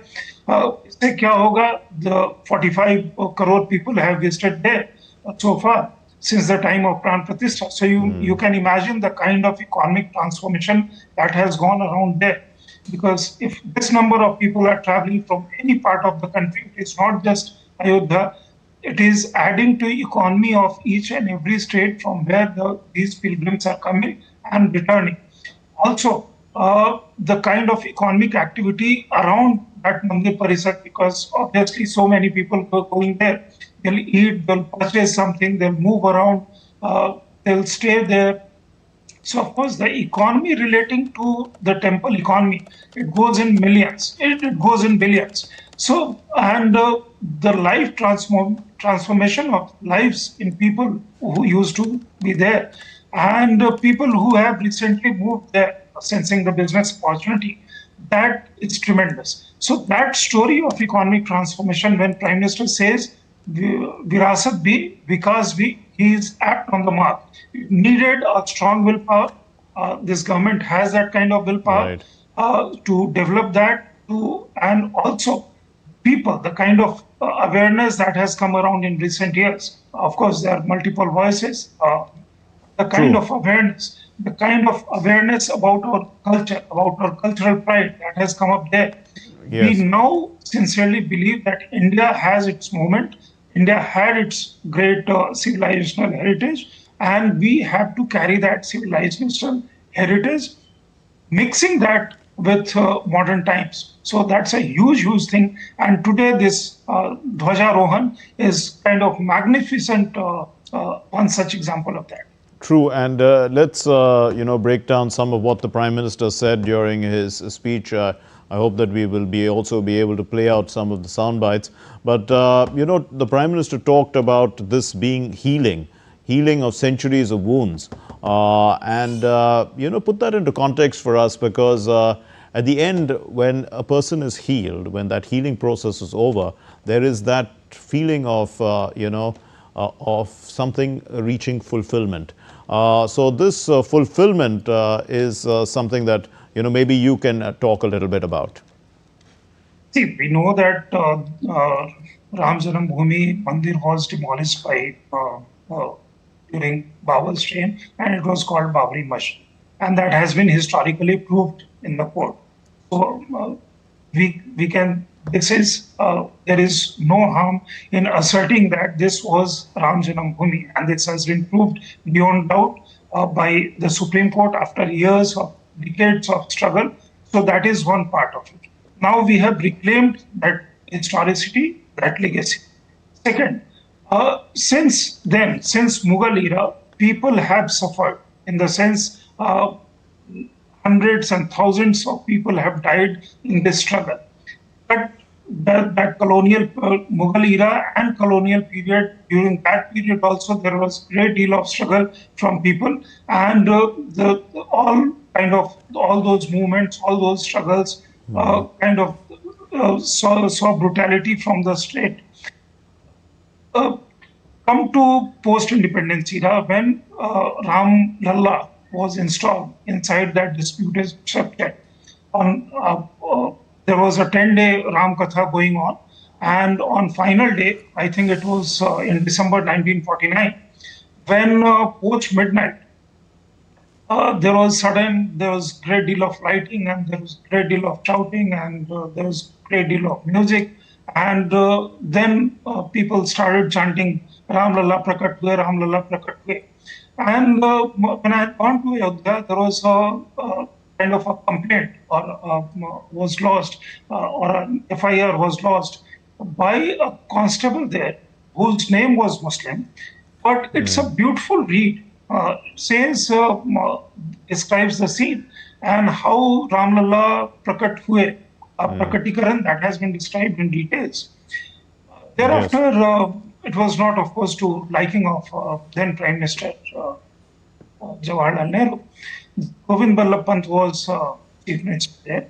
And there is, one should read those correspondence. And it was to him and the collector over there that the statue was not removed from there. Right. Lately, when L.K. Advani led that Ram Rath Yatra, L.K. Advani, as we know, was arrested in Samastipur by Lalu Prasad Yadav. It was a huge moment, and it was a big moment because when this Ram Rath Yatra had started, Prime Minister Narendra Modi then was a BJP Karyakarta, and he kind of organized the first leg from Somnath. Right. And the popular participation was such that it enthused everyone. And Mr. Modi, being a meticulous planner, his planning, his vision, his capacity to organize these things came alive during those Ram Rath Yatra. Indeed. Let's, Mr. Singh, let's listen to Prime Minister speaking. Prime Minister said that the Dharma Dhwaja is not just a flag, it's the flag of rejuvenation of Indian civilization. In fact, Mr. Singh was also referring to that in his first answer. धर्म ध्वजा केवल एक ध्वजा नहीं, ये भारतीय सभ्यता के पुनर्जागरण का ध्वज है।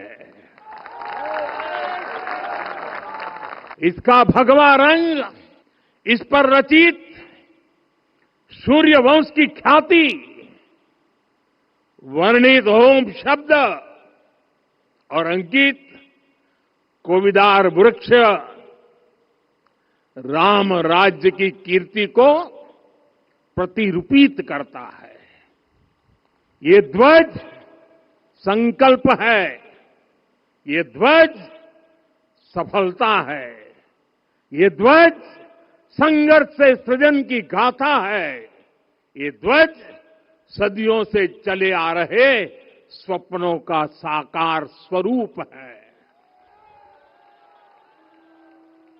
ये ध्वज संतों की साधना और समाज की सहभागिता की सार्थक परिणति है। साथियों, आने वाली सदियों और सहस्त्र शताब्दियों तक ये धर्म ध्वज प्रभु राम के आदर्शों और सिद्धांतों का उद्घोष करेगा। In fact, Prime Minister Narendra Modi had visited the Sapta Mandir, and this houses temples related to Maharishi Vashishta, Maharishi Vishwamitra, Maharishi Agastya, Maharishi Valmiki, Devi Ahilya, and Nishadaraj Guha, also Mata Shabari. Let's look at these visuals. Ram मंदिर का दिव्य प्रांगण भारत के सामूहिक सामर्थ्य की भी चेतना स्थली बन रहा है। यहां सप्त मंदिर बने हैं। यहां माता शबरी का मंदिर बना है, जो जनजातीय समाज के प्रेम भाव और आतिथ्य परंपरा की प्रतिमूर्ति है।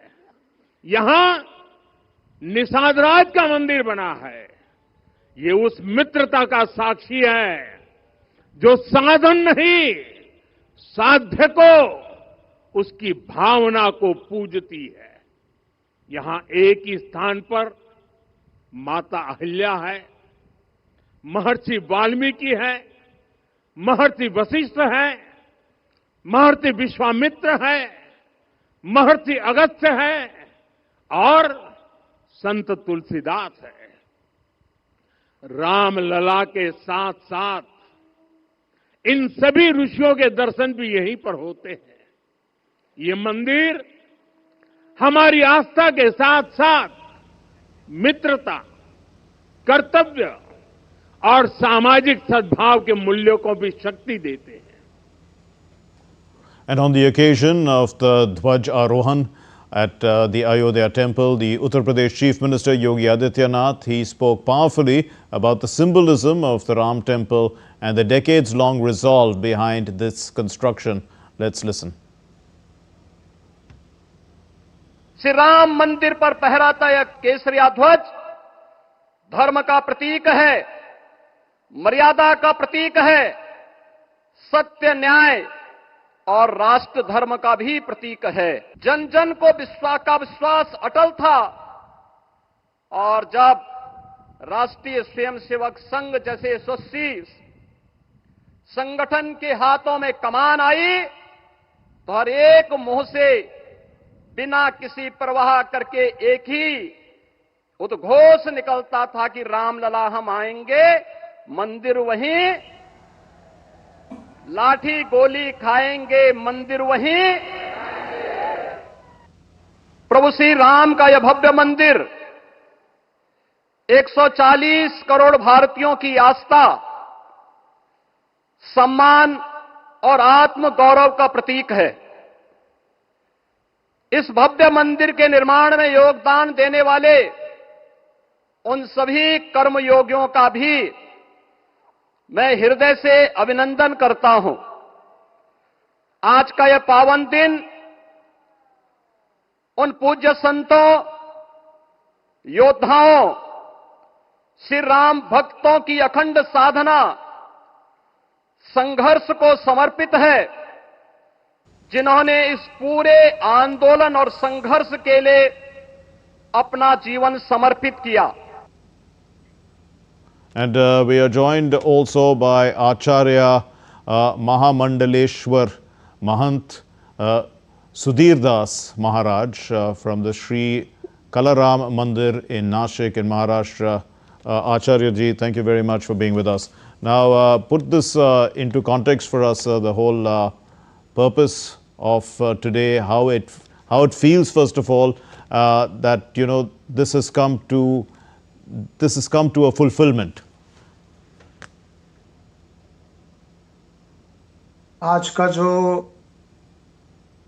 धर्म ध्वजा जी यशस्वी पंतप्रधान नरेंद्र जी मोदी जी के शुभ कर कमल द्वारा राम मंदिर के ऊपर चढ़ा गया, ये 500 साल के संघर्ष का इतिहास आज लगता है परिपूर्ण हो गया। लेकिन राष्ट्र के लिए कोई चीज जो है परिपूर्ण होती नहीं है, उसको आगे भी देखना पड़ता है, पीछे भी देखना पड़ता है और इन प्रेजेंट क्या चल रहा है उसको भी देखना पड़ता है। तो द अवेयरनेस जो नेशन है उसके लिए जो आज आदरणीय मोहन जी ने भी अपने स्पीच में बताया, पंतप्रधान नरेंद्र मोदी जी ने भी बताया कि वृक्ष का प्रतीक जो वो ध्वज के ऊपर है, तो वृक्ष स्वयं अपने ऊपर धूप सहन लेता है और दूसरे को छांव देता है, धूप में स्वयं खड़ा रहता है, फल दूसरों को देता है। उसी प्रकार सत्पुरुष होते हैं, उसी प्रकार राष्ट्र का भी कार्य चलना चाहिए। ये सबसे बड़ा 500 साल का इतिहास का जो संघर्ष है, लगता है आज एक मुकाम पे पहुंच गया और ध्वजाकारी केतु केतु की जो विशेष रूप अवस्था है वो ध्वज के ऊपर होती है, तो वो ध्वजा स्थापन हो गया। मुझे लगता है कि सबसे बड़ी उपलब्धि अगर राम जन्मभूमि के 500 साल के आंदोलन की है, मुझे लगता है आज उसकी हनुमान जी महाराज की कृपा से इति कर्तव्यता हो गई। Indeed, sir. Let me talk to Mr. Sanjay Singh. Mr. Singh, if you could put into context for us, the shedding of the slavery mindset that Prime Minister talked about. How does one achieve this decolonization that you were talking about? See, the problem began during a colonial period when our cultural heritage, our kind of institutions, they were all derived. And they said India is inferior, this is a country of snake charmers and monkey worshippers and so on and so forth. And that was told derisively. Unfortunately, post-independence, the government that came in here and the historians who till recently were very revered and the intellectuals and even our textbooks, they started telling us that, of course, we also grew up reading certain things and now we realize that that in fact was a wrong thing to be told to impressionable minds. And the references that he gave today, of course, he referred to Macaulay, the language that we are speaking is his contribution again. But it's not about language, it's about the change in mindset. Anything that belonged to them and everything that belonged to us was inferior and everything belonged to them was superior. Democracy is one thing. India was mother of democracy, Lumini, Lakshmi, Kasali, and therefore he also referred to a village in Tamil Nadu, where there is a Shila Lake, which talks about how democracy was functional there thousands of years ago. This is a mindset whereby this government is going step by step. He said this thing during his speech from Red Fort, the decolonization project. The decolonization project is not just about institutions, though of course he mentioned about flag and insignia of a naval ship. And that change has taken place there. We see Rajpath change to Kartavya Path, racecourse change to the Kartavya Path. Now you also had Lutyens Delhi going through a transformation, and the Kartavya Bhavans have come up because the government is not a place where you rule. It is about duties that you perform, that Right. people have chosen you to perform. This is about the whole kind of textbook has been giving us a kind of completely different narrative.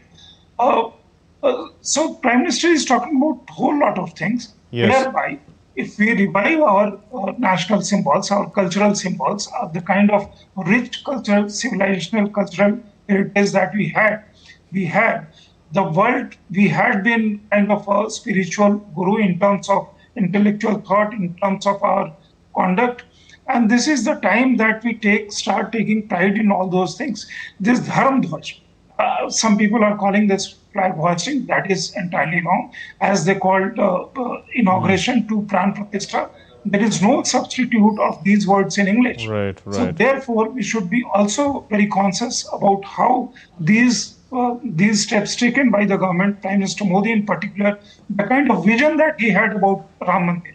And Ram Navami ke din, the sunlight should straight away come to Ramchandra ji statues forehead. Those are things which needs that kind of vision, that kind of dedication. The way he narrated Valmiki Ramayana, the way he narrated Tulsi Ramayana, the way he moved from Hindi to Sanskrit to Yes. Avdi, that was phenomenal. That is the project, decolonization project that he is talking about. Indeed. Do stay with us, Mr. Sanjay Singh. I'll come back to you. We're taking a short break.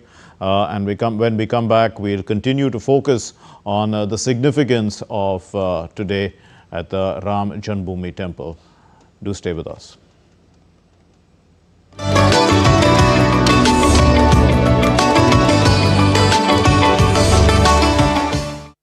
Can the US launch a bombing campaign against Iran? the Philippines vessel suffered structural damage. The saga of child sexual abuse is the United States China's debt trap strategy. Truth is stranger than fiction. But sometimes hard to uncover.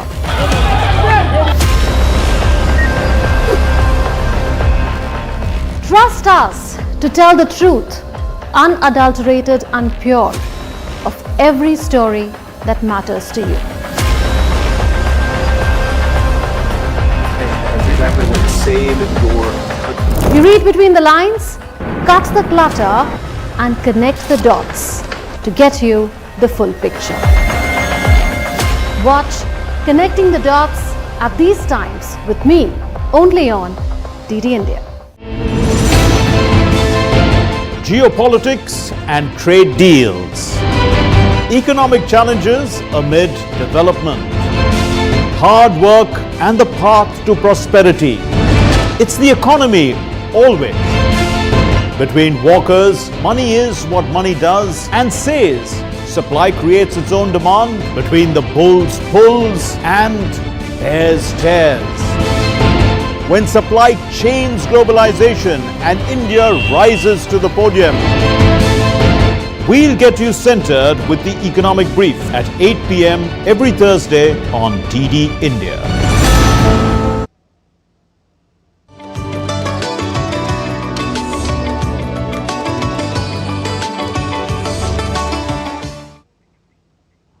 Welcome back. We are continuing to focus on what the Prime Minister said and the larger significance of his message. Mr. Sanjay Singh is with us, senior journalist. Sanjay Singh, we played out, the Prime Minister talking about the Saptha Mandapam or the 7 temples. And really he spoke about why it brings out the values of social harmony. Could you highlight that a little bit for us and, the significance of it also in the context of the larger aim of Ram Rajya? See, that is a great thing to have been said by the Prime Minister. Of course, when we were talking about the vision as to what kind of Ram temple should come up and what kind of Ayodhya should be, Vikas and Virasa, this is one particular thing which he talked about. The idols that have been established there, people who helped even smallest. He also talked about Gilhari and Jitai, who find a place for themselves and for any pilgrims to be going there. More than that, if you are going there to have an idea about Lord Ram, Bhagwan Ram, and people who helped him to achieve his mission. And when in his PM Modi's word, when he left from home for Banwas, he left as Yuvraj Ram. When he returned, he became Maryada Purushottam Ram. And what made that transformation? And who were all those people who helped him in this particular transformation? Of course, it was Bhagwan Ram's ideals and his conduct. But at the same time, everybody, those who helped, and everyone, those who narrated Ramayana for us, they find a place. Mata Shabri, these days, not many people talk about Janjati, Adivasi, and their rights and so on and so forth.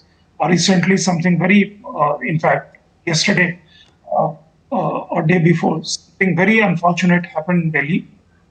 Yes. And an unfortunate incident happened when, in name of tribal, some people were kind of asking for assertion of Naxalism. Right. That kind of distorted narrative that has crept in Indian society. And that is again also done to target the present dispensation. Whereas in contrast, Prime Minister is talking about Mata Shabri, whose idol is installed there. She is one revered person, and we know Mata Shabri's love and affection for Bhagwan Ram. And it is, we need not go in those details. But it was thought that her idol should be placed there. Valmiki Ramayana, you have international airport in Ayodhya named after Rishi Valmiki, those who wrote first Ramayana, and he was also a Dalit. Then you have a whole lot of other Rishi Munis who find a place in this Saptati Mandir. And also, as we can see, then you have Hanuman, and then you have other Bhagwans also, plus these great sages. Right.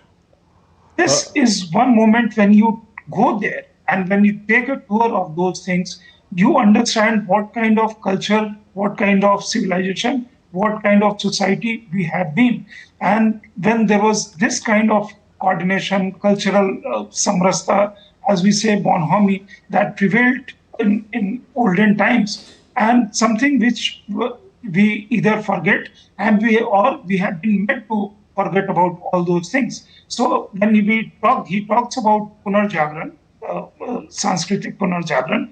These are a whole lot of things, small things which contribute to that Punarjagran, that revivalism or rejuvenation or renaissance, whatever you may like to call it.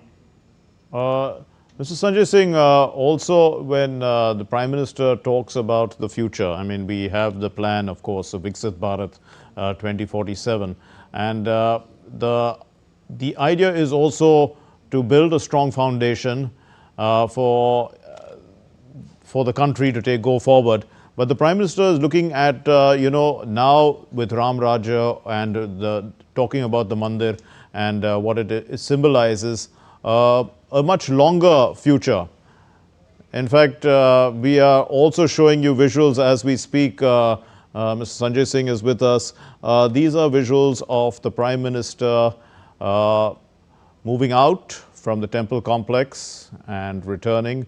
We showed you the road show earlier when the Prime Minister was entering into Ayodhya, and some comments also from our studio where we likened it in a sense, because when the arrival to Ayodhya of Lord Ram also was a very significant moment. We looked at it also, the Prime Minister coming there as a devotee, as he puts it himself, as a Pradhan Sevak, to participate in that event, and now he is returning. So in this context, we are looking at flower petals once again being showered on the vehicle of Prime Minister Narendra Modi. And we spoke a little earlier also about these flower petals. Most of them are marigold, they are saffron, orange in color, and that signifies the essence of auspiciousness, positive energy, of divine surrender. So that's also visible in the flag that was placed at the pinnacle of the temple structure. Of course, Mr. Singh was saying that we should not be using the word flag hoisting because it's a much deeper ceremony. It shouldn't be reduced to just the meaning of flag hoisting. Well, Mr. Singh, you're with us. Do continue your thoughts. I interrupted you while we showed those visuals. No, it's fine. Those visuals, in fact, give further talking points. Yes. See, it's Ayodhya. In Devghar, Baba Dham, he built an airport, and that whole corridor has been built there for the kind of amenities that have been introduced there. In other places, in Kedarnath, in Badrinath, the kind of redevelopment that has taken place, in Ujjain, the kind of development that has taken place, that whole corridor has been built there. The kind of developments that has gone to other religious places, these are places of our cultural symbols. Before Pran Pratishtha, he visited all important temples in South India, which in some way or the other were attached to Prabhu Sri Ram, his journey to Lanka, his return, and all those things. So this is a moment, this is one such moment whereby you just sit, see, watch as to what is happening. Right. Another very important thing which he said today about Dharma, that it's not only those who are visiting there. In fact, if you watch the Dharma Dhwaj, or which is put on top of the Ram temples, you kind of receive the blessings and you instantly connect with the place. So it's not necessary, he understand not everybody will be able to come here. Everybody has their own issues. Some can make it, some don't. So if you can't make it, don't feel underprivileged. You watch this thing live, you watch those visuals, and you can pray from there, and you connect it from there. See, the faith is the dharma, your Sanatan Dharma in particular, is about your astha. And your astha, the greatness of Hindu philosophy is that it does not say we are supreme kind of believers or our God is one God which is supreme. We called about Sarv Dham Sambhav, and that is a great message which emanates from there. As we were talking about the Saptarishi, right? This is again emanates from same philosophy, Sarv Dham Sambhav. And it was also wonderful to watch the kind of cordial bonhomie that we saw between Prime Minister Modi and RSS Sarsantalak Mohan Bhagwat. And after a while, Chief Minister Yogi Adityanath and Governor Anandibet Patel joining them. And what Yogi Adityanath said there, he of course has a great role in making this transformation happen. His guru was deeply associated with Ram Temple movement. It's incidental. Fortunately, Prime Minister Modi is there at the center to give a larger vision, to bigger outlines. And Yogi Adityanath is there to implement that thing with his kind of concepts and see that this whole thing is implemented to the perfection. And Ayodhya development is one such story which will go down in history as the transformation that in India has taken, the kind of civilizational research that has taken place with economic benefit of modern times. So clearly the vision is very long term and in fact looking at 1,000 years of Ram Rajya in a sense. But you were talking about how we should not be looking at this as a flag hoisting. And you even said the Pran Pratishta was, being given the description of an inauguration. Put that sacredness into context for us because it's also being looked at as the second Pran Pratishta. Is that a fair assessment to say that, that this ceremony that took place today is in a sense a second Pran Pratishta? See, honestly, I cannot comment about second Pran Pratishta because that Dharma Guru will kind of be better placed to explain that. But Pran Pratishta is one such sacred ceremony. When before Pran Pratishta, that statue of idol is just a statue. After Pran Pratishta is done, through all those elaborate rituals with the kind of purity, the kind of serenity, the kind of devotion that it attached to with the process, it is believed that the supernatural power that the God has enters into in the statue, and he gets transformed into from a murti to a representation of Ishwar or Bhagwan. Same way that flag hoisting, which some people or inadvertently or perhaps I don't know, I'm not sure how it also crept up. Saffron flag hoisted, it says, may I say, if we can write simply, Dharma Dhwaj hoisted. Because saffron, as we know, saffron is color. Yes. This color, of course, is attached with our kind of civilizational heritage, Sanatan Dharma, and there are several other connotations of saffron color. During freedom struggle, our freedom struggle fighters wore Kesariya Dhwaj, Kesariya Jhanda, and they fought against Britishers. So this is the color of valor, courage, devotion, everything. So indeed, so you suggest that we refer to it as the Dhwaja, and in fact, A few things which I believe does not necessarily have to undergo a translation. True. If you are talking about decolonization project, let other understand our sensitivity also. Fair enough. So if we take if we look at Ram Rajya and what it stands for, to what extent can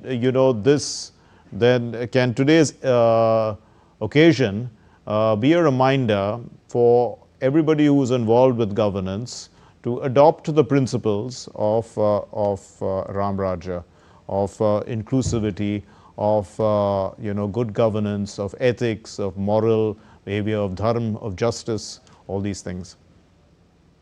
See, as we see, Prime Minister Modi, since he came to power in May 2014, he has been talking about Sabka Saath, Sabka Vikas, Sabka Prayas.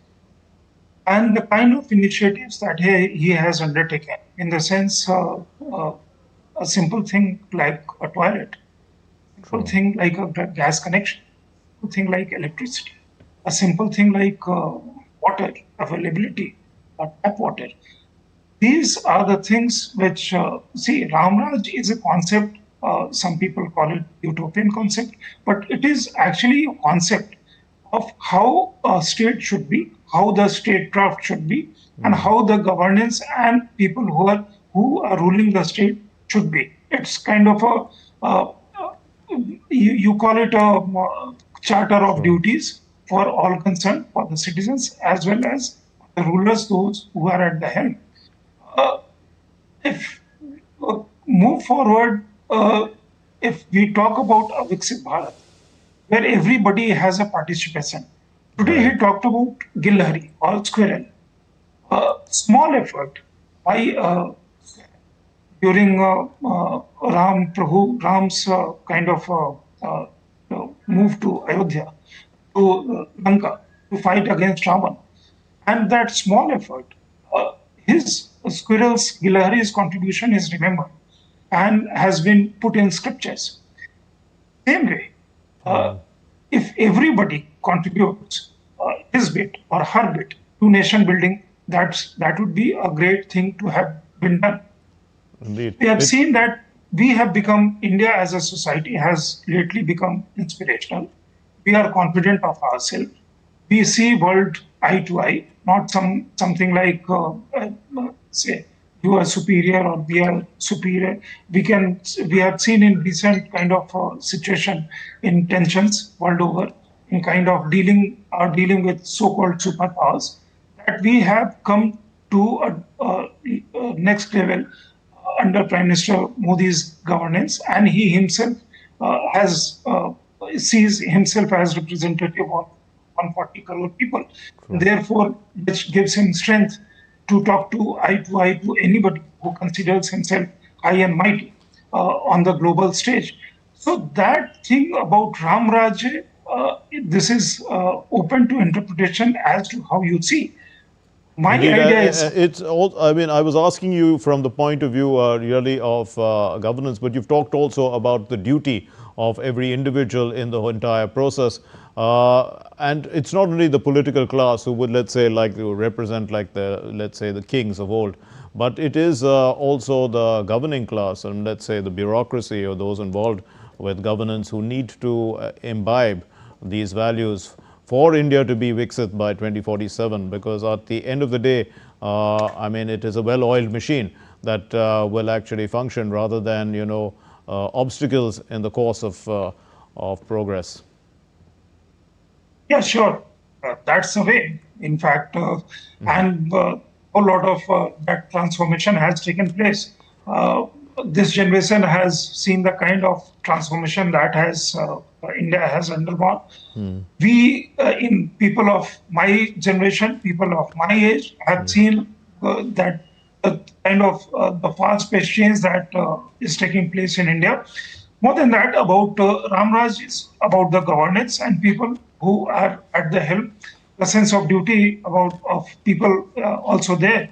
And then the debate can move on to something else. But I would say at the moment that government is trying its every bit that ease of living, people's life becomes much easier. their earning goes high. Some they get some useful kind of rojgar, which is either in terms of self-employment or in terms of regular jobs or something. Because if development takes place, if infrastructure is built, some kind of job opportunity comes up there. The Ram Rajya is also about kind of people can, if development takes place in their own vicinity, in their own area, then people perhaps can stay with their own family, their friends, their kinship, that bond remains. Yes. So India is making a progress in that direction. We'll have to leave it there. Thank you very much, Mr. Sanjay Singh. Thank you for being with us and putting into context the Prime Minister's speech and the importance of this occasion and the symbolism and how mere words in English may not be enough to describe, let's say, the solemnity, the sacredness of today's occasion, which we are terming as the completion of the Ram Temple in Ayodhya. Thank you very much for watching. Namaskar.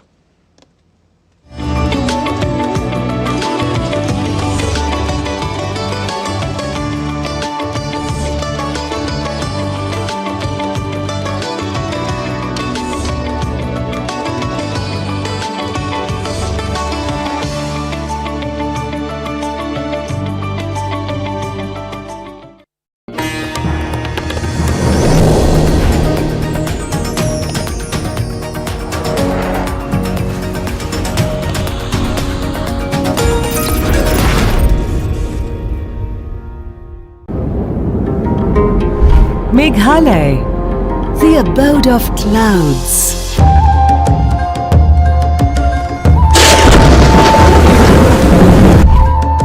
A land so enchanting. It makes time stand still. With a distinctive and ethnic culture. And vibrant tribal folklore.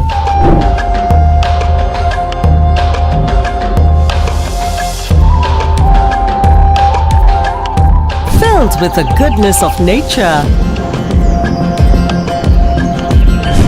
Every day here is an adventure.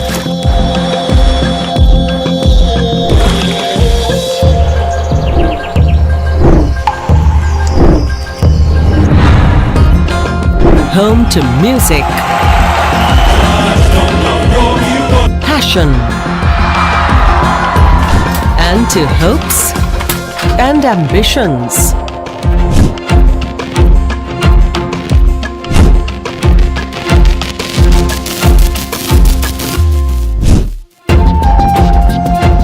Welcome to the magical land of Meghalaya.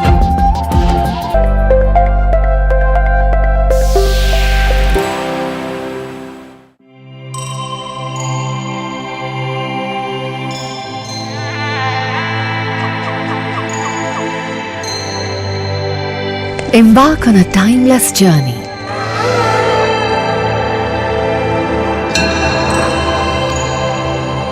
Unravel the mysteries of a grandiose era. A treasure trove of royal and sacred complexes, temples, shrines, pillared halls, mandapas, rock-cut memorials and more.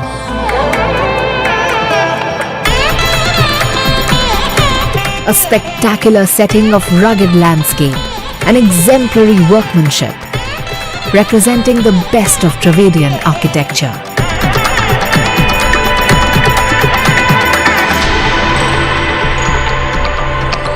Every structure carved out as a unique artistic creation.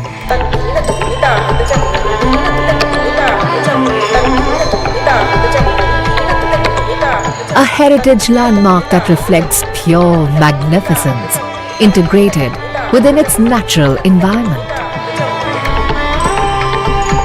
An unexplored haven for nature and adventure enthusiasts. An imposing heritage reflected in its street bazaars and annual festivals of music and culture. Come, be mesmerized by the glorious capital of the Vijayanagar Empire.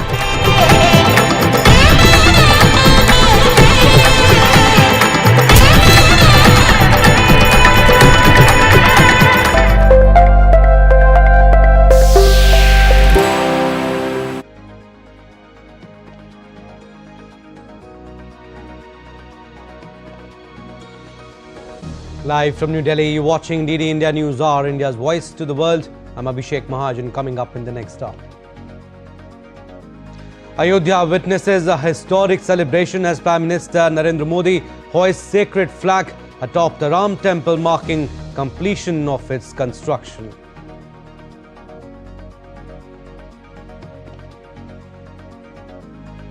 PM Modi to inaugurate Panchjanya, a structure dedicated to the sacred conch of Lord Krishna, to also take part in the 350th Shahidi Divas of Sri Guru Tegh Bahadur.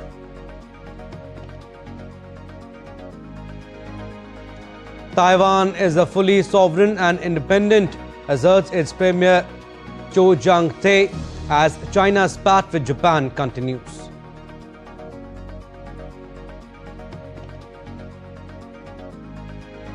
US-Venezuela tensions escalate. Maduro claims they can't be defeated. White House vows to continue strikes on suspected drug boats.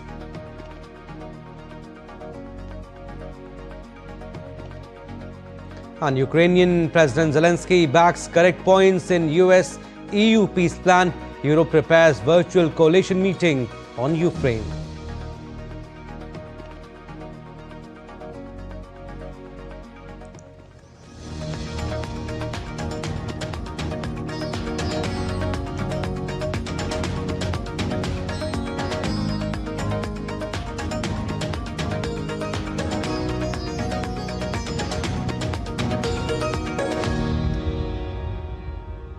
An atmosphere of celebration and enthusiasm adorned Uttar Pradesh's Ayodhya, the birthplace of Lord Ram, as Prime Minister Narendra Modi hoisted the saffron-coloured flag on the temple's pinnacle, symbolizing the completion of the temple's construction and ushering in a new chapter of cultural celebration and national unity. RSS Chief Dr. Mohan Bhagwat and Uttar Pradesh Chief Minister Yogi Adityanath were also present on the occasion. PM Modi termed the occasion as historic, highlighting the significance of Dharma Dhwaj.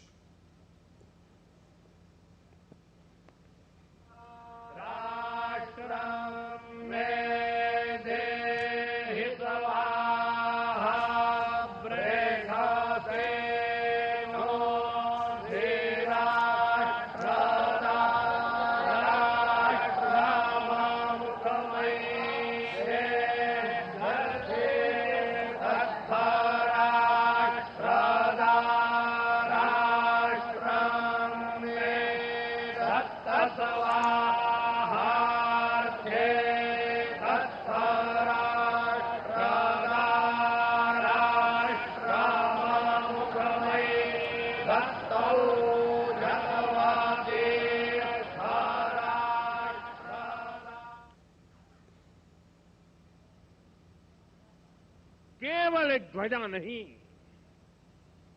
ये भारतीय सभ्यता के पुनर्जागरण का ध्वज है। इसका भगवा रंग, इस पर रचित सूर्यवंश की ख्याति, वर्णित होम शब्द और अंकित कोविदार वृक्ष राम राज्य की कीर्ति को प्रतिरूपित करता है। ये ध्वज संकल्प है, ये ध्वज सफलता है, ये ध्वज संघर्ष से सृजन की गाथा है, ये ध्वज सदियों से चले आ रहे स्वप्नों का साकार स्वरूप है। ये ध्वज संतों की साधना और समाज की सहभागिता की सार्थक परिणति है। साथियों, आने वाली सदियों और सहस्त्र शताब्दियों तक ये धर्म ध्वज प्रभु राम के आदर्शों और सिद्धांतों का उद्घोष करेगा। Earlier, Prime Minister Modi visited Sapt Mandir, or 7 temples located within the expansive Ram Janmabhoomi temple complex in Ayodhya. These 7 temples honor Maharshi Vashisht, Maharshi Vishwamitra, Maharshi Agastya, Maharshi Valmiki, Devi Ahilya, Nishad Rajgu and Mata Shabre. The temples represent the revered gurus, devotees and companions who played pivotal roles in Lord Ram's life, and their presence in the complex highlights their enduring significance. PM Modi said the divine courtyard of Ram Mandir are emerging as a sacred symbol of India's collective strength, the legacy of which continues to inspire millions.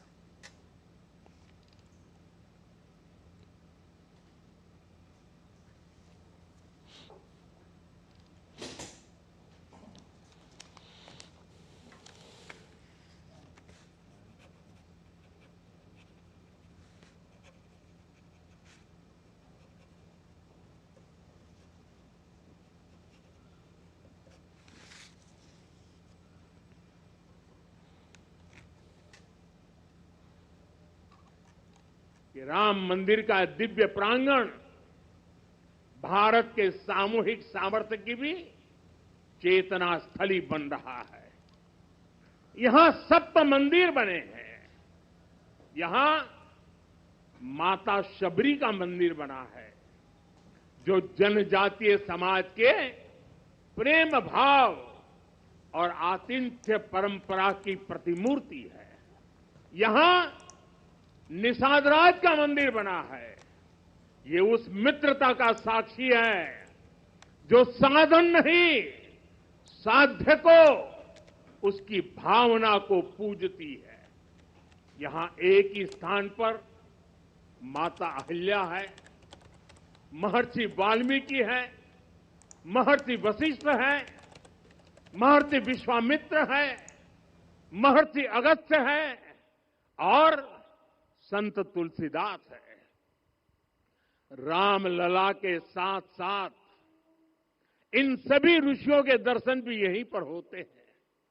ये मंदिर हमारी आस्था के साथ साथ मित्रता, कर्तव्य और सामाजिक सद्भाव के मूल्यों को भी शक्ति देते हैं।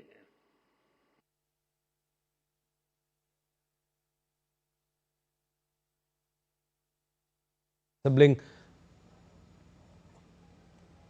All right, Prime Minister Narendra Modi also visited Shesh Avatar Mandir, where he offered prayers to Lord Lakshman, younger sibling of Lord Ram. The shrine is located inside the temple complex.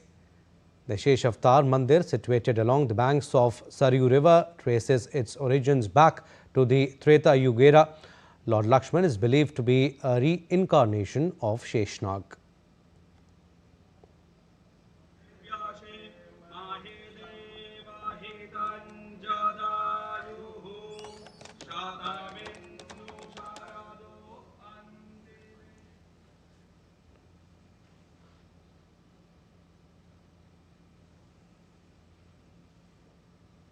Earlier on arrival and after leaving from the Ram temple, PM Modi held a vibrant roadshow in Ayodhya.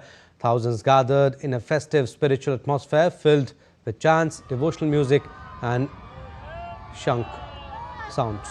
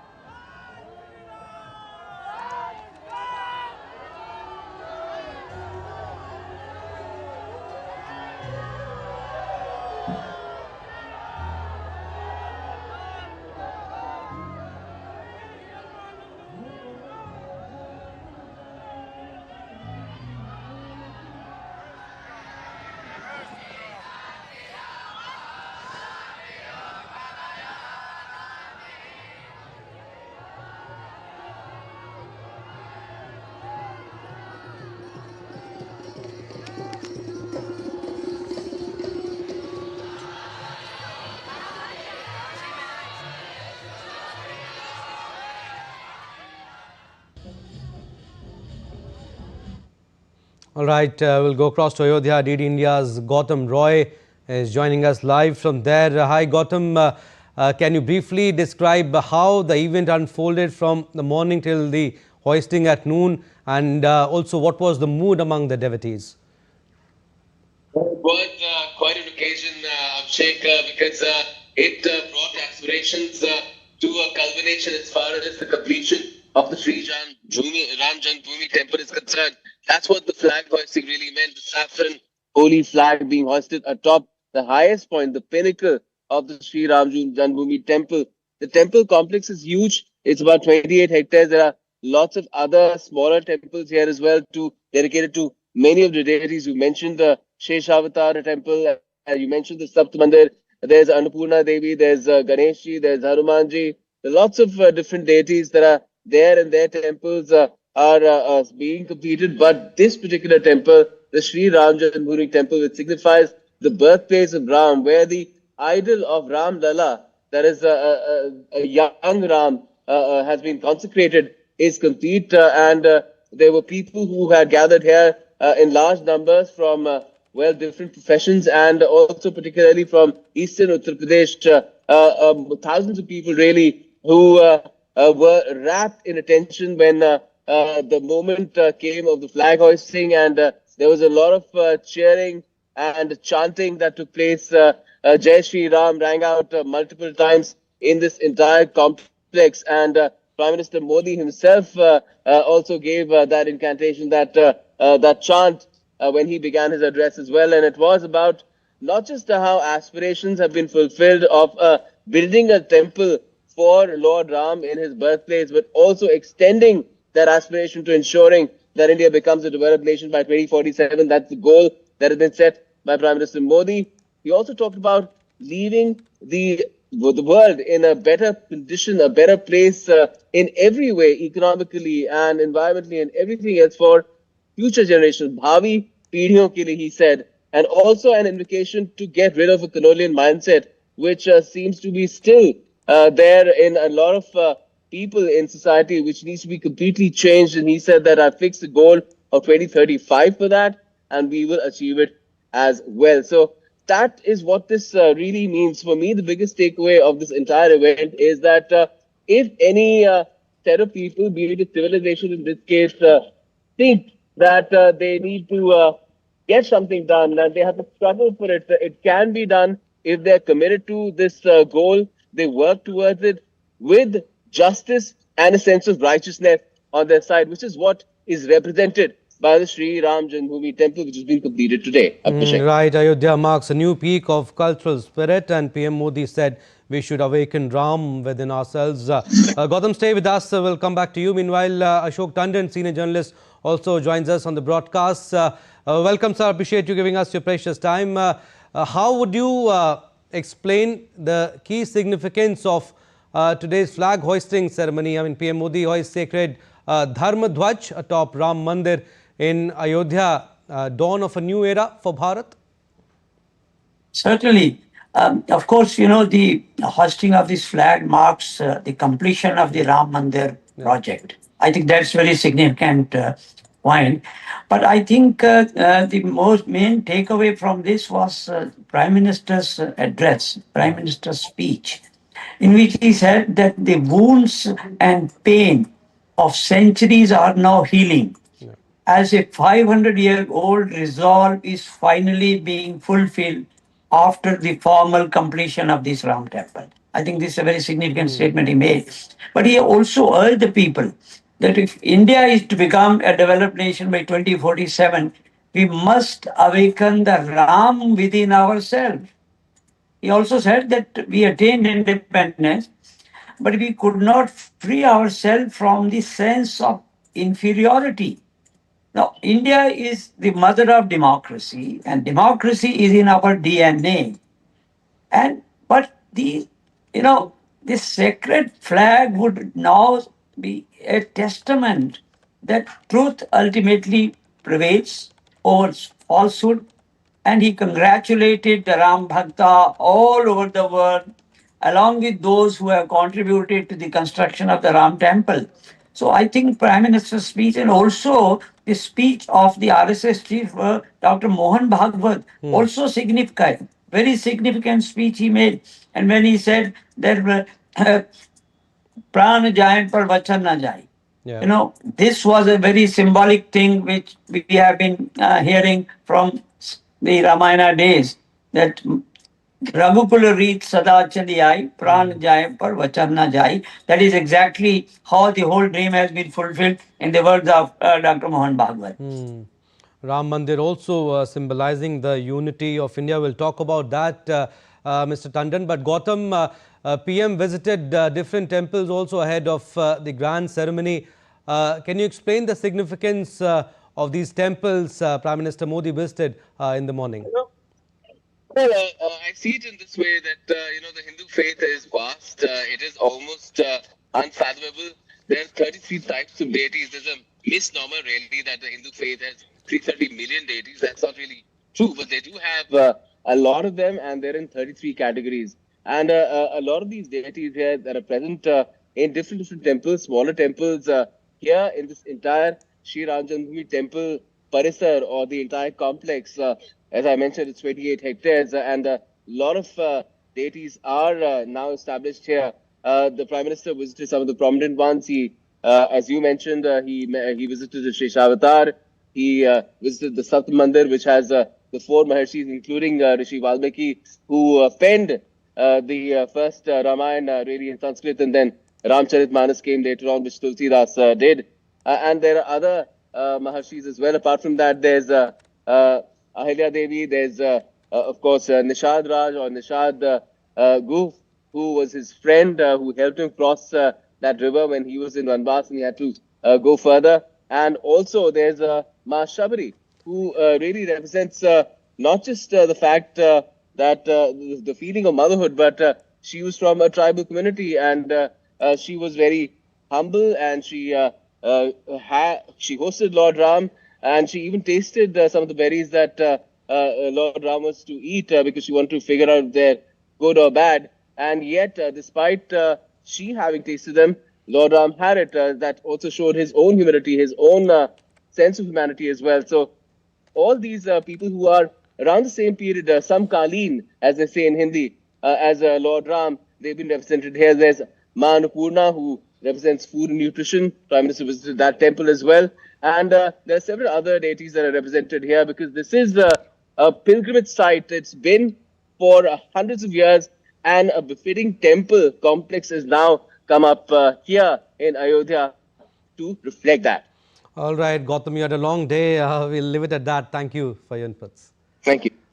Mr. Tandon, Prime Minister Narendra Modi said Ayodhya of the 21st century is giving humanity a new model of development.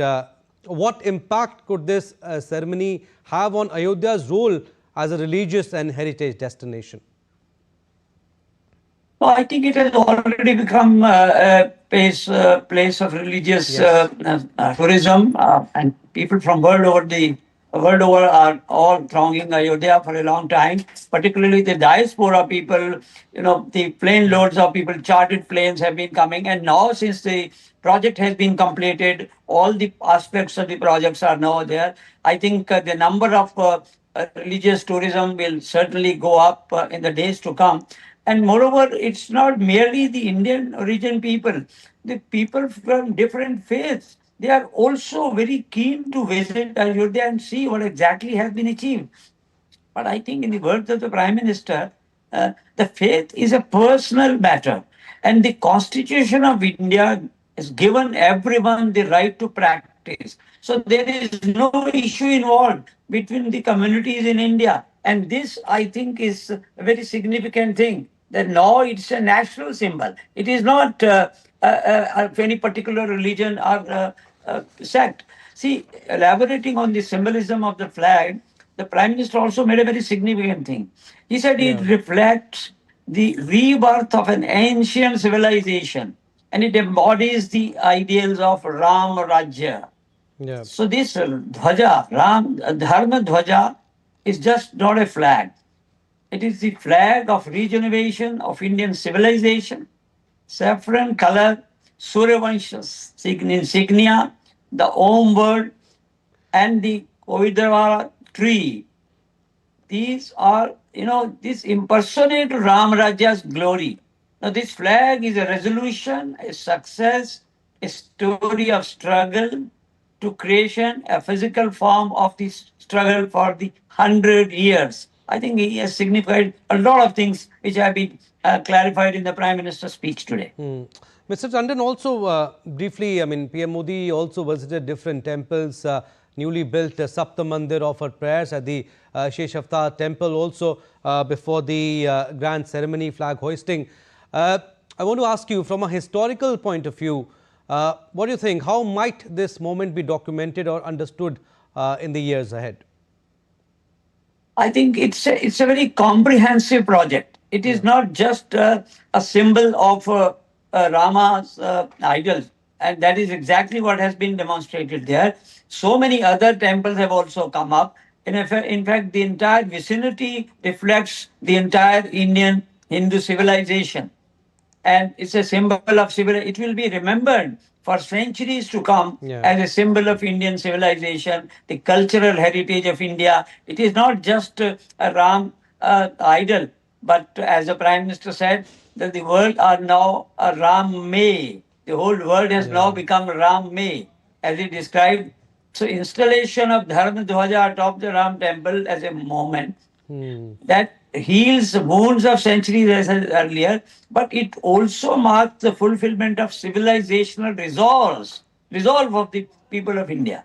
So I think it's a very landmark day. It's a historic day for all Indians, people of Indian origin abroad, and they all feel, sense of fulfillment, that a dream has now come true, and the dream which many people sacrifice their lives. Hundreds and thousands of people have sacrificed their life for the protection of Ram temple there. And now, since the dream has been fulfilled, I think the whole world must be observing this day and looking at India as a symbol of Indian civilization and the cultural, the place of civilizational hub of the entire world. Absolutely, like you said, landmark day, historical day, and Ram Mandir clearly symbolizing the unity of India. Thank you for your insights, Mr. Tandon. Thank you for making us understand the significance of this day. The Ram Janmabhoomi temple is a sprawling complex with multiple places of worship with other facilities and attractions. Among its unique features, in a temple dedicated to Lord Ram's brother Lakshman and 7 venerated figures like Marshis and Ma Shabri, who are also from the same era. DD India's Gautam Roy sent us this report giving an overview from Ayodhya. Take a look. The entire temple complex is dotted with places of worship, and one of them, quite unique, is right here in front of us. It's called the Sri Sheshavatar Mandir.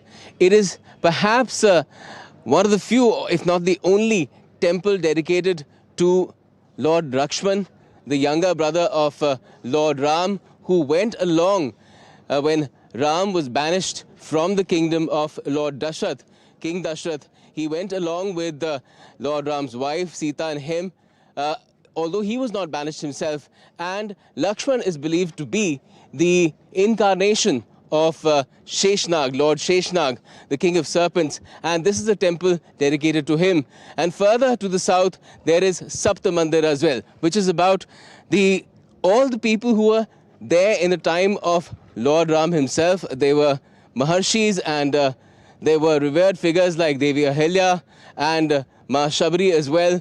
And also we had other people associated with him. There are temples dedicated to them here as well.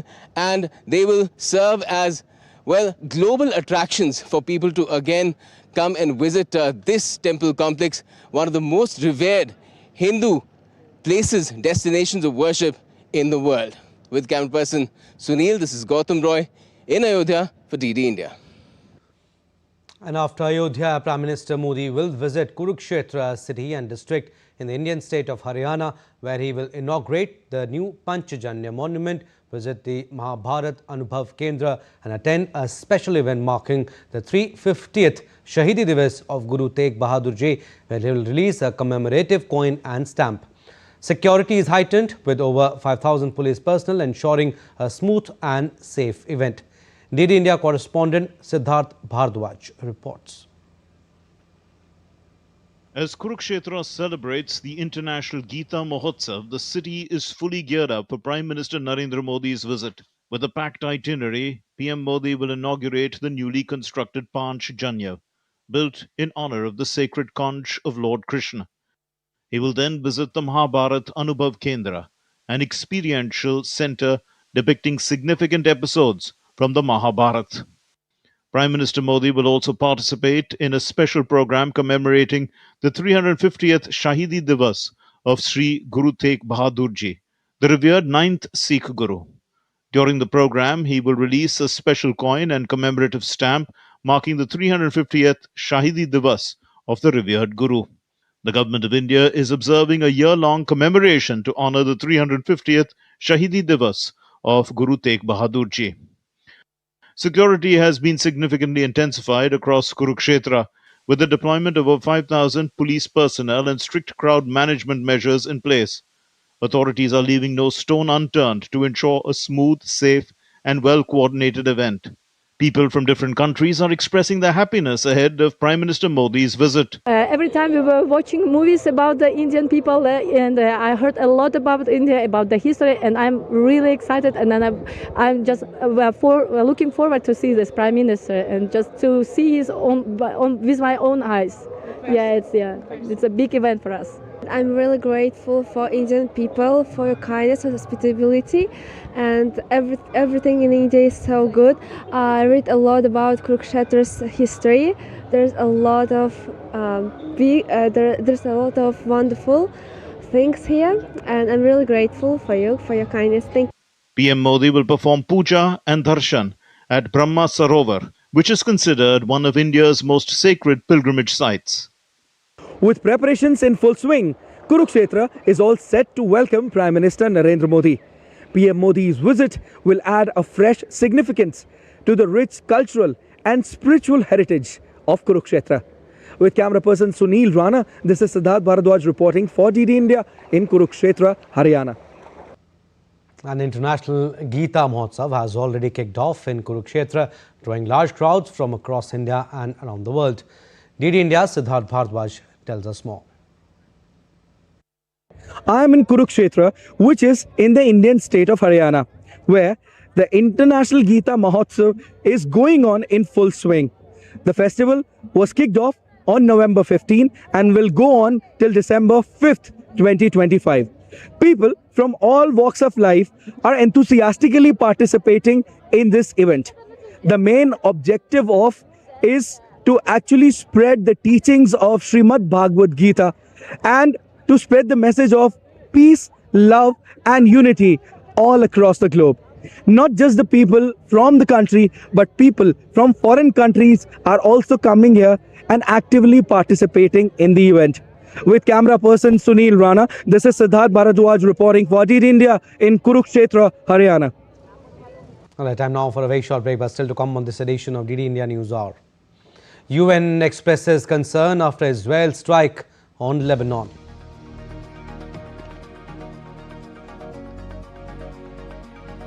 Rapid Support Forces announce unilateral humanitarian truce in Sudan.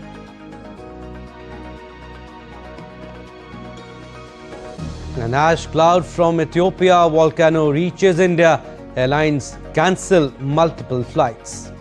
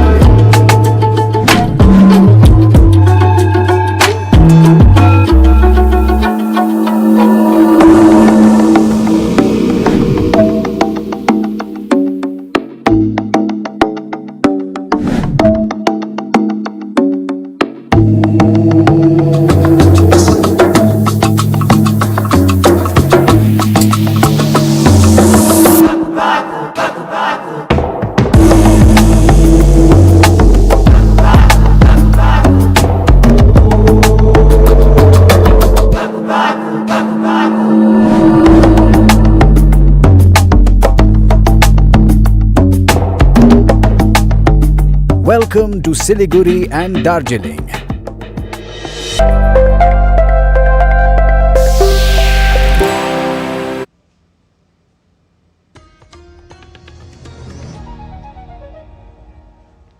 Welcome back. You're watching DD India News Hour. I'm Abhishek Mahajan. Recap of our top stories. Ayodhya witnesses a historic celebration as Prime Minister Modi hoists sacred flag atop the Ram temple, marking completion of its construction.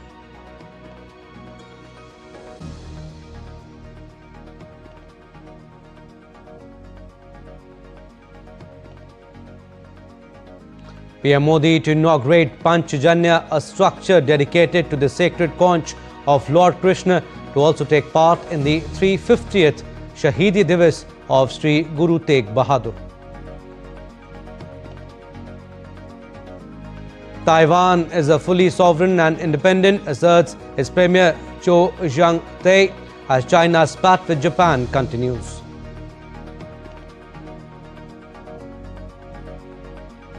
US-Venezuela tensions escalate. Maduro claims they can't be defeated. White House vows to continue strikes on suspected drug boats. And Ukrainian President Zelensky backs correct points in US-EU peace plan. Europe prepares virtual coalition meeting on Ukraine.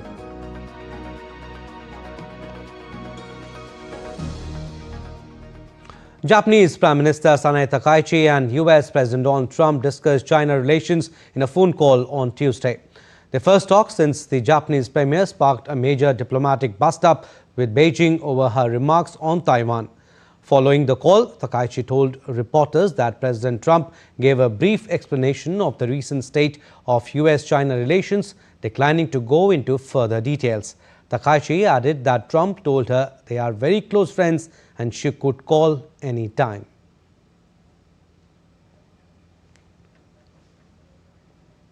Meanwhile, Taiwan Premier Cho Jang-tae has asserted that a return to China is not an option for the island's 23 million people. The reaction came as President Xi Jinping pressed his country's sovereignty claims in a call with US counterpart Trump on Monday. She said Taiwan's return to China at the end of World War II was a key part of Beijing's vision for the world order. Taiwan's democratically elected government strongly rejects China's stance. And on his part, Trump touted relations with China as extremely strong after a phone call with Xi, terming it a very good phone call. Trump said two leaders discussed the conflict in Ukraine, fentanyl trafficking and a deal for farmers. Trump also said he had accepted Xi's invitation to visit China in April and that Xi would visit the US later in the year. Trump made no mention of Taiwan in his post. The call came weeks after the two leaders met in South Korea, where they agreed to a framework for a trade deal that has yet to be finalized. Moving on, Venezuelan President Nicolas Maduro on Monday declared his country is invincible as the US stepped up pressure by designating the Cartel de los Soles a foreign terrorist organization and deploying military assets in the Caribbean. Speaking on his TV program, Maduro told supporters the US would not defeat Venezuela, responding to the latest American actions targeting alleged drug trafficking networks. Whatever they do, however they do it, wherever they do it, they will not be able to defeat Venezuela. We are invincible. Whatever they do, they have not been able to defeat our homeland, and they never will. La paz será mi puerto. The US President Donald Trump plans to speak directly with Venezuelan President Nicolas Maduro, though it is still in the planning stage.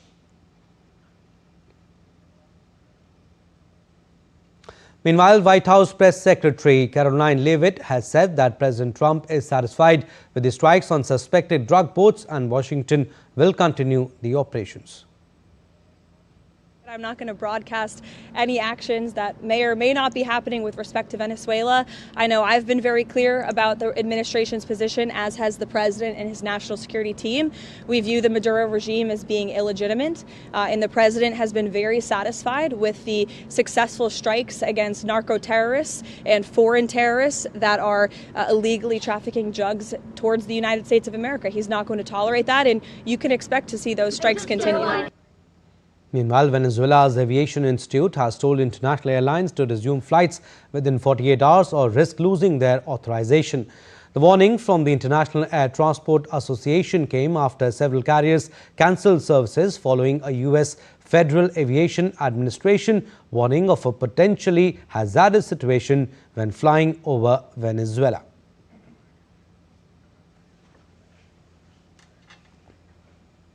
And the United States and Ukraine have announced a revised framework for ending the Russia-Ukraine conflict after an earlier proposal by Washington drew criticism for being too favorable to Moscow.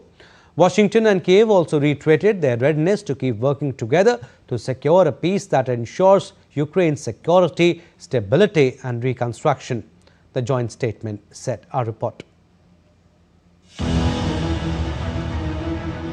Ukraine has welcomed changes to a US-backed peace plan, with President Zelensky saying the plan, which had originally featured 28 items, had been slimmed down and many of the right elements have been taken into account. He said the sensitive issues, the most delicate points, were to be discussed with Trump. In a joint statement, Washington and Ukraine said they had drafted a refined peace framework after talks in Geneva. Though there were no specifics, the dialogue received a cautious welcome from some of Ukraine's allies. Our delegation returned from Geneva after negotiation with the American side and European partners, and now the list of necessary steps to end the war may become workable. As of now, after Geneva, there are fewer points, no longer 28, and many proper elements have been incorporated into this framework. There is still a lot for all of us to work on together. It's very difficult to finalize the document, and we must do everything properly. And we appreciate that most of the world is ready to help us and that the American side is constructive. Practically all day yesterday was filled with meetings, complex, extremely detailed work. US Secretary of State Marco Rubio said there had been a tremendous amount of progress on honing the plan, but there was still some work to be done before a final agreement could be put to Russia. I think we made a tremendous amount of progress, even from the last time I spoke to you, and I apologize for keeping you waiting, but there was more work to be done. We began almost 3 weeks ago with a foundational document that we socialized and ran by both sides, and with input from both sides. And one of the things that happens when you've been involved in this now for 10 months is you get a pretty good sense of what the priorities and the red lines and the important issues are for both sides. And so that allowed us to create a foundational document. Zelensky also said the process of producing a final document would be difficult, and Ukraine appreciated the assistance offered by other countries and the constructive US approach. Meanwhile, Ukraine's allies are also holding hectic parleys to ensure that peace plan works in favor of Kiev. To discuss it further, virtual meeting of the coalition of the willing of Ukraine's European allies will take place on Tuesday. British Prime Minister Keir Starmer has asserted that there was more work to do to establish a just and lasting peace in Ukraine, but progress was being made. While Kremlin has termed the European counter-proposal to a US peace plan for Ukraine as not constructive and that it simply did not work for Moscow. Earlier, Russian President Vladimir Putin had said that the peace plan could be the basis of a resolution of the conflict, but that if Kiev turned down the plan, then Russian forces would advance further. Bureau Report, DD India. Now, UN expressed concerns after Israel's latest strike on Beirut that killed Hezbollah's top military commander Haytham Ali Tabatabai along with 4 others. The targeted strike that came a day after Lebanon's Independence Day celebrations. Both Israel and the US have been pressuring Lebanon to disarm Hezbollah in line with 2024 ceasefire agreement. Addressing media, UN spokesperson Stefan Dujarric expressed concerns over the strikes, asking parties to avoid targeting civilians and civilian areas. We are seriously concerned about the deadly Israeli strike on a residential area in southern Beirut yesterday. We urge all actors to exercise maximum restraint and to avoid any further escalation, and remind the parties that civilians in civilian areas must not be targeted. Moving on, Israel's central bank cuts rates while cautioning for further rate cuts gradually, depending upon the geopolitical situation and government expenditure. The Central Bank of Israel cited easing inflationary costs behind the rate cuts. For the first time in 2 years, the bank cut interest rates by 25 basic points from 4.25% to 4.5%. This comes amid easing of rates by major central banks around the globe after the US brokered truce between Israel and Hamas. Bank's Governor Amir Yaron cautioned about dynamic geopolitical situations while citing tight labor market, rising wages and strong consumer demand. The Bank of Israel had last reduced the key lending rate in January 2024. Now, Sudan's Rapid Support Forces (RSF) have announced an apparently unilateral 3-month humanitarian truce. The head of Sudan's Rapid Support Forces, General Mohammed Hamdan Dagalo, said late on Monday that his paramilitaries would immediately enter into a 3-month humanitarian truce in its conflict with the country's armed forces. The RSF move came after the UAE lambasted Army Chief Abdel Fattah al-Burhan for rejecting the US truce proposal and accusing Washington of echoing Emirati positions on the conflict. The United States, the United Arab Emirates, Egypt and Saudi Arabia, known as the Quad, earlier this month proposed a plan for a 3-month truce followed by peace talks. Now, Indian Airlines, Air India and Akasa Air cancelled some flights on Tuesday, citing disruptions in operations due to ash plumes due after volcanic eruption. Following a directive released by India's aviation regulator, Air India cancelled 11 flights on Monday and Tuesday to check up on aircrafts that operated in the vicinity of volcanic eruption area. Meanwhile, Akasa Air suspended flights scheduled in Middle East region. The ash plumes from the volcano drifted over Yemen, Oman, India and northern Pakistan.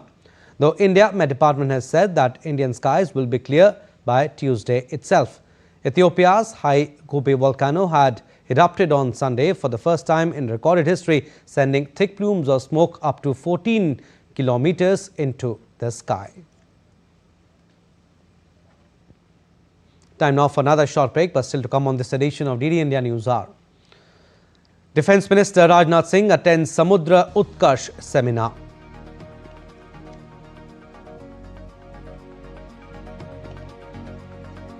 Indian Navy Seminar Swavlamban 2025 begins today. Details after the break.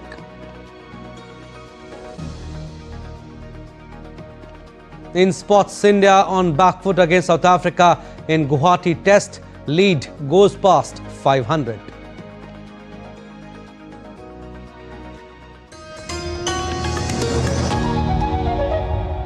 How much of India's democracy is really a British leftover? It is outrageous to suggest that the British have any reason to applaud themselves that India is a democracy at the end of 200 years of colonial oppression. Those who demanded democracy were ruthlessly suppressed, arrested, beaten brutally, killed in many cases. There are very many countries that at different times in different ways became democratic without having to go through the great blessing of being oppressed, enslaved and colonized.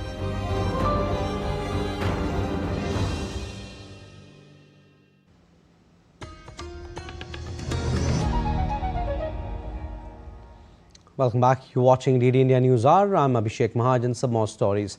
Defence Minister Rajnath Singh attended the Samudra Utkarsh seminar on Indian shipbuilding capabilities at Bharat Mandapam in New Delhi on Tuesday. The seminar highlighted India's rich shipbuilding heritage and contemporary capabilities, bringing together leading defence shipyards, industry partners and stakeholders. While addressing, he said that India aims to become preferred ship repair hub for Indo-Pacific region. Friendly foreign nations are increasingly coming to Indian shipyards for the complex refits.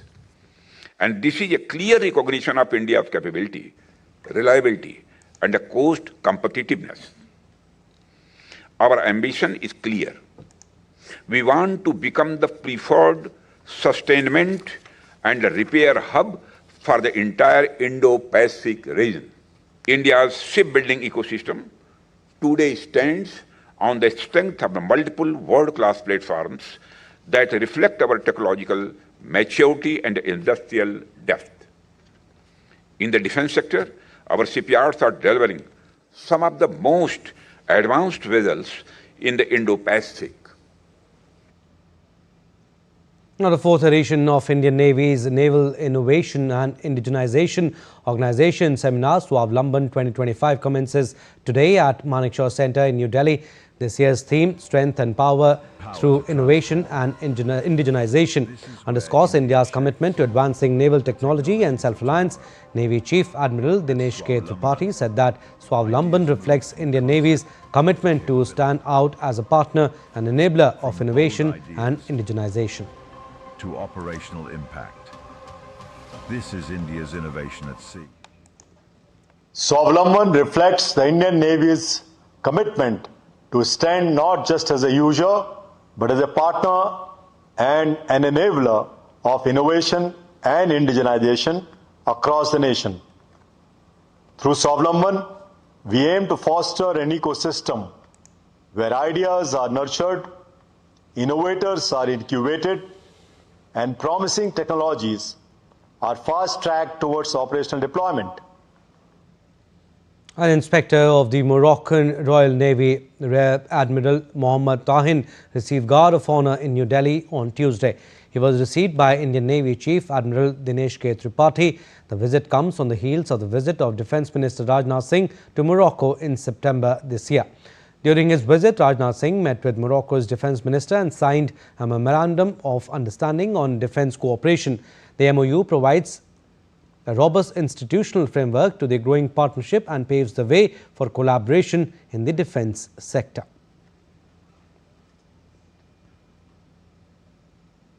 All right, sports updates now. We'll start with cricket.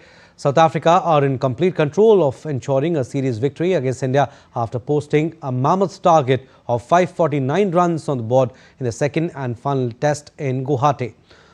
South Africa openers Ryan Rickelton and Aiden Markram began the morning confidently, building on their overnight score of 26 for no loss and moving steadily to 58 for 1 before Rickelton fell. With 4 sessions still remaining, South Africa remained firmly in control, having dominated both sessions comprehensively. And the 5th edition of India's flagship sports program, the Khelo India University Games, kicked off with a glittering opening ceremony in Jaipur on Monday. For the first time, the northwestern state of Rajasthan is hosting this prestigious university sporting extravaganza. The opening ceremony at the Savai Man Singh Stadium in Jaipur saw a riot of colours. Chief Minister of Rajasthan, Bhajanlal Sharma, declared the games open in the presence of India's Sports Minister, Dr. Mansukh Mandavia. Over the next 12 days, around 4,448 athletes will battle for glory across 23 medal spots and 1 demonstration event. 296 gold medals will be up for grabs. The games will be hosted across 7 cities of the state.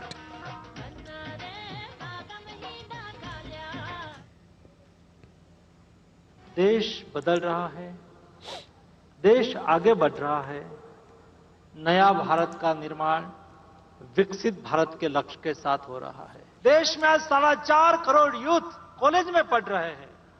उसकी ताकत, उसकी क्षमता ये देश की खेलों को दिशा देगी और इसलिए खेलो इंडिया यूनिवर्सिटी गेम्स के द्वारा हर साल खेलो इंडिया यूनिवर्सिटी गेम्स आयोजित करके उसमें एथलीट को नर्चर करा जाएगा। Cricket again injured. Pace spearheads Josh Hazlewood and Pat Cummins bowled in the nets on Tuesday in a major boost for Australia ahead of the day-night second Ashes test against England next week. Josh Hazlewood continues to recover from the hamstring injury that ruled him out of the opening Ashes test in Perth. Hazlewood was working with the red ball, a clear indication that his focus is on Test series. He is not expected to be ready for Brisbane, with Adelaide reverting to a day test this year, shaping as a more realistic return. Pat Cummins, meanwhile, stepped up his push for a comeback by bowling with a pink ball, signalling his intent to feature in the day-night test at the Gabba. The pair trained at Cricket Central in Sydney, while New South Wales faced Tasmania in the Sheffield Shield. Kabaddi now. India women's team secured their second successive Women's Kabaddi World Cup title in Dhaka, beating Chinese Taipei 35-28 in the final on Monday. India maintained excellent form throughout the tournament, winning all their group matches to reach the semi-finals, where they faced Iran. Following their historic win, Prime Minister Modi also congratulated the team and said that the victory will inspire future generations to take up the sport.